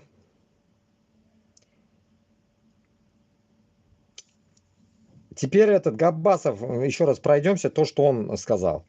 Солдаты Кима изнасиловали русскую девушку, но об этом, конечно же, не напишет русская община или русская Башкирия. Потому что солдаты Кима помогают рашистам устанавливать русский мир в Украине и убивать славян. Это другое, мы понимаем. Само собой. Где эти узкожопые, нахуй, которые сейчас пойдут, нахуй, зачищать, как цыган, блядь, этих корейцев, нахуй, за изнасилование? Ну-ка, быстренько, нахуй. Где эти узкожопые пиздолизы, нахуй, лесные люди там и узкая община, блядь, и так далее, которые хотели на Кавказ пойти, в Башкортостане ходили, нахуй, хай Гитлер, нахуй, кричали. Где вы, нахуй, суки? Челябинский цыган мочили, блядь, грубо говоря, блядь. Ну, идите, нахуй. Идите к сторону войны и найдете корейцев, блядь. Адрес известен. Уёбки, вы же на войну не ходите, гниды.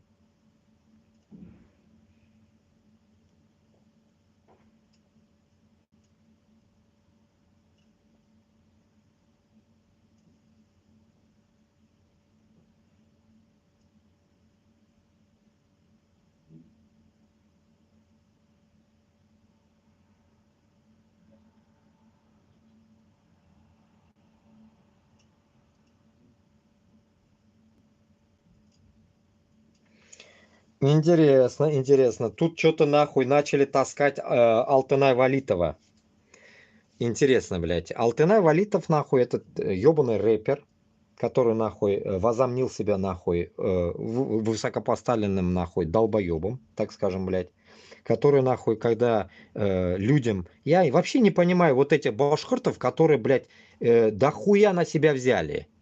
И татар тоже, само собой, но от башкиртов я такое впервые ожидаю, блядь. Высокомерие, нахуй.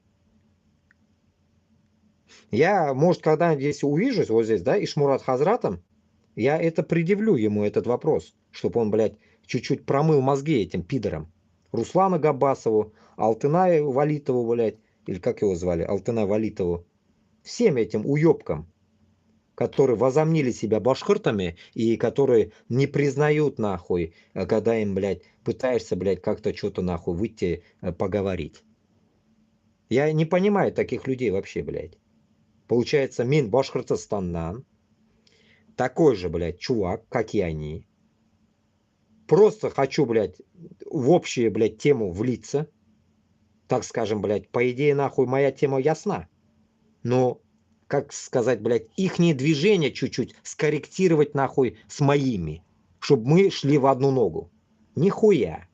Они невъебенные, нахуй, высокомерные твари из нации башкирт, блядь. Поэтому я считаю, что, блядь, вот таких гандонов, нахуй, по идее, блядь, как-то, блядь, популяризировать, нахуй, тоже не стоит. Потому что олар игілік деген сөз бар бізде. Игілік кетірмей. Потому что у каждого своя, так скажем, блядь, в кавычках у них жизнь. Каждый думает о себе. Я даже не начинаю его читать пост, я уже скажу его тактику, почему он вылазит. Его подталкивают вылазить. Потому что в Америке, чтобы получить какую-то бумажку, вытереть какашку, нужно вылазить и доказывать себя, что ты политический. А в Европе эта хуйня не нужна. В Европе чуть-чуть по-другому вся тема работает. В Америке она работает вот такая вот. Потому что там ты вообще заходишь по-другому, нахуй. Вся тема там по-другому.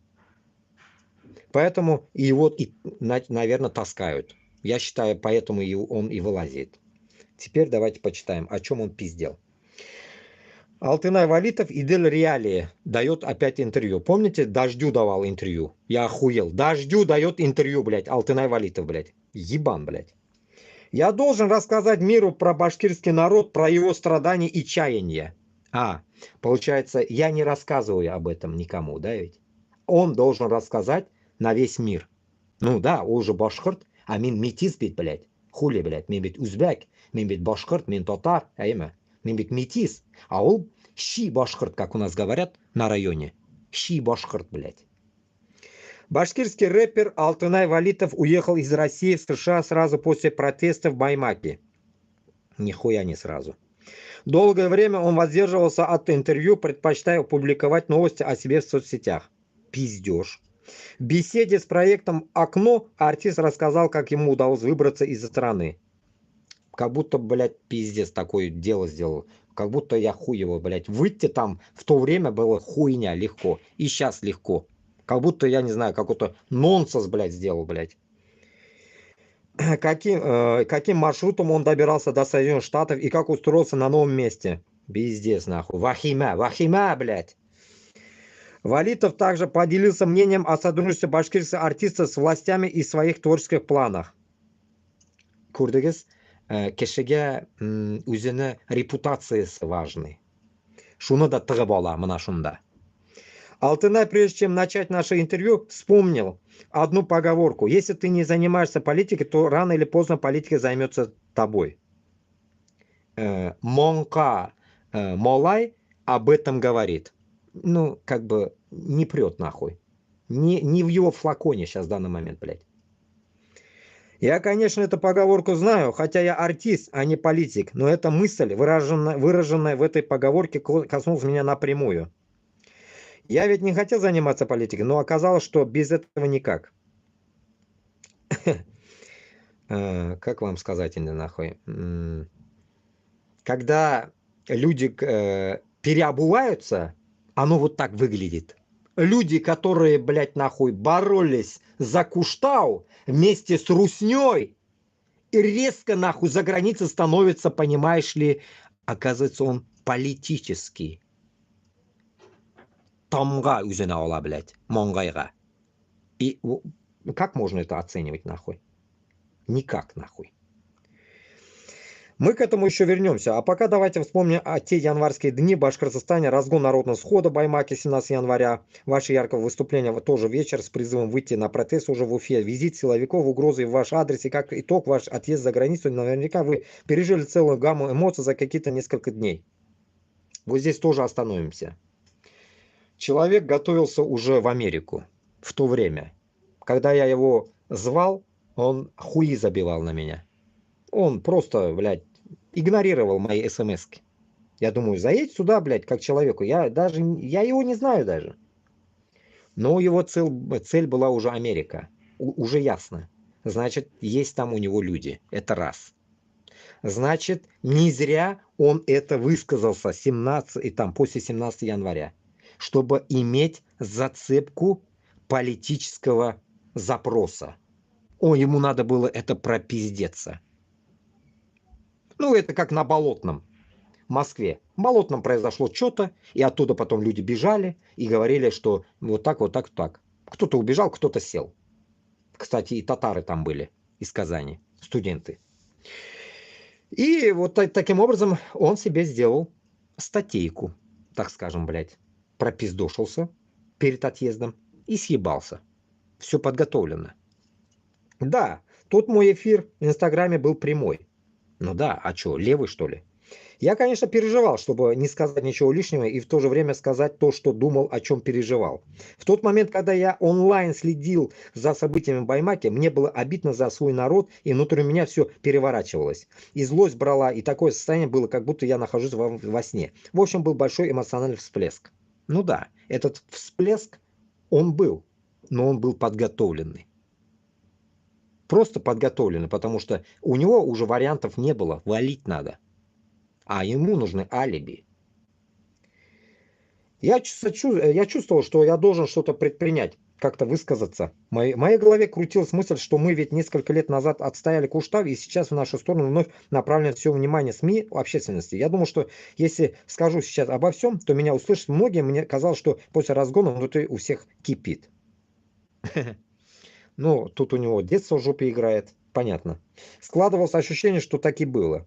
Я сделал видео с призывом выйти на следующий митинг в Уфе 19 января. Окей. Вы понимаете, что на это непременно обратят внимание и власти, и силовики? Конечно, понимал. Семью в этот день отправил к родственникам, сделал видеообращение, остался дома ждать развития событий. И события стали разворачиваться тут же.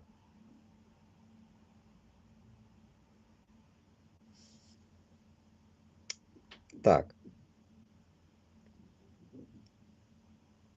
Тут, короче, то ли мало, блядь, то ли надо где-то читать. Сейчас давайте дочитаем уже, блядь. Интересно это. Момент, где мы остановились.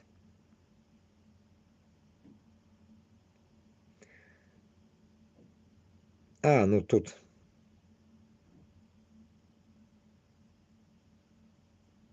Так, где-то кипит, короче. Так.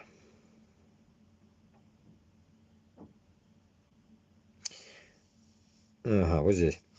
Буквально минут через 15 после публикации видео в Инстаграм его начали репостить. 18 января стало известно, что Генпрокуратура заблокировала это видео во ВКонтакте «Окно». Это было уже ночью, и тут мне звонят и министр культуры республики, и ее замминистра, и чиновники из администрации главы Башкортостана, и какие-то неизвестные мне люди. Знакомые мне пишут: «Алтынай, удали это видео, пока не поздно». А кто-то пишет, что за мной непременно придут силовики. После этого я понимаю, меня услышали, и обратного пути уже нет. Üzerine cevap verir. Anlıyorsunuz? Сам себе он, получается, ну, как бы даже не противоречит, отвечает. Высказался, чтобы вылететь. Ну, это как бы, знаете, подушка безопасности в Европе. Ну, точнее, блядь, нахуй, в Америке, в его случае. Подавно. После этого вы решили покинуть страну? Видите, сразу этот вопрос задается почему-то. Нет, сперва я, уйдя из дома в ту же ночь, поехал к друзьям. В тот момент я еще не осознавал всего масштаба происходящего, не предвидел, какие развернутся репрессии, какая начнется травля. И у меня не было какого-то конкретного плана, что я буду делать дальше. Я думал, что отсижусь какое-то время в лесах. Я умею жить в лесу в зимнее время. Из дома я взял рюкзак, газовую горелку, теплые вещи. Ебанутый. Вас уже искали. В ту же ночь мне написала жена, что в дом к родственникам, куда я ее ребенка отправил, ломятся полицейские. Я снял сторис, Инстаграм, попросил всех, кто может туда прийти, подъехать, чтобы люди были свидетелями происходящего. Пришло много людей, и полицейские ушли. На следующий день мне написали соседи, что возле моего дома весь день стоит какая-то левая машина. Стало предельно ясно, что меня ищут и хотят задержать. Я посоветовался с друзьями, они сказали, что мне нужно уезжать из страны. Когда соседи написали мне, что та машина уехала, я приехал домой, быстро собрал документы, кое-какие вещи и уехал к границе с Казахстаном. Через несколько часов после отъезда в мой дом ворвались силовики, перекрыли всю улицу, опрашивали соседей, но меня они уже упустили.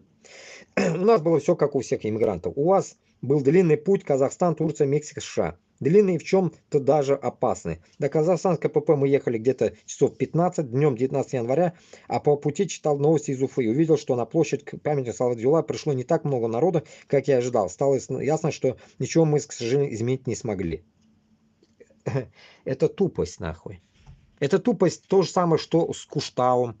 Выйти в суд Алсынову. Это все тупость. Когда-то Алсынова, когда вот эта вся хуйня произошла, я писал ВКонтакте кому-то нахуй, в эту группу какую-то Алсынова, чтобы Алсынов уехал. И мне ответили, напиши сам ему. А как я ему напишу, если его нету у меня, блядь? Блядь, я пытался написать всем. Но мне сказали нахуй, блядь, что пиши туда, блядь, мы как ему передадим нахуй, он не хочет уезжать, что такое нахуй. И тут потом. И все, его взяли. По идее, если бы в то время Алсынов уехал бы, вот этой всей хуйни, 8 человек и не село бы. Кто не думал об этом?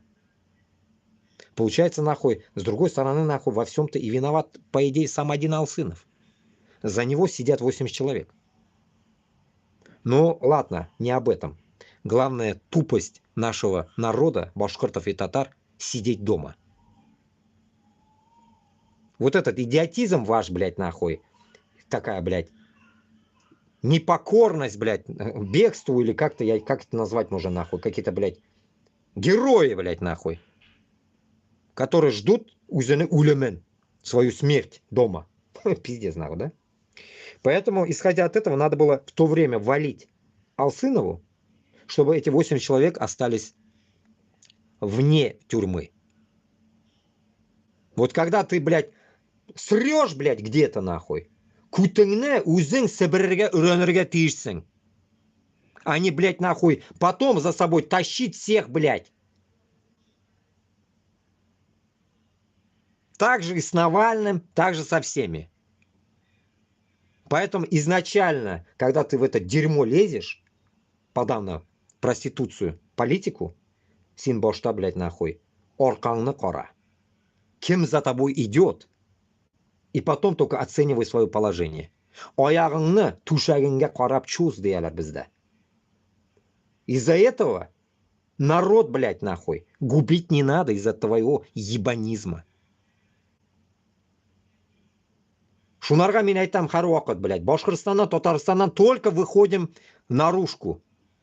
Потом можно идти по моему пути, по Алсынову пути, по Габбасову пути, по Кашапову пути, только за границей. Почему они все за границей? А вы внутри.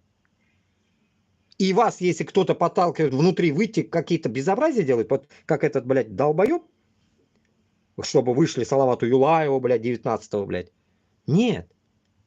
Это так не работает, блядь. Плакатики, нахуй, презервативы на голове. Не работает. Мәскеуде, нахуй, юг закон, блядь. А Россияда подавно. Вы что, с кем вы, блядь, шайтанами пытаетесь закон строить? Шунарға башқұрт білен татар бір айбірін оңларға тиіш. Вот эти, блядь, ебанутые действия кого-то за кем-то, нахуй, ходить не надо. Даже за мной ходить никто не должен. Я вас никого не зову ходить.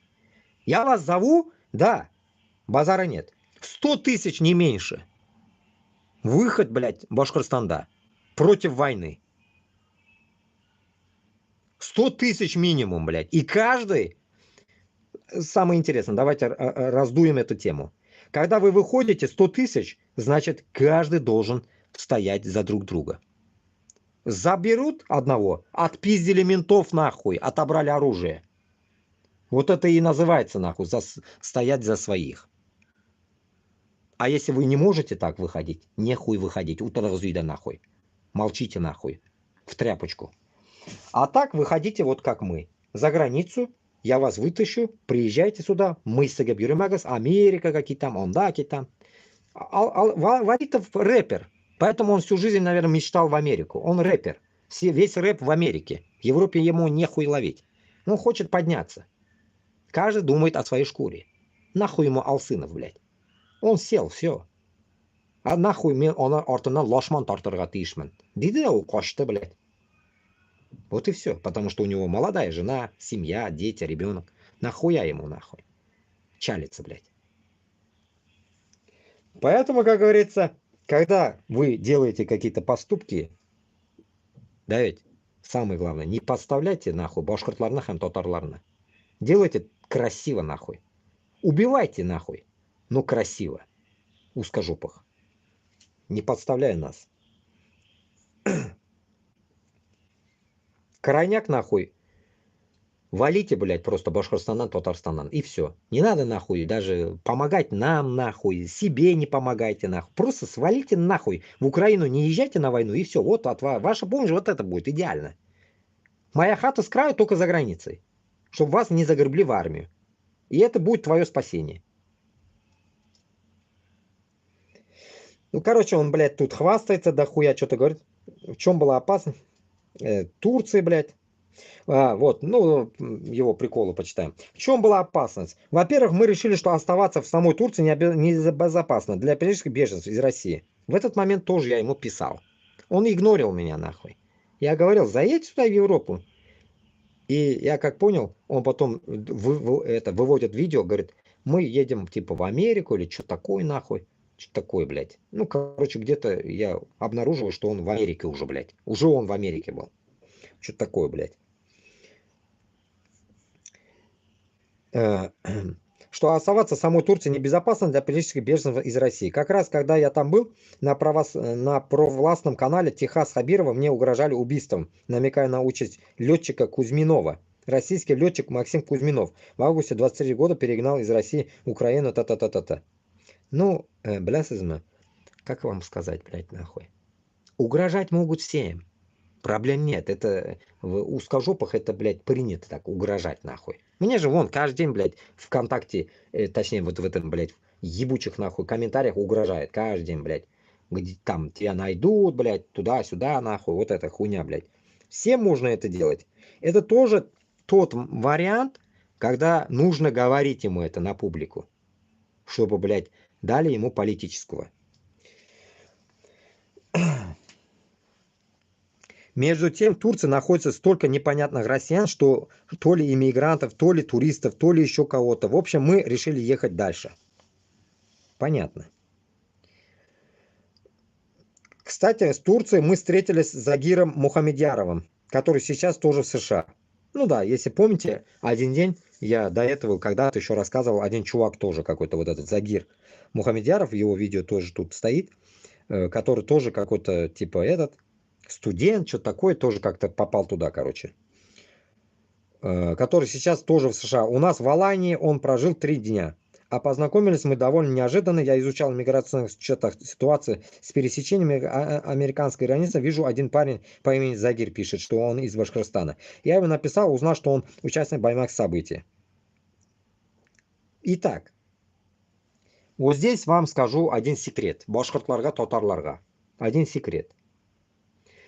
Которые думают, что у вас нету причин в Европу заехать. Не мечтайте о Америке, блядь.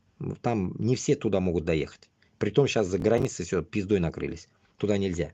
В Европу. Когда вы думаете, как сюда приехать, вы имеете 1000 оснований сюда приехать. Это первое. мобилизация Башкортостана, Татарстаннан. Это все, это уже 100% прокатывает. И кенчесе, вот этот баймак тоже можете говорить. В наглую нахуй. Алсынова нахуй посадили, 80 человек посадили, и нас тоже ищут. Все. Вот и все. У вас вот эти алиби. Так что смело можете ехать в Европу и сдаваться хоть нахуй, хоть кое нахуй, похуй. Хоть Норвегию нахуй, хоть это. Но лучше сдаваться в проверенные места, потому что я уже на своей шкуре проверил и советую лучше сдаваться во Франции. Потому что, блядь, в других местах вас выебут. Вы потом, притом, тупорылые нахуй едете, нихуя не знаете, и в итоге, получается, вас там выебут, высушат и могут отправить домой даже. Потому что нужно уметь еще что говорить. Надо докладывать так, чтобы, блядь, нахуй, вы понимали, какие будут вопросы. А для этого надо хотя бы писать подобие меня, там, еще кому-нибудь нам, если найдете. Пишите, узнавайте, как это все делается. Лучше пишите мне, я вам всю правду расскажу. Другие вам не скажут то, что я скажу. Потому что я сам тоже сейчас в таком же политическом убежище. Так что такой же, блядь, как и этот, блядь, Алтынай Валитов, как и все нахуй другие. Поэтому, как бы, ну, как сказать, нахуй, меня... Мин кешеге могу написать даже сказку. Ну, имеется в виду Мохтан ему, блядь. Ну, уже есть опыт. С 15-го года. В Норвегии был, в Германии был, везде был. Поэтому, как бы, не знаю, нахуй, с такими, как у меня, кейсом, нахуй, я никого еще не встречал. Только чеченцы превзошли меня, наверное. И все. Которые 20-30 лет, нахуй, здесь живут. После 94-го года. Они, те еще волки. Ну, я чуть пониже, нахуй. Молодой.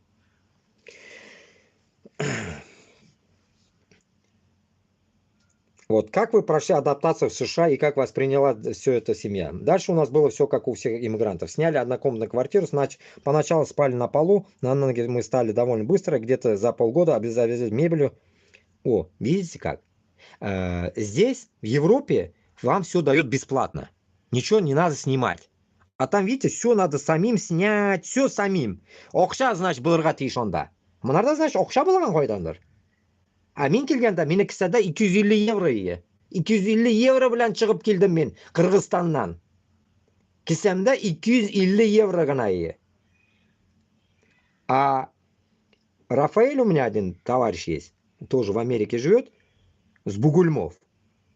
Он за 7 тысяч или за 6 тысяч, 7, наверное, за 7 тысяч долларов он заехал в Америку пару лет назад. В прошлом году летом он мне писал, что уже машину взял, вся хуйня, короче, вот так. 7 тысяч у него ушло. И он мне сказал, что сильно окшан житмейдеда. Я даже туда и не хотел, я вообще, по идее, туда не хочу, блядь. Но суть цены такая, 7 кусков за каждого человека. Поэтому, как говорится, плюс еще дальше, я читаю, снять квартиру еще надо. Это откуда взяли они? Вот удивительно. Ну, рэпер, хули. Еще до иммиграции я занимался криптовалютами. Ну вот, это понятно, блядь. Криптомафия. Это мне и здесь очень помогло. Но и многие люди, особенно на первых порах, нам очень помогали. В том числе и деньгами, и жильем. Так было и в Казахстане, и в Мексике. Ну, понятно. Значит, получается, явно у него были уже люди там. А минда бір кемім yok ой. Меня Аллах Таалам гана ярдам берді. Har bir yürügen qadamimda Alloh Taolam menga yo'limni ochdi. Allohga shukr. Men ming shukrlarim Allohimga. Bir o'zimda yo'qolib qolganim yo'q. Поэтому qo'rqib, блядь, Башкортостанда утрмагыз, Татарстанда, что меня заберут завтра в армию, я не могу уехать. Нет, вы можете уехать. Если вы нормальные мужики с яйцами нахуй, вы можете уехать хоть куда. Я вам говорю же, помогу, блядь. Бесплатно помогу нахуй. И просто, блядь, чисто ради Аллаха. Чтобы вы уехали, главное, блядь, не умерли. Из-за этого пидора. Может, потом какая-то будет зацепка, вместе пойдем, блядь, на Москву. Вот эта идея, блядь, да, это шанс какой-то. У вас, как говорится, мозги переделать вам. Может, попробую.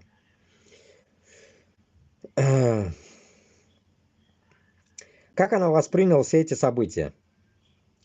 Жена Алсу сидит дома с ребенком, она у нас совсем маленькая, ему 1,5 года. Как она восприняла с этим? Она меня, конечно, в 17 января отговаривала выходить в эфир с обращением. И сейчас переживает из-за всего, что с нами случилось. Она сильно скучает по дому. Но она всегда со мной, всегда там и где я. И я ей очень благодарен за поддержку. Да, вот здесь свою үзімні қойғымны айтып өтем. У меня тоже самая такая же хуйня. Башкортостан, Татарстана не то, что мужиков вытащить тяжело, блядь. Народ полностью атрофированный нахуй. Подавно женщин. Они думают, что они будут жить только Башкортостана, Татарстана вот в таком флаконе, как они сейчас живут. В русне. Они так думают всегда. И в своем примере я приведу, ну, может, али насып тугулдар инде, блядь. Я тоже и как бы ищу, как говорится, нормальную жену. Блядь, с кем только не перезнакомился, толок юг. Получается, только тут выходит вердикт один, блядь. Башкортостана, Татарстана, нахуй, все уезжать боятся. Они до такой степени привязаны к этой земле, они боятся уезжать. И вдобавок, привязаны окей. Любят они свою землю, молодцы. Я за это, все, класс. Но в их голове, блядь, топка нахуй за русню. Они топят за войну. Вот какие люди там. Поэтому ты уедешь, не уедешь нахуй, если у тебя мозги такие же, блядь, остаются, толка нет нахуй вас лечить даже. Манкурты и женщины, и мужчины, и семьи, и бабушки, все. Поэтому, как говорится, Башкортостан, блядь, Татарстан, чтобы нам преодолеть, нам нужно преодолеть еще своих себя. Свою нацию. Не то, что, блядь, нахуй, куда-то их отвезти. Они только любят Турцию. Башкортостан, блядь, Татарстан только любят Турцию ездить. Турция, Уфа, Турция, Уфа, Турция. Все, они больше ничего не знают. Дикобразы. У них вот такой лимит, все. Дальше не могут. И то сейчас даже, может, и в Турцию не могут, нахуй. В Крым будут ездить. И то, нахуй, там бомбят. Тоже не поедут. Короче, будут в своем болоте, нахуй. Река Белая, нахуй, там будут копошиться. Короче, вот такая хуйня. Ладно, у него да хуя там. Идем дальше. Суть я объяснил, инда. Что за суть была. Поэтому, когда вы делаете какие-то движения из Башкортостана, в первую очередь, хотя бы вот он правильно сделал, с семьей уехал. С семьей уезжайте. Вот я уехал, блядь, без жены, без детей, в итоге остался разведенным. Почему? Потому что, нахуй, мозги вправила, нахуй, получается, мать, и она сама ебанутая, нахуй. Они мне сказали, чтобы я пошел, блядь, в армию, нахуй, и им отправлял 200 000 рублей, чтобы я служил. Ну, я, само собой, блядь, мен кеткен кеше, мен оларны құлақ салып, қайтып, жүгіріп қайтамын Европадан. Мен кутақ қойған кеше, блядь, бүтін нәрсеге. Хотынға кутақ қоймаймын енді. Поэтому, мужиклар, блядь, каблуком, нахуй, не будьте. И то, что ваша жена отправляет вас в армию, нахуй, не будьте быдлами, нахуй. Куап шығарығыз олынды хотынларын, нахуй. Күтіне сігігіз, нахуй. Күтіне тибіп, выкиньте нахуй из дома ее. Если вот такие жены вам попадаются в Башкортостанда һәм Татарстанда, мен башкорт болсаң, мен татар болсаң, башын нахуй сугып ярыгыз, блядь. Ондай халык безгә нахуй не нужен, который истребляет своих мужиков. А в это время потом они дают нахуй трин-трава налево-направо. Шлюхи ебаные.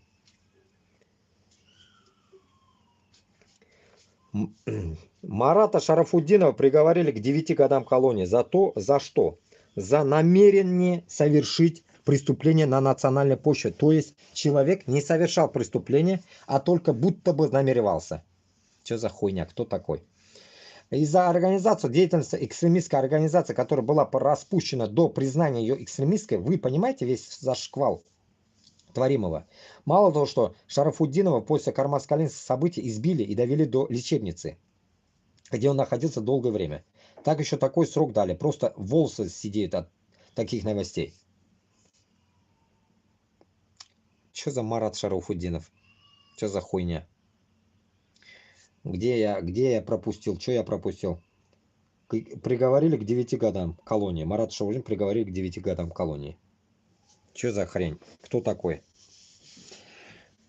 Марат Шарафутдинов. Кто такой? Давайте погуглим, блядь. Чтоб понять, блин. Чтоб все мы поняли, кто такой. Марат Шарафутдинов.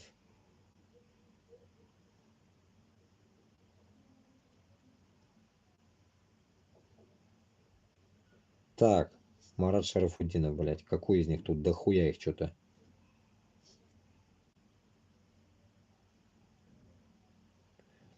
Ага, вот, Идел Реалия. А, вот этот чувак, ага. Последнего фигуранта кармаскалинского дела Марата Шарафутдинова приговорили к 9 годам лишения свободы. По словам его знакомых, Соколлы, шундай, матур малай. По словам его знакомых, он намерен обжаловать приговор. Судья Кармаскалинского межрайонного суда Башкортостана Эдуард Уразбахтин сегодня, 12 января, приговорил последнего фигуранта кармаскалинского дела Марата Шарафутдинова к 9 годам колонии. Нихуя себе. Почти, блядь, мой земляк, нахуй. Грубо говоря, блядь. Нихуя себе. Об этом деле реально сообщили башкирские активисты со ссылкой на родственника Шарафутдинова, которые присутствовали на оглашении вердикта. По его словам, Шарафутдинова взяли под стражу в зале суда. Напомним, активисту вменяли приготовление к совершению хулиганства на национальной почве и организация деятельности экстремистской организации. Следствие, согласно материалам дела, основной акцент сделан на принадлежность обвиняемых к запрещенной в России объединению экстремистской национальной организации «Башкорт». Кармаскалинское дело. 7 ноября 2020 года близ райцентра Красноярской полиции сотрудников спецназа управления по контролю за оборудованием наркотиков МВД по Башкортостану ГРОМ задержал около 50 башкирских активистов, ехавших по одной версии улаживать конфликт с местной армянской диаспорой, по другой отметить праздник. На подъезде к райцентру машины активистов остановили силовики, парней с применением физических сил вытащили из автомобиля, часть из них избили. Это дело с армянами что-то было, нахуй. Ну, не слышал, блин, первый раз читаю, блядь. Понятно, короче...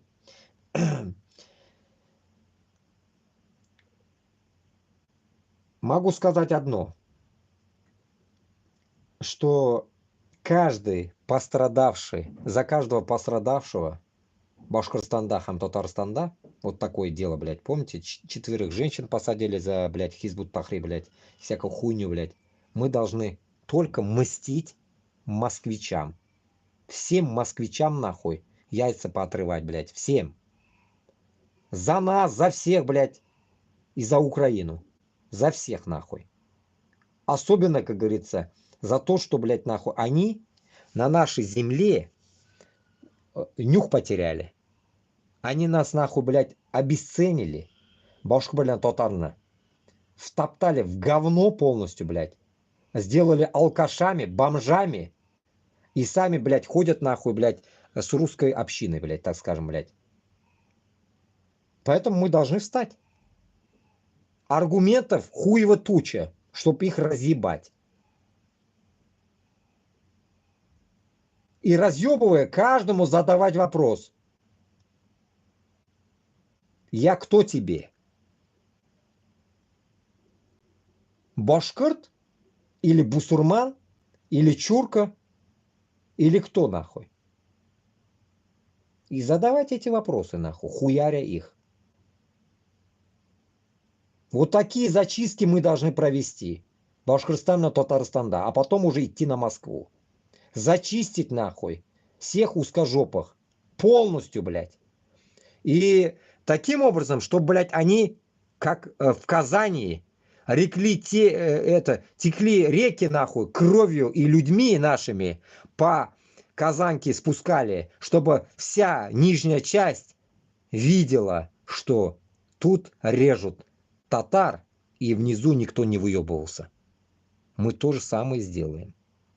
Мы также пустим их по речкам, нахуй, по океанам, нахуй, рыбам на съедение. Из-за этого мобилизация башкиртов и татар должна быть объявлена рано или поздно. Против Москвы. Сборы должны быть, нахуй, да хуя. Не 100-300 тысяч, а все. Все встали и пошли на Москву, которые от 30 до 50 лет. Сколько вас есть, все должны идти.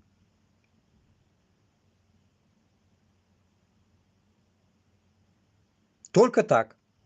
Вот вы берете голыми руками с одним, блядь, как говорится, автоматом, блядь, украинцев, блядь, ну типа берете, блядь, на штурмах.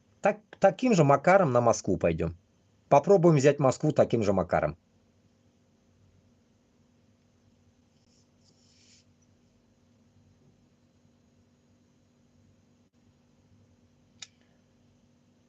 Так.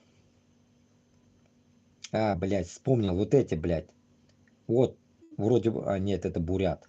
Уйраты, блядь, уйраты сраные, нахуй, которые против нас пошли, блядь, с русскими. Уйраты эти, ебаные.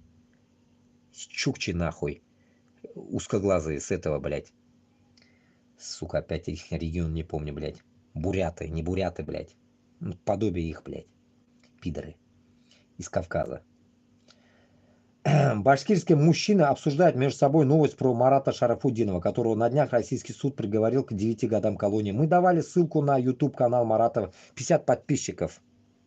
Там всего одно минутное видео, снято 9 лет назад, где Марат поет песню под гитару на башкирском языке. Всюду эта цифра. 9. В августе 2020 года Айрата Дильмухаметова. Айрата Дильмухаметова, в тот день не мог вспомнить его имя. Вот его обязательно тоже мы должны, пока он живой, вытащить из тюрьмы. Мы все вместе пойдем на Москву. Айрат Дильмухаметов, этот Алсынов, 80 башкиртов, плюс вот этот Шарафутдинова. Всех мы должны вытащить. Они будут ждать нас. А вы, блядь, нахуй кайфуете. Башкирстан до Татарстана, да ведь? Похуй вам до них. А мне не похуй. Потому что меня не похуй на Башкортостан с Татарстаном, блядь. У меня, блядь, қаным қайный, блядь, сігірге урысларны, блядь. Қан қайный, блядь.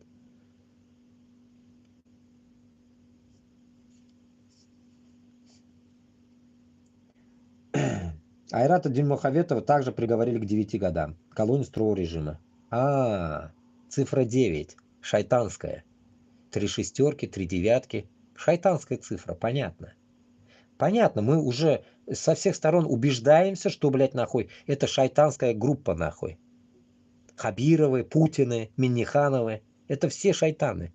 Над нами рулят шайтаны. Почему? Потому что мы не умеем говорить аузубилля. Аузубилля мы не можем произнести против этих шайтанов и пойти, блядь. Взять в руки меч и пойти голову отрубать этим шайтанам, блядь.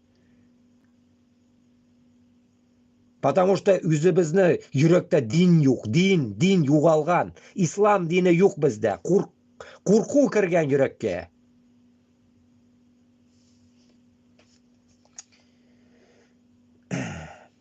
Приговорили к 9 годам колонии строгого режима в июле 18 года. 18 года. 18 года. Блядь, я хуею. Я, кстати, блядь, нахуй, шул елна депорт білен қойттым, блядь, Мәскеуге, блядь, Норвегиядан. В итоге, блядь, 6 ел өткен, нахуй. ФСБ России засадила в тюрьму с длительными от 5 до 24 лет сроками заключения 21 башкира по делу Хизбут Тахрир. Нихуя себе. Это тоже я не слышал. Многие по статье о покушении на насильственный захват власти. По Баймакскому делу почти уже год находится в СИЗО более 80 простых деревенских башкирских мужчин. Реальное число дел около 100. Ну да. 99 дегенлари. Суровые приговоры выносятся, несмотря ни на что, и нет ни одного намека, что московская власть может спустить это резонансное дело на тормозах. Например, обвиняемый Ильшат Ульябаев, 50-летний фермер-коневод из Хайбулинского района Башкортостана, был признан виновным по статье применения насилия в отношении представителя власти об участии в массовых беспорядках и приговорен к 5 годам колонии общего режима. Обвинение запрашивало 10 лет. У арестованного на воле остались 8 детей. 8 детей, блядь! И супруга, страдавшая онкологическим заболеванием. Инагнеке. Мнасингеме. Какой напрашивается вывод у обычного человека на такое положение дел? Что там наверху? Вообще никто ничего не контролирует? Тут давайте вот засуну опять свою нахуй тему, да? Наверху, кое dedim әлі, койда тоқтадым, блядь. Контролирует. Никто ничего не... Ага. Что там наверху не контролирует? Вот башқұрт білен татарға мен тағында айтам. Абыйларым, туғанларым, братишки, сестренки деген кебек, блядь. Бізді үстімізден контроль сізні туйдырмады ма? Вам не надоело контроль, блядь? Вы чё, блядь, нахуй? Родились свободными, и над нами кто-то должен контролировать? Я не могу понять. Контроль есть, бізді үстімізде, Аллах Та'алям. Но зачем нам на земле наместники, которые должны нас контролировать? И вы не можете понять этого. Зачем нам хозяева на нашей земле? Кто должен нас контролировать? Никто. Кто они нам? Инам тугul, отам тугul менga контроль берген олар, блядь. Sizde de шулай боларға тиіш. Шулай ук. А нахрена вас кто-то должен контролировать? Вот это я не могу понять, блядь. Давайте перестанем, чтобы нас кто-то контролировал. Давайте все мы возьмем под контроль сами. Че мы, тупее узкожопых, что ли? Че мы не можем контролировать, блядь, свои территории сами? Без всяких хуев, блядь, сосунков, лаптоебов этих, блядь, финно-угров? Ну, до такой степени, нахуй, любить свою жизнь и идти умирать в Украине? Ну, я не знаю, блядь, что за у вас такой нрав такой в себе? Вы себя так любите, значит, получается, именно. Главное, блядь, Украинада улясыз, а Башкортостан үшін ульмейсіз, блядь. Вот как можно вас понять, блядь? Почему мы вас не можем вытащить, блядь, чтобы за Башкортостан умирали, а за Украину вы умираете? Вот где логика, блядь? Почему так у нас происходит? Почему мы не можем встать и пойти, блядь, на Москву? Я бы тоже вот мына түкіріп шығып кетерем мына мындан. Утрам мында, блядь, көкей салып, блядь. Мен уже бірнеше мәрте мында келгеш, менің дұрысын айтса, мында яшисім де келмей, по сути, блядь, оказывается. То ли қартаям, блядь, то ли чё, блядь.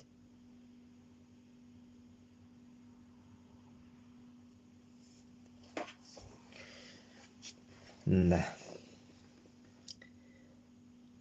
Там некому что-то понимать, и что маховик репрессий уже раскручивается сам по себе по своей собственной обезличенной логике зла. Это уже какая-то война всех против всех. Геноцидальная природа русской власти вновь начинает проявляться на нашей земле во всей ее красе, как в старые добрые времена. После тех зверств, которые творят руки Москвы в Украине, уже бессмысленно у них о чем-то вопрошать. Они ответят или ответят бредом серийных убийц. Попытаемся сохранить здравомыслие и продолжить логический ряд. Даже ребенку сейчас понятно, что друзьями русские москали, кацапы и украинцы больше не будут никогда после всего этого. После всего этого будут ли башкиры дружить с русскими или шире башкортостанцы с Москвой? Можно ли такое исправить, к примеру, показательными трибуналами над военными преступниками, чекистами и силовиками? А вот башкиры с украинцами могут снова подружиться, если хорошо попросить прощения. Как ездили после войны некоторые башкиры полицейские в горы Чечни Тойбакаларга. Аузубилля. Пиздец. Суровые башкирские мужчины огорчаются и сосредотачиваются. Но не все способны так долго ждать в надежде, что маразм не может длиться вечно. Башкиры любят идею свободы. Много сотен лет они жили в военной демократии по типу Запорожской Сечи с акефальной структурой общества и независимости. Нужно лишь хорошо сосредоточиться на этой простой идее, сконцентрироваться во имя наших детей. Песня, которую пел Марат Шарафуддинов в своем коротком видео, называется «Ок сескелер». Там есть такие слова, как «Хине тeuge topqir ок сескелер мин үзгәйнем. Хинен өсөн хию өсөн мин кайтырмын дигәйнем. Язар хайын сескә үзем мине гафу итегез. Язар хайын кайтхам коштай минен сәлам әйтегез. Прислал подписчик.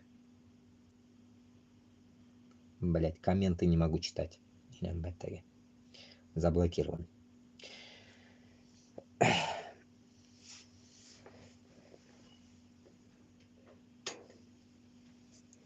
Честно, я его историю не знаю. Кто знает, наверное, он как бы, ну, понимает. Я по его словам, ну, за что он сейчас этот сел или сидит, нихуя не понял, блядь. Я не понимаю, конечно, но суть, хуй с ним, понимай, не понимай, блядь, ни кутарма, біз шуны терпеть етірге тиіжбіз. Біздің халықны утырталар. Салават Юлаевны утырткан кебек, блядь, мысқыллап, притом еще. Мысқыллап утырталар. Главное, узкожопая община на улице ходит, блядь, маньяки на улице ходят, а безнакеляр утра. Потому что больно длинный язык у нас, да ведь? Поэтому утырталар. Ладно, али утырмиляр. Утырталар али пока. Чтобы мы, может, когда-нибудь зайдем и вытащим их, если они останутся там живыми. Если там их не изнасилуют. Шваброй. Шунарга туганлар. Я думаю, цель нашего, блядь, вот этого всего мероприятия, которое мы вот проходим каждый день, что-то говорим, Комитет Башкирского национального движения и так далее, вот, вот в Оттаве, Канаде проходило, да, и тут Руслан Сулейман, там Айгуль Леон и так далее, все, да, они там что-то пытаются достучаться, вот, пишут, вот, организаторы форума выставили плакаты с политическими заключенными из числа коренных народов. Башкорты Фаиль Алсынов и Айрат Дильмухаметов. Ну, национальное движение активист Руслан Сулейманов и Айгуль Леон. Национальное движение за рубежом. Член исполнительного комитета. Получается, как вам сказать, блядь? Ну, если киши хакына сүлесек, Руслан Габбасов, Кашапов, Айгуль Леон, Руслан Сулейман, Руслан Айсин, еще пару человек. Все, никого нету. Никого нету. Другие там просто подобие меня. Так скажем. Выскочки, которые пытаются, блядь, что-то достучаться до людей. Но из этих выскочек нас должно быть дохуя. Весь Башкортостан должен, блядь, восстать. И Татарстан.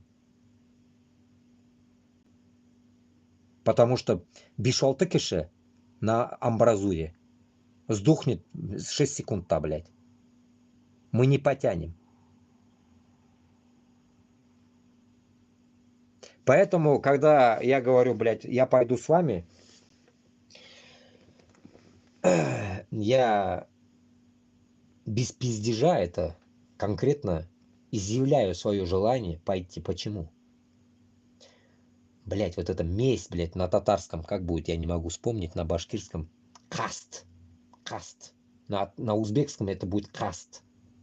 Блять, на татарском, башкирском как будет каст? На этот, месть как будет? Кто знает, напишите месть на татарском, на башкирском, чтобы я вам это излагал на вашем языке, родном языке. Месть, я не знаю, блядь. Я на узбекском почему-то знаю его, блядь. Хуй знает, почему я его знаю. Наверное, тоже, наверное, у нас все-таки детство не сладкое проходило в Узбекистане.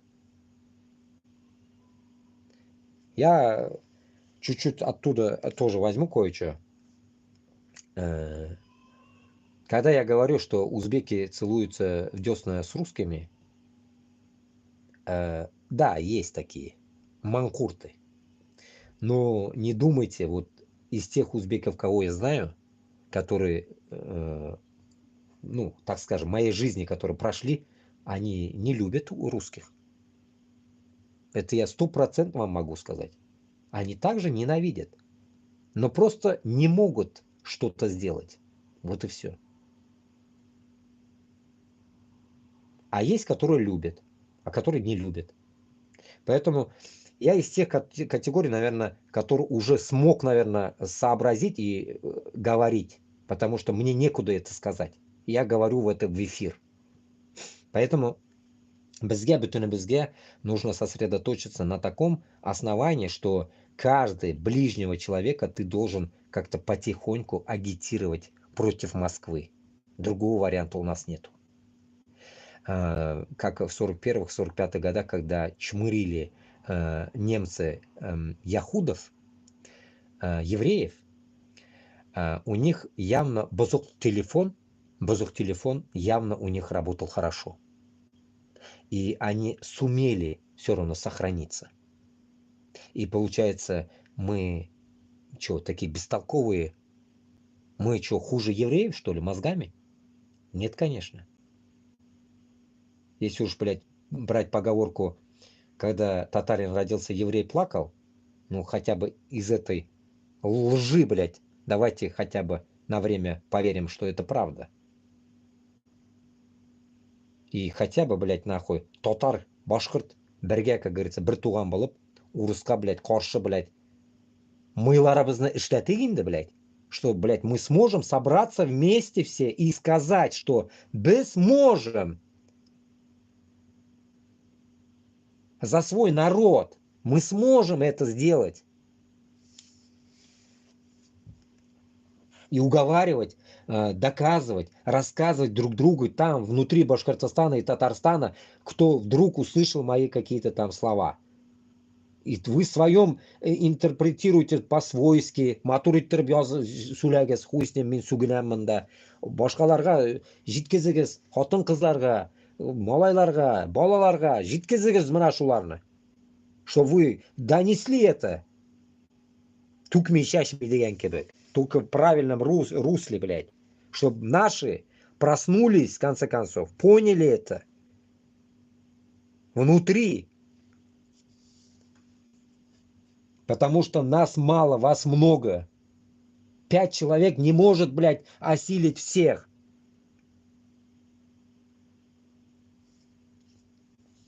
Но Салават Юлаев смог. Салават Юлаев смог. Значит, в те времена просто были люди, которые любили свою землю.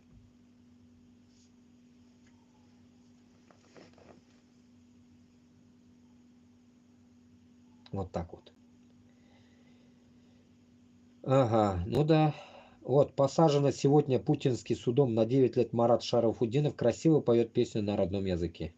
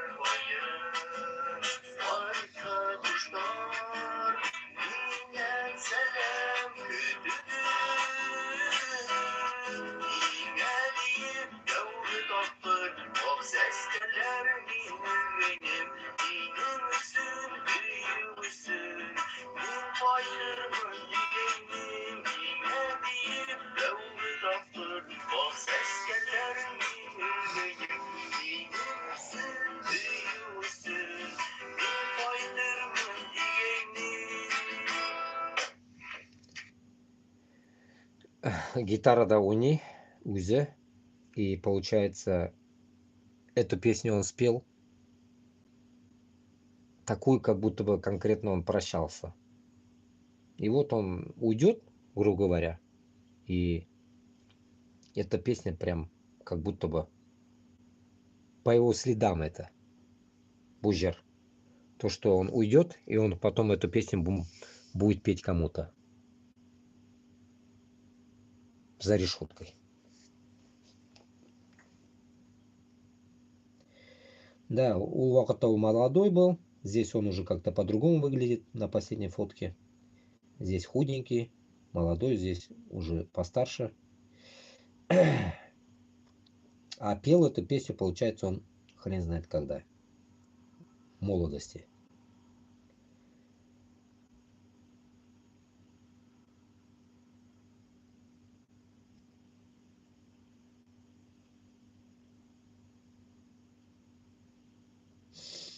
Башкирский активист Марат Шарафутдинов, известный как один из активных защитников Шихан Кушта, в 2020 году был сегодня приговорен к 9 годам. Понятно. теперь, возвращаясь назад, к тому побегу, который у вас вообще, если вдруг такая хуйня у вас в голове будет.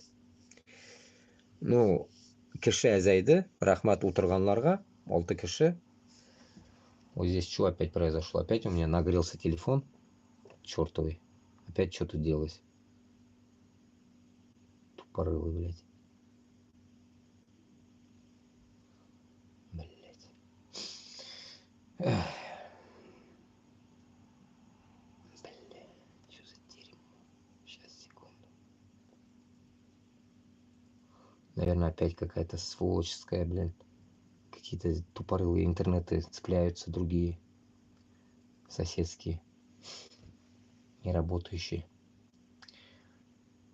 И нарсекей. Куштау был в 2020 году, Харагас. Что я хотел сказать? Мысль чуть не сбежала. И его сейчас взяли. В 2024 году. Хрен знает за что, почем, зачем, почему.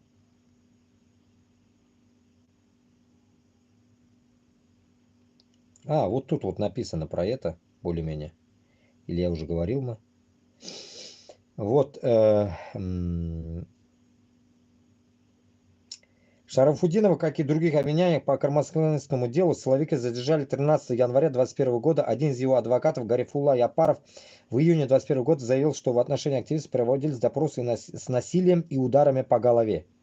В начале августа 2021 года Япаров сообщал, что Шарафудинова поместили в республиканскую клиническую психиатрическую больницу в Базилевке, пригород Уфы, на лечение в связи с обострившимся заболеванием. В августе 2021 года дело Шарафуддина выделили в отдельное производство и затем приостановили. Дело возобновили не позже начала января 2023 года, когда был оглашен приговор другим 3 фигурантам кармасканского дела.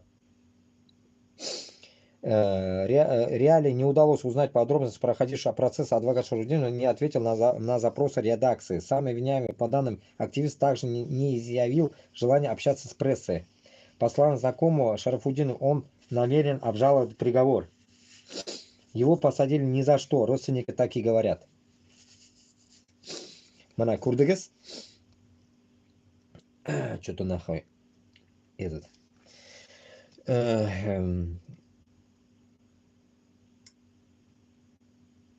Шарафуддинов был участником так называемой кармаскалинской четверки, группы башкирских парней, которые в 2020 году вызвали на разборку представителей армянской мафии. Конфликт заключался в том, что армяне напали на башкирскую женщину в селе Кармаскалы, а башкиры решили вступиться за нее и назначили стрелку. На стрелку трусливые армяне не приехали, но вместо них приехали сотрудники русского ОМОНа, которые задержали парней.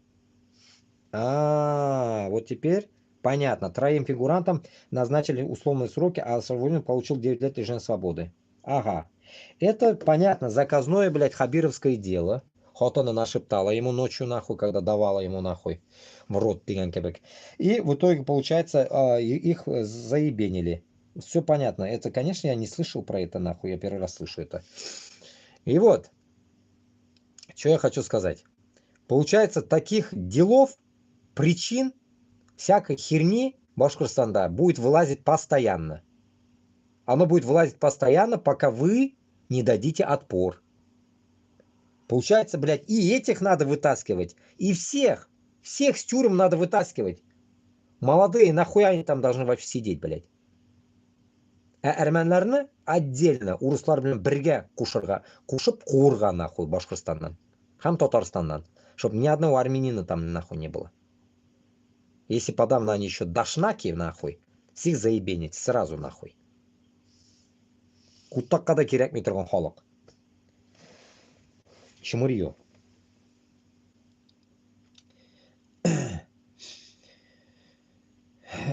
Шундый хәл. Поэтому, получается, башкир белән татар, не ожидая каких-то, если вы чувствуете, что у вас какая-то хуйня, блядь, происходит, вы не должны ожидать и должны свалить нахрен. Чё ждать-то, блядь, я не могу понять. Чё ждать? Значит, если у вас что-то прокол есть где-то, съебывайтесь сразу, заранее. Загребут в армию, самые, блядь, легкое. А так засунут вон на 9-10 лет нахуй. Кстати, вот таких они не возьмут в армию, знаете, да? Вот таких они не будут в армию брать. Вот сколько они сидят, еще никого не сказали, что в армию ушел. А таких не возьмут. Бунтари. Эти, как это, кто-то мне в Норвегии говорил. Саботаж, блядь. Типа такие.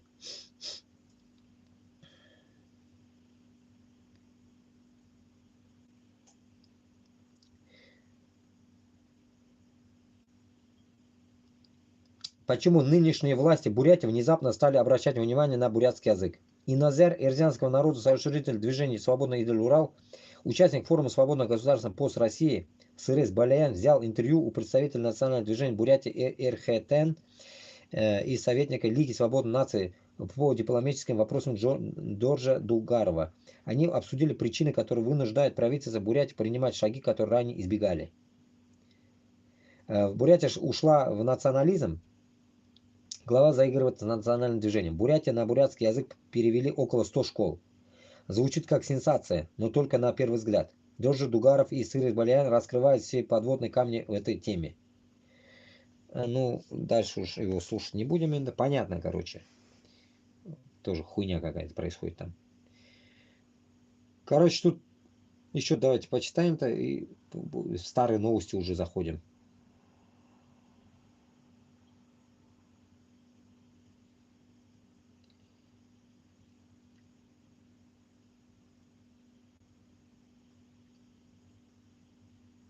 Кто, интересно, виноват в этом? Раньше Исхаков во всех бедах винил башкир.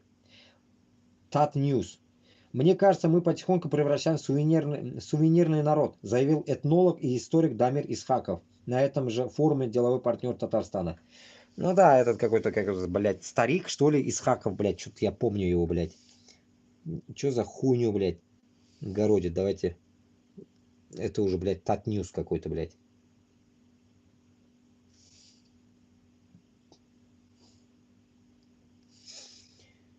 Участников форума «Деловые партнеры Татарстана», который проходит в эти дни в Татарстане.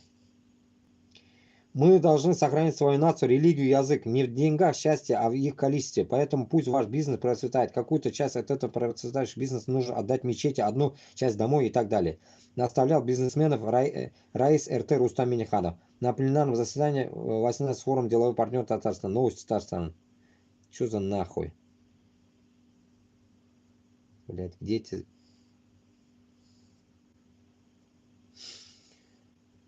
Так. 18 ноября что-то происходило.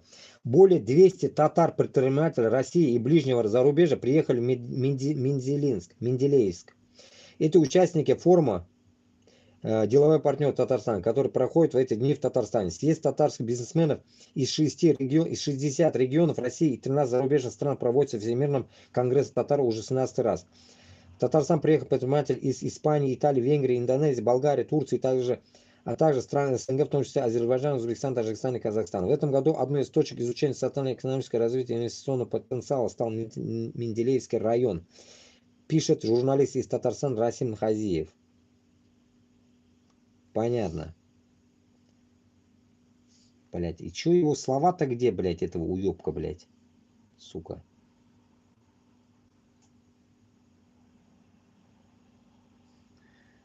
Так и не нашел. Короче, хуйня какая-то. Нахуй он его засунул сюда.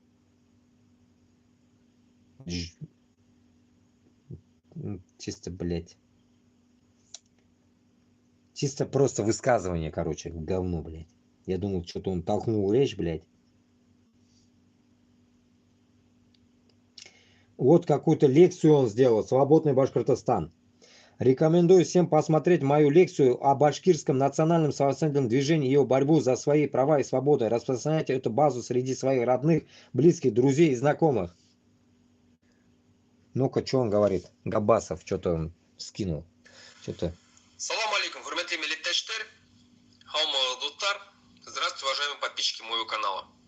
Сегодня я хотел бы вам прочитать лекцию о башкирском национально-освободительном движении. О том, как наши башкиры, наш башкирский народ воевал с оружием в руках за свои права и свободы, за право быть независимыми, за право быть свободными. Это краткая лекция большой истории башкирского народа в своей борьбе.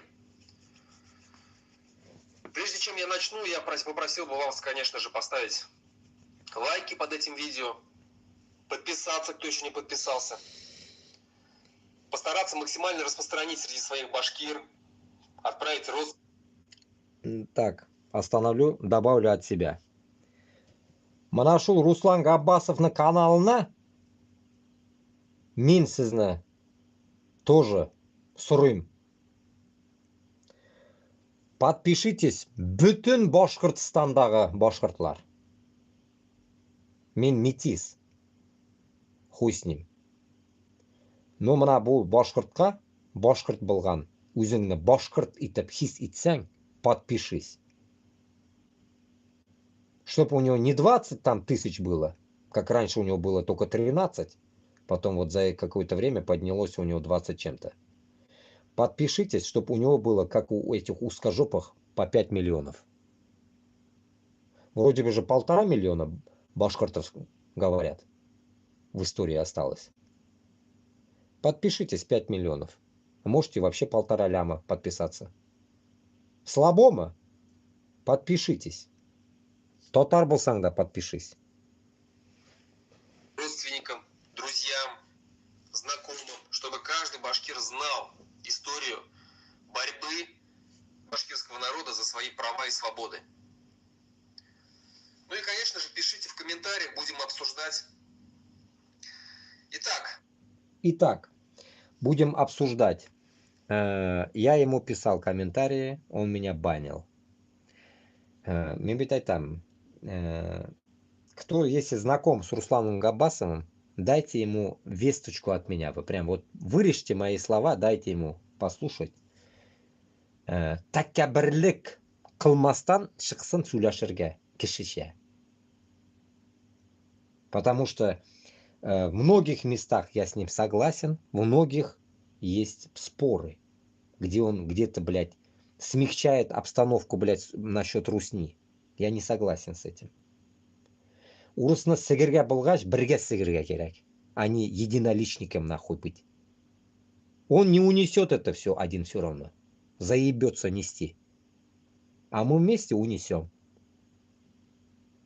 Поэтому, если что, передайте ему, чтобы он, блядь, вышел на связь. Мен оларға уже инәліп шықмайым больше. Потому что, когда тебе пишут, ты не можешь банить людей. И банить не надо. Если сильно, окей, блядь, халық, блядь, пытается на одном уровне идти, примерно, да, ведь? В Башкортостан халқынан шыққан кіші кетіп бара за независимость Башкортостана. Какого хуя ты ему не даешь с тобой поговорить? Вот этого я не могу понять, блядь. Почему-то, блядь, вот у татар вот этой хуйни нету, блядь. Кашапов, блядь, Ильшат Хаби из Америки, блядь, все они вышли сразу, блядь, со мной. Сразу, автоматом. А этот нихуя. Такабірлік. Кибер, высокомерие. Ну, я не ожидал, что у башкиртов есть высокомерие. Гордыня должна быть, но не высокомерие.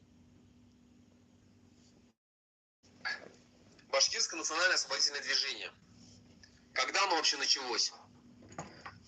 По моему мнению, на мой взгляд, зародилось оно много лет назад, а именно тогда, когда русские, нарушая все подписанные ранее договоры, начали захватывать территории башкирских родов, ущемлять местное население в правах, облагать его непомерными налогами и насильно обращать башкир-мусульман в христианскую веру.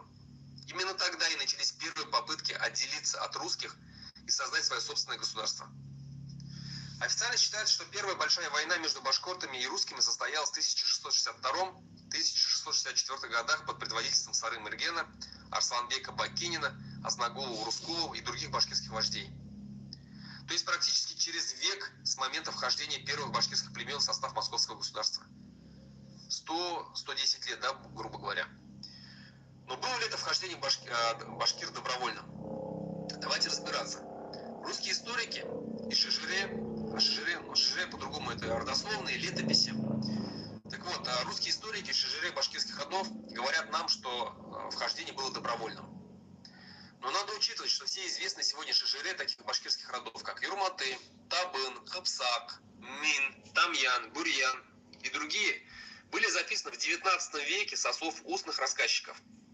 Сколько там правды, а сколько выдумки, неизвестно. Настоящих оригиналов этих шежирей, этих договоров с московским государством нету. Например, сохранилось 2 списка шежирей рода Юрматы 19-го, начала 20 века. Один из них был опубликован в журнале «Башхорт Аймагы» в 1927 году известным башкирским политическим деятелем Сагитом Рясовым. Второй был включен в сборник известного башкирского историка Раиля Кузеева. В его книгу Интересно, блядь. Опять, блядь, про род Юрматы, блин. Интересно, интересно. Минем Кортатаем был председатель колхоза. Шо, Стерлибашта. Койдатыр инде. В тех краях, короче. Уж точно не буду говорить здесь. В тех краях. Потому что...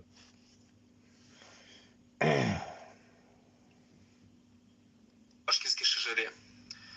Надо также учитывать, что в 19 веке все документы, а шежире это, безусловно, документ, записывались мулами. Так кто же такие мулы 19 века? Это проводники царской политики, которые получали жалования и полностью зависели от царской власти.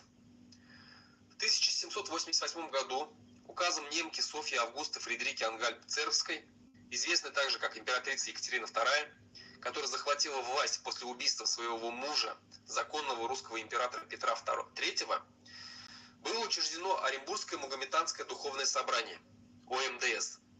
Оно было создано по просьбе уфимского наместника Осипа Игельстрома как государственное учреждение для испытания лиц духовного звания и отбора среди них благонадежных. Здесь добавлю, но мы это дуалар не дослушаем, потому что кеше эзейда, во-первых. И это давайте оставим на другой день, чтобы мы поставим его как раз на прослушку, когда будет много людей, днем или как-то мы дадим, потому что это что-то свежее, я его даже сам не слушал, я его потом вникнул в него. Короче, как я понял, Руслан Габбасов начал делать историю, пишите ему комментарии, чтобы он каждый день выкладывал, нехуй делать ему все равно, выкладывал историю. Каждый день, час-два истории. Башкиртина татарга. Вливать, как говорится, тимир белян, блядь, нахуй, мыларна, заливать нахуй нам историю. Всем. И мне даже. Минда кутам набельмим. Поэтому, как говорится, давайте будем ставить ему лайки и писать комментарии, чтобы он каждый день, блядь, делал, как вот это Майкл Наки, нахуй, историю. Историю башкиртов и татар в Башкортостане. Чтобы, блядь, он опять своим нацизмом не занимался, блядь. Татарлар надо кушсан. Башкир-татарлар. Башкортостанда, как они вышли, как они, нахуй, жили там. Вот всю историю, короче. И потихоньку добавлял, чтобы другие народы, кто там обитал еще, кто приходил, уходил, приходил, уходил. Короче, суть, вся та история, которая, вот, допустим, казахлар, бля, узена история, охуительно. Правду, не ту, которую нам в Узбекистане учили, блядь, сука, лживую историю Узбекистана. Когда, блядь, нахуй, Каканское ханство на самом деле, блядь, как узкожопые разоряли. Этого не было. Это я в дальнейшем где-то услышал. А узбекская история, хуйню мы учили, блядь. Поэтому, что вот такого не было, Башкортостана дошла, история была переписанная, дерьмо.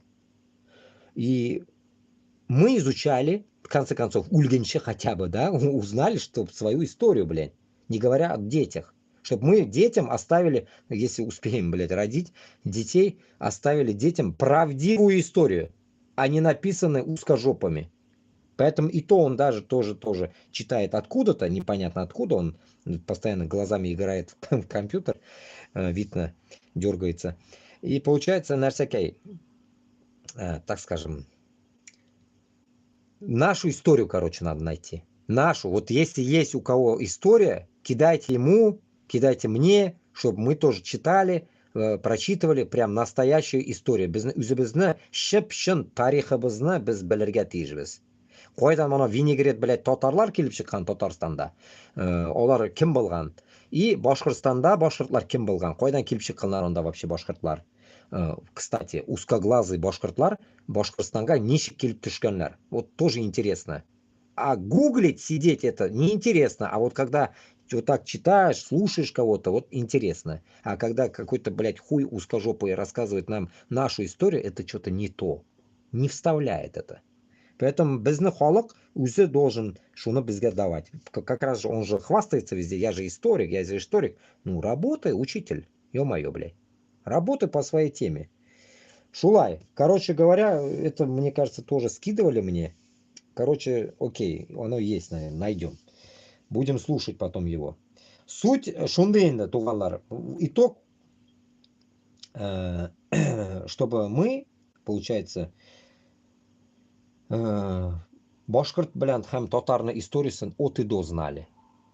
И по этой истории, как по Корану, так скажем, да, это наш, так скажем, какой-то атрибут был, чтобы мы по нему построили новое свое государство.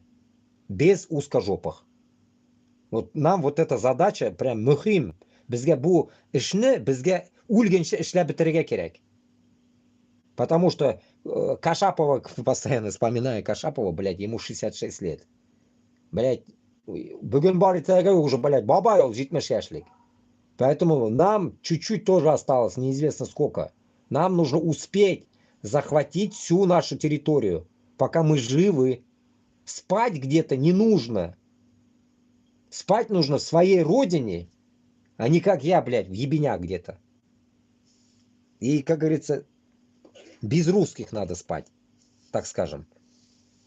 А вы спите с русскими и думаете, что, блядь, вы им нужны. Шундыхаль, дуслар. Поэтому, короче говоря, наверное, сегодня заканчиваем. До хера, короче, сулярга мында тағын, ну, новостей много, но я примерно в своем телеге все вычитал уже до 18 числа. Уже нового ничего нету. Бүгін 21 уже. И потом будем дальше уже по обстановке еще что-то будем делать. А так можете подписываться меня телеграмга хотя бы. Телеграм-да, давайте увеличим разнос, потому что телеграм-да тоже вирусный он. Идет туда-сюда, скидывать удобно там, чем YouTube, да, YouTube на 5 часов. Кто будет смотреть? Вот я сейчас 2 часа 37 минут веду это. Кто его будет смотреть? Никто нахрен. Поэтому так скажем, краткие какие-то вещи там, обсуждения, пишите, вот граница Хорватия, у меня как раз называется «Помощь беженцам». Я вот такую тему открывал когда-то, и вот я готов помогать всем, кто просит помощи, так скажем, на всякой, чтобы их не отправили на войну и так далее, начиная от всякого, и вот этого, блядь, всякие крымоскалинские, тюрьмы, туда-сюда. Короче говоря, вся несправедливость, которая, и вы хотите убежать, бегите. Нехуй там сидеть. Все. Потому что, как минем энкей айта, рыск балам, онарға нәнәсе айтқан һәр вақыт. Мәдрәсә теге, мәдрәсәне бітірген, Уфа мәдрәсәсін бітірген нәнәм, қарт нәнәм инде. Говорила, кызым балам рыск йөртә безне, рыск йөртә деген ул всегда. И вот она мне постоянно это напоминает. Поэтому мой рыск в данный момент здесь. У Алтына Валитова рыск в Америке, значит. Ишмурат Хазрат тоже здесь. У Габасова тоже здесь. Кашапов в Англии. Вот так примерно. Поэтому у каждого свой рыск. Поэтому вы не думайте, что вы постоянно будете үзегізні эпейні Ошарға, Башқұртстанда или Татарстанда, или там гнить будете, как говорится, в Украине. Поэтому вы сами строите свою жизнь. Но всегда при помощи Аллаха. Аллахна юлында йөрсәң, вы и на стороне найдете свой рыск. Потому что обещание Аллаха – это закон. Он никогда без пропитания никого не оставлял, не оставит. Даже чумаляна. Чумаля – это кырмыска. Кырмысканы даже у калдырмы без пропитания. Поэтому все будут с пропитанием. Так что не ссыте, рожайте детей, увеличивайтесь, башқұрт татарлар, рожайте, рожайте, еще раз рожайте. Я не Путин, Узких не рожайте, рожайте наших. Вот так вот. И Олга. Свободная, как говорится, давлят круга и так далее. Шулай. Шундай яхшы нәрсәкәйләрдә күрешергә насыйп кылсын. Алладан сорыйк. Аллага тәүбә кылыйк. И давайте мы будем это тоже, в конце концов, стремиться к свободе, как украинцы. Нам, как говорится, победить Москву, это не трудно. Вы просто думаете, что это страшно. Да, умирать страшно, наверное. Но за Родину умереть, я думаю, не страшно. Потому что наши деды прошли уже это. Лежали в окопах, шли, полуголодные. А один кусочек хлеба делили на 7, глотали и, говорит, шемердык. Глотали и сосали этот кусок хлеба, чтоб надолго хватало. И все. И так они прошли. 41-45. 4 года, может и 5 шла эта война. А мы, как говорится, засранцы, которые не можем даже, блядь, на Москву дойти. Нам же не говорят, блядь, до Берлина идти. До Москвы, блядь. А до Берлина нахуй 2-3 километра, наверное. 1000. Хз. Короче, шундыхаль. Поэтому, как говорится, давайте, башкортлар, татарлар, не будем спать. Если мы подымемся, подымется Кавказ, подымется Алтай и все другие. И за нашей спиной будет всегда Казахстан. Поэтому нам нехуй ссать. Нас бояться должны. Просто башны күтәрик. Житті иелеп йөрергә. Мескен кебек. Короче, справа закрываю. 3 кеше генә анда. И потом слева. Рахмат. Всем ассалам алейкум. Кто был с нами, со мной деген кебек. Зур рахмат. Но мында, как обычно, был YouTube нәрсәдер произошло. 414 кеше генә утырган мында. Вот что-то произошло с этим, наверное. Опять они вырубили мне монетизацию и так далее. Исән сау, дуслар, 9 кеше. Бик зур рахмат. Тынычлыгы сезгә. В телегу все скинул эти... Сколько сидел, и вот отчет, короче, в телеге будет.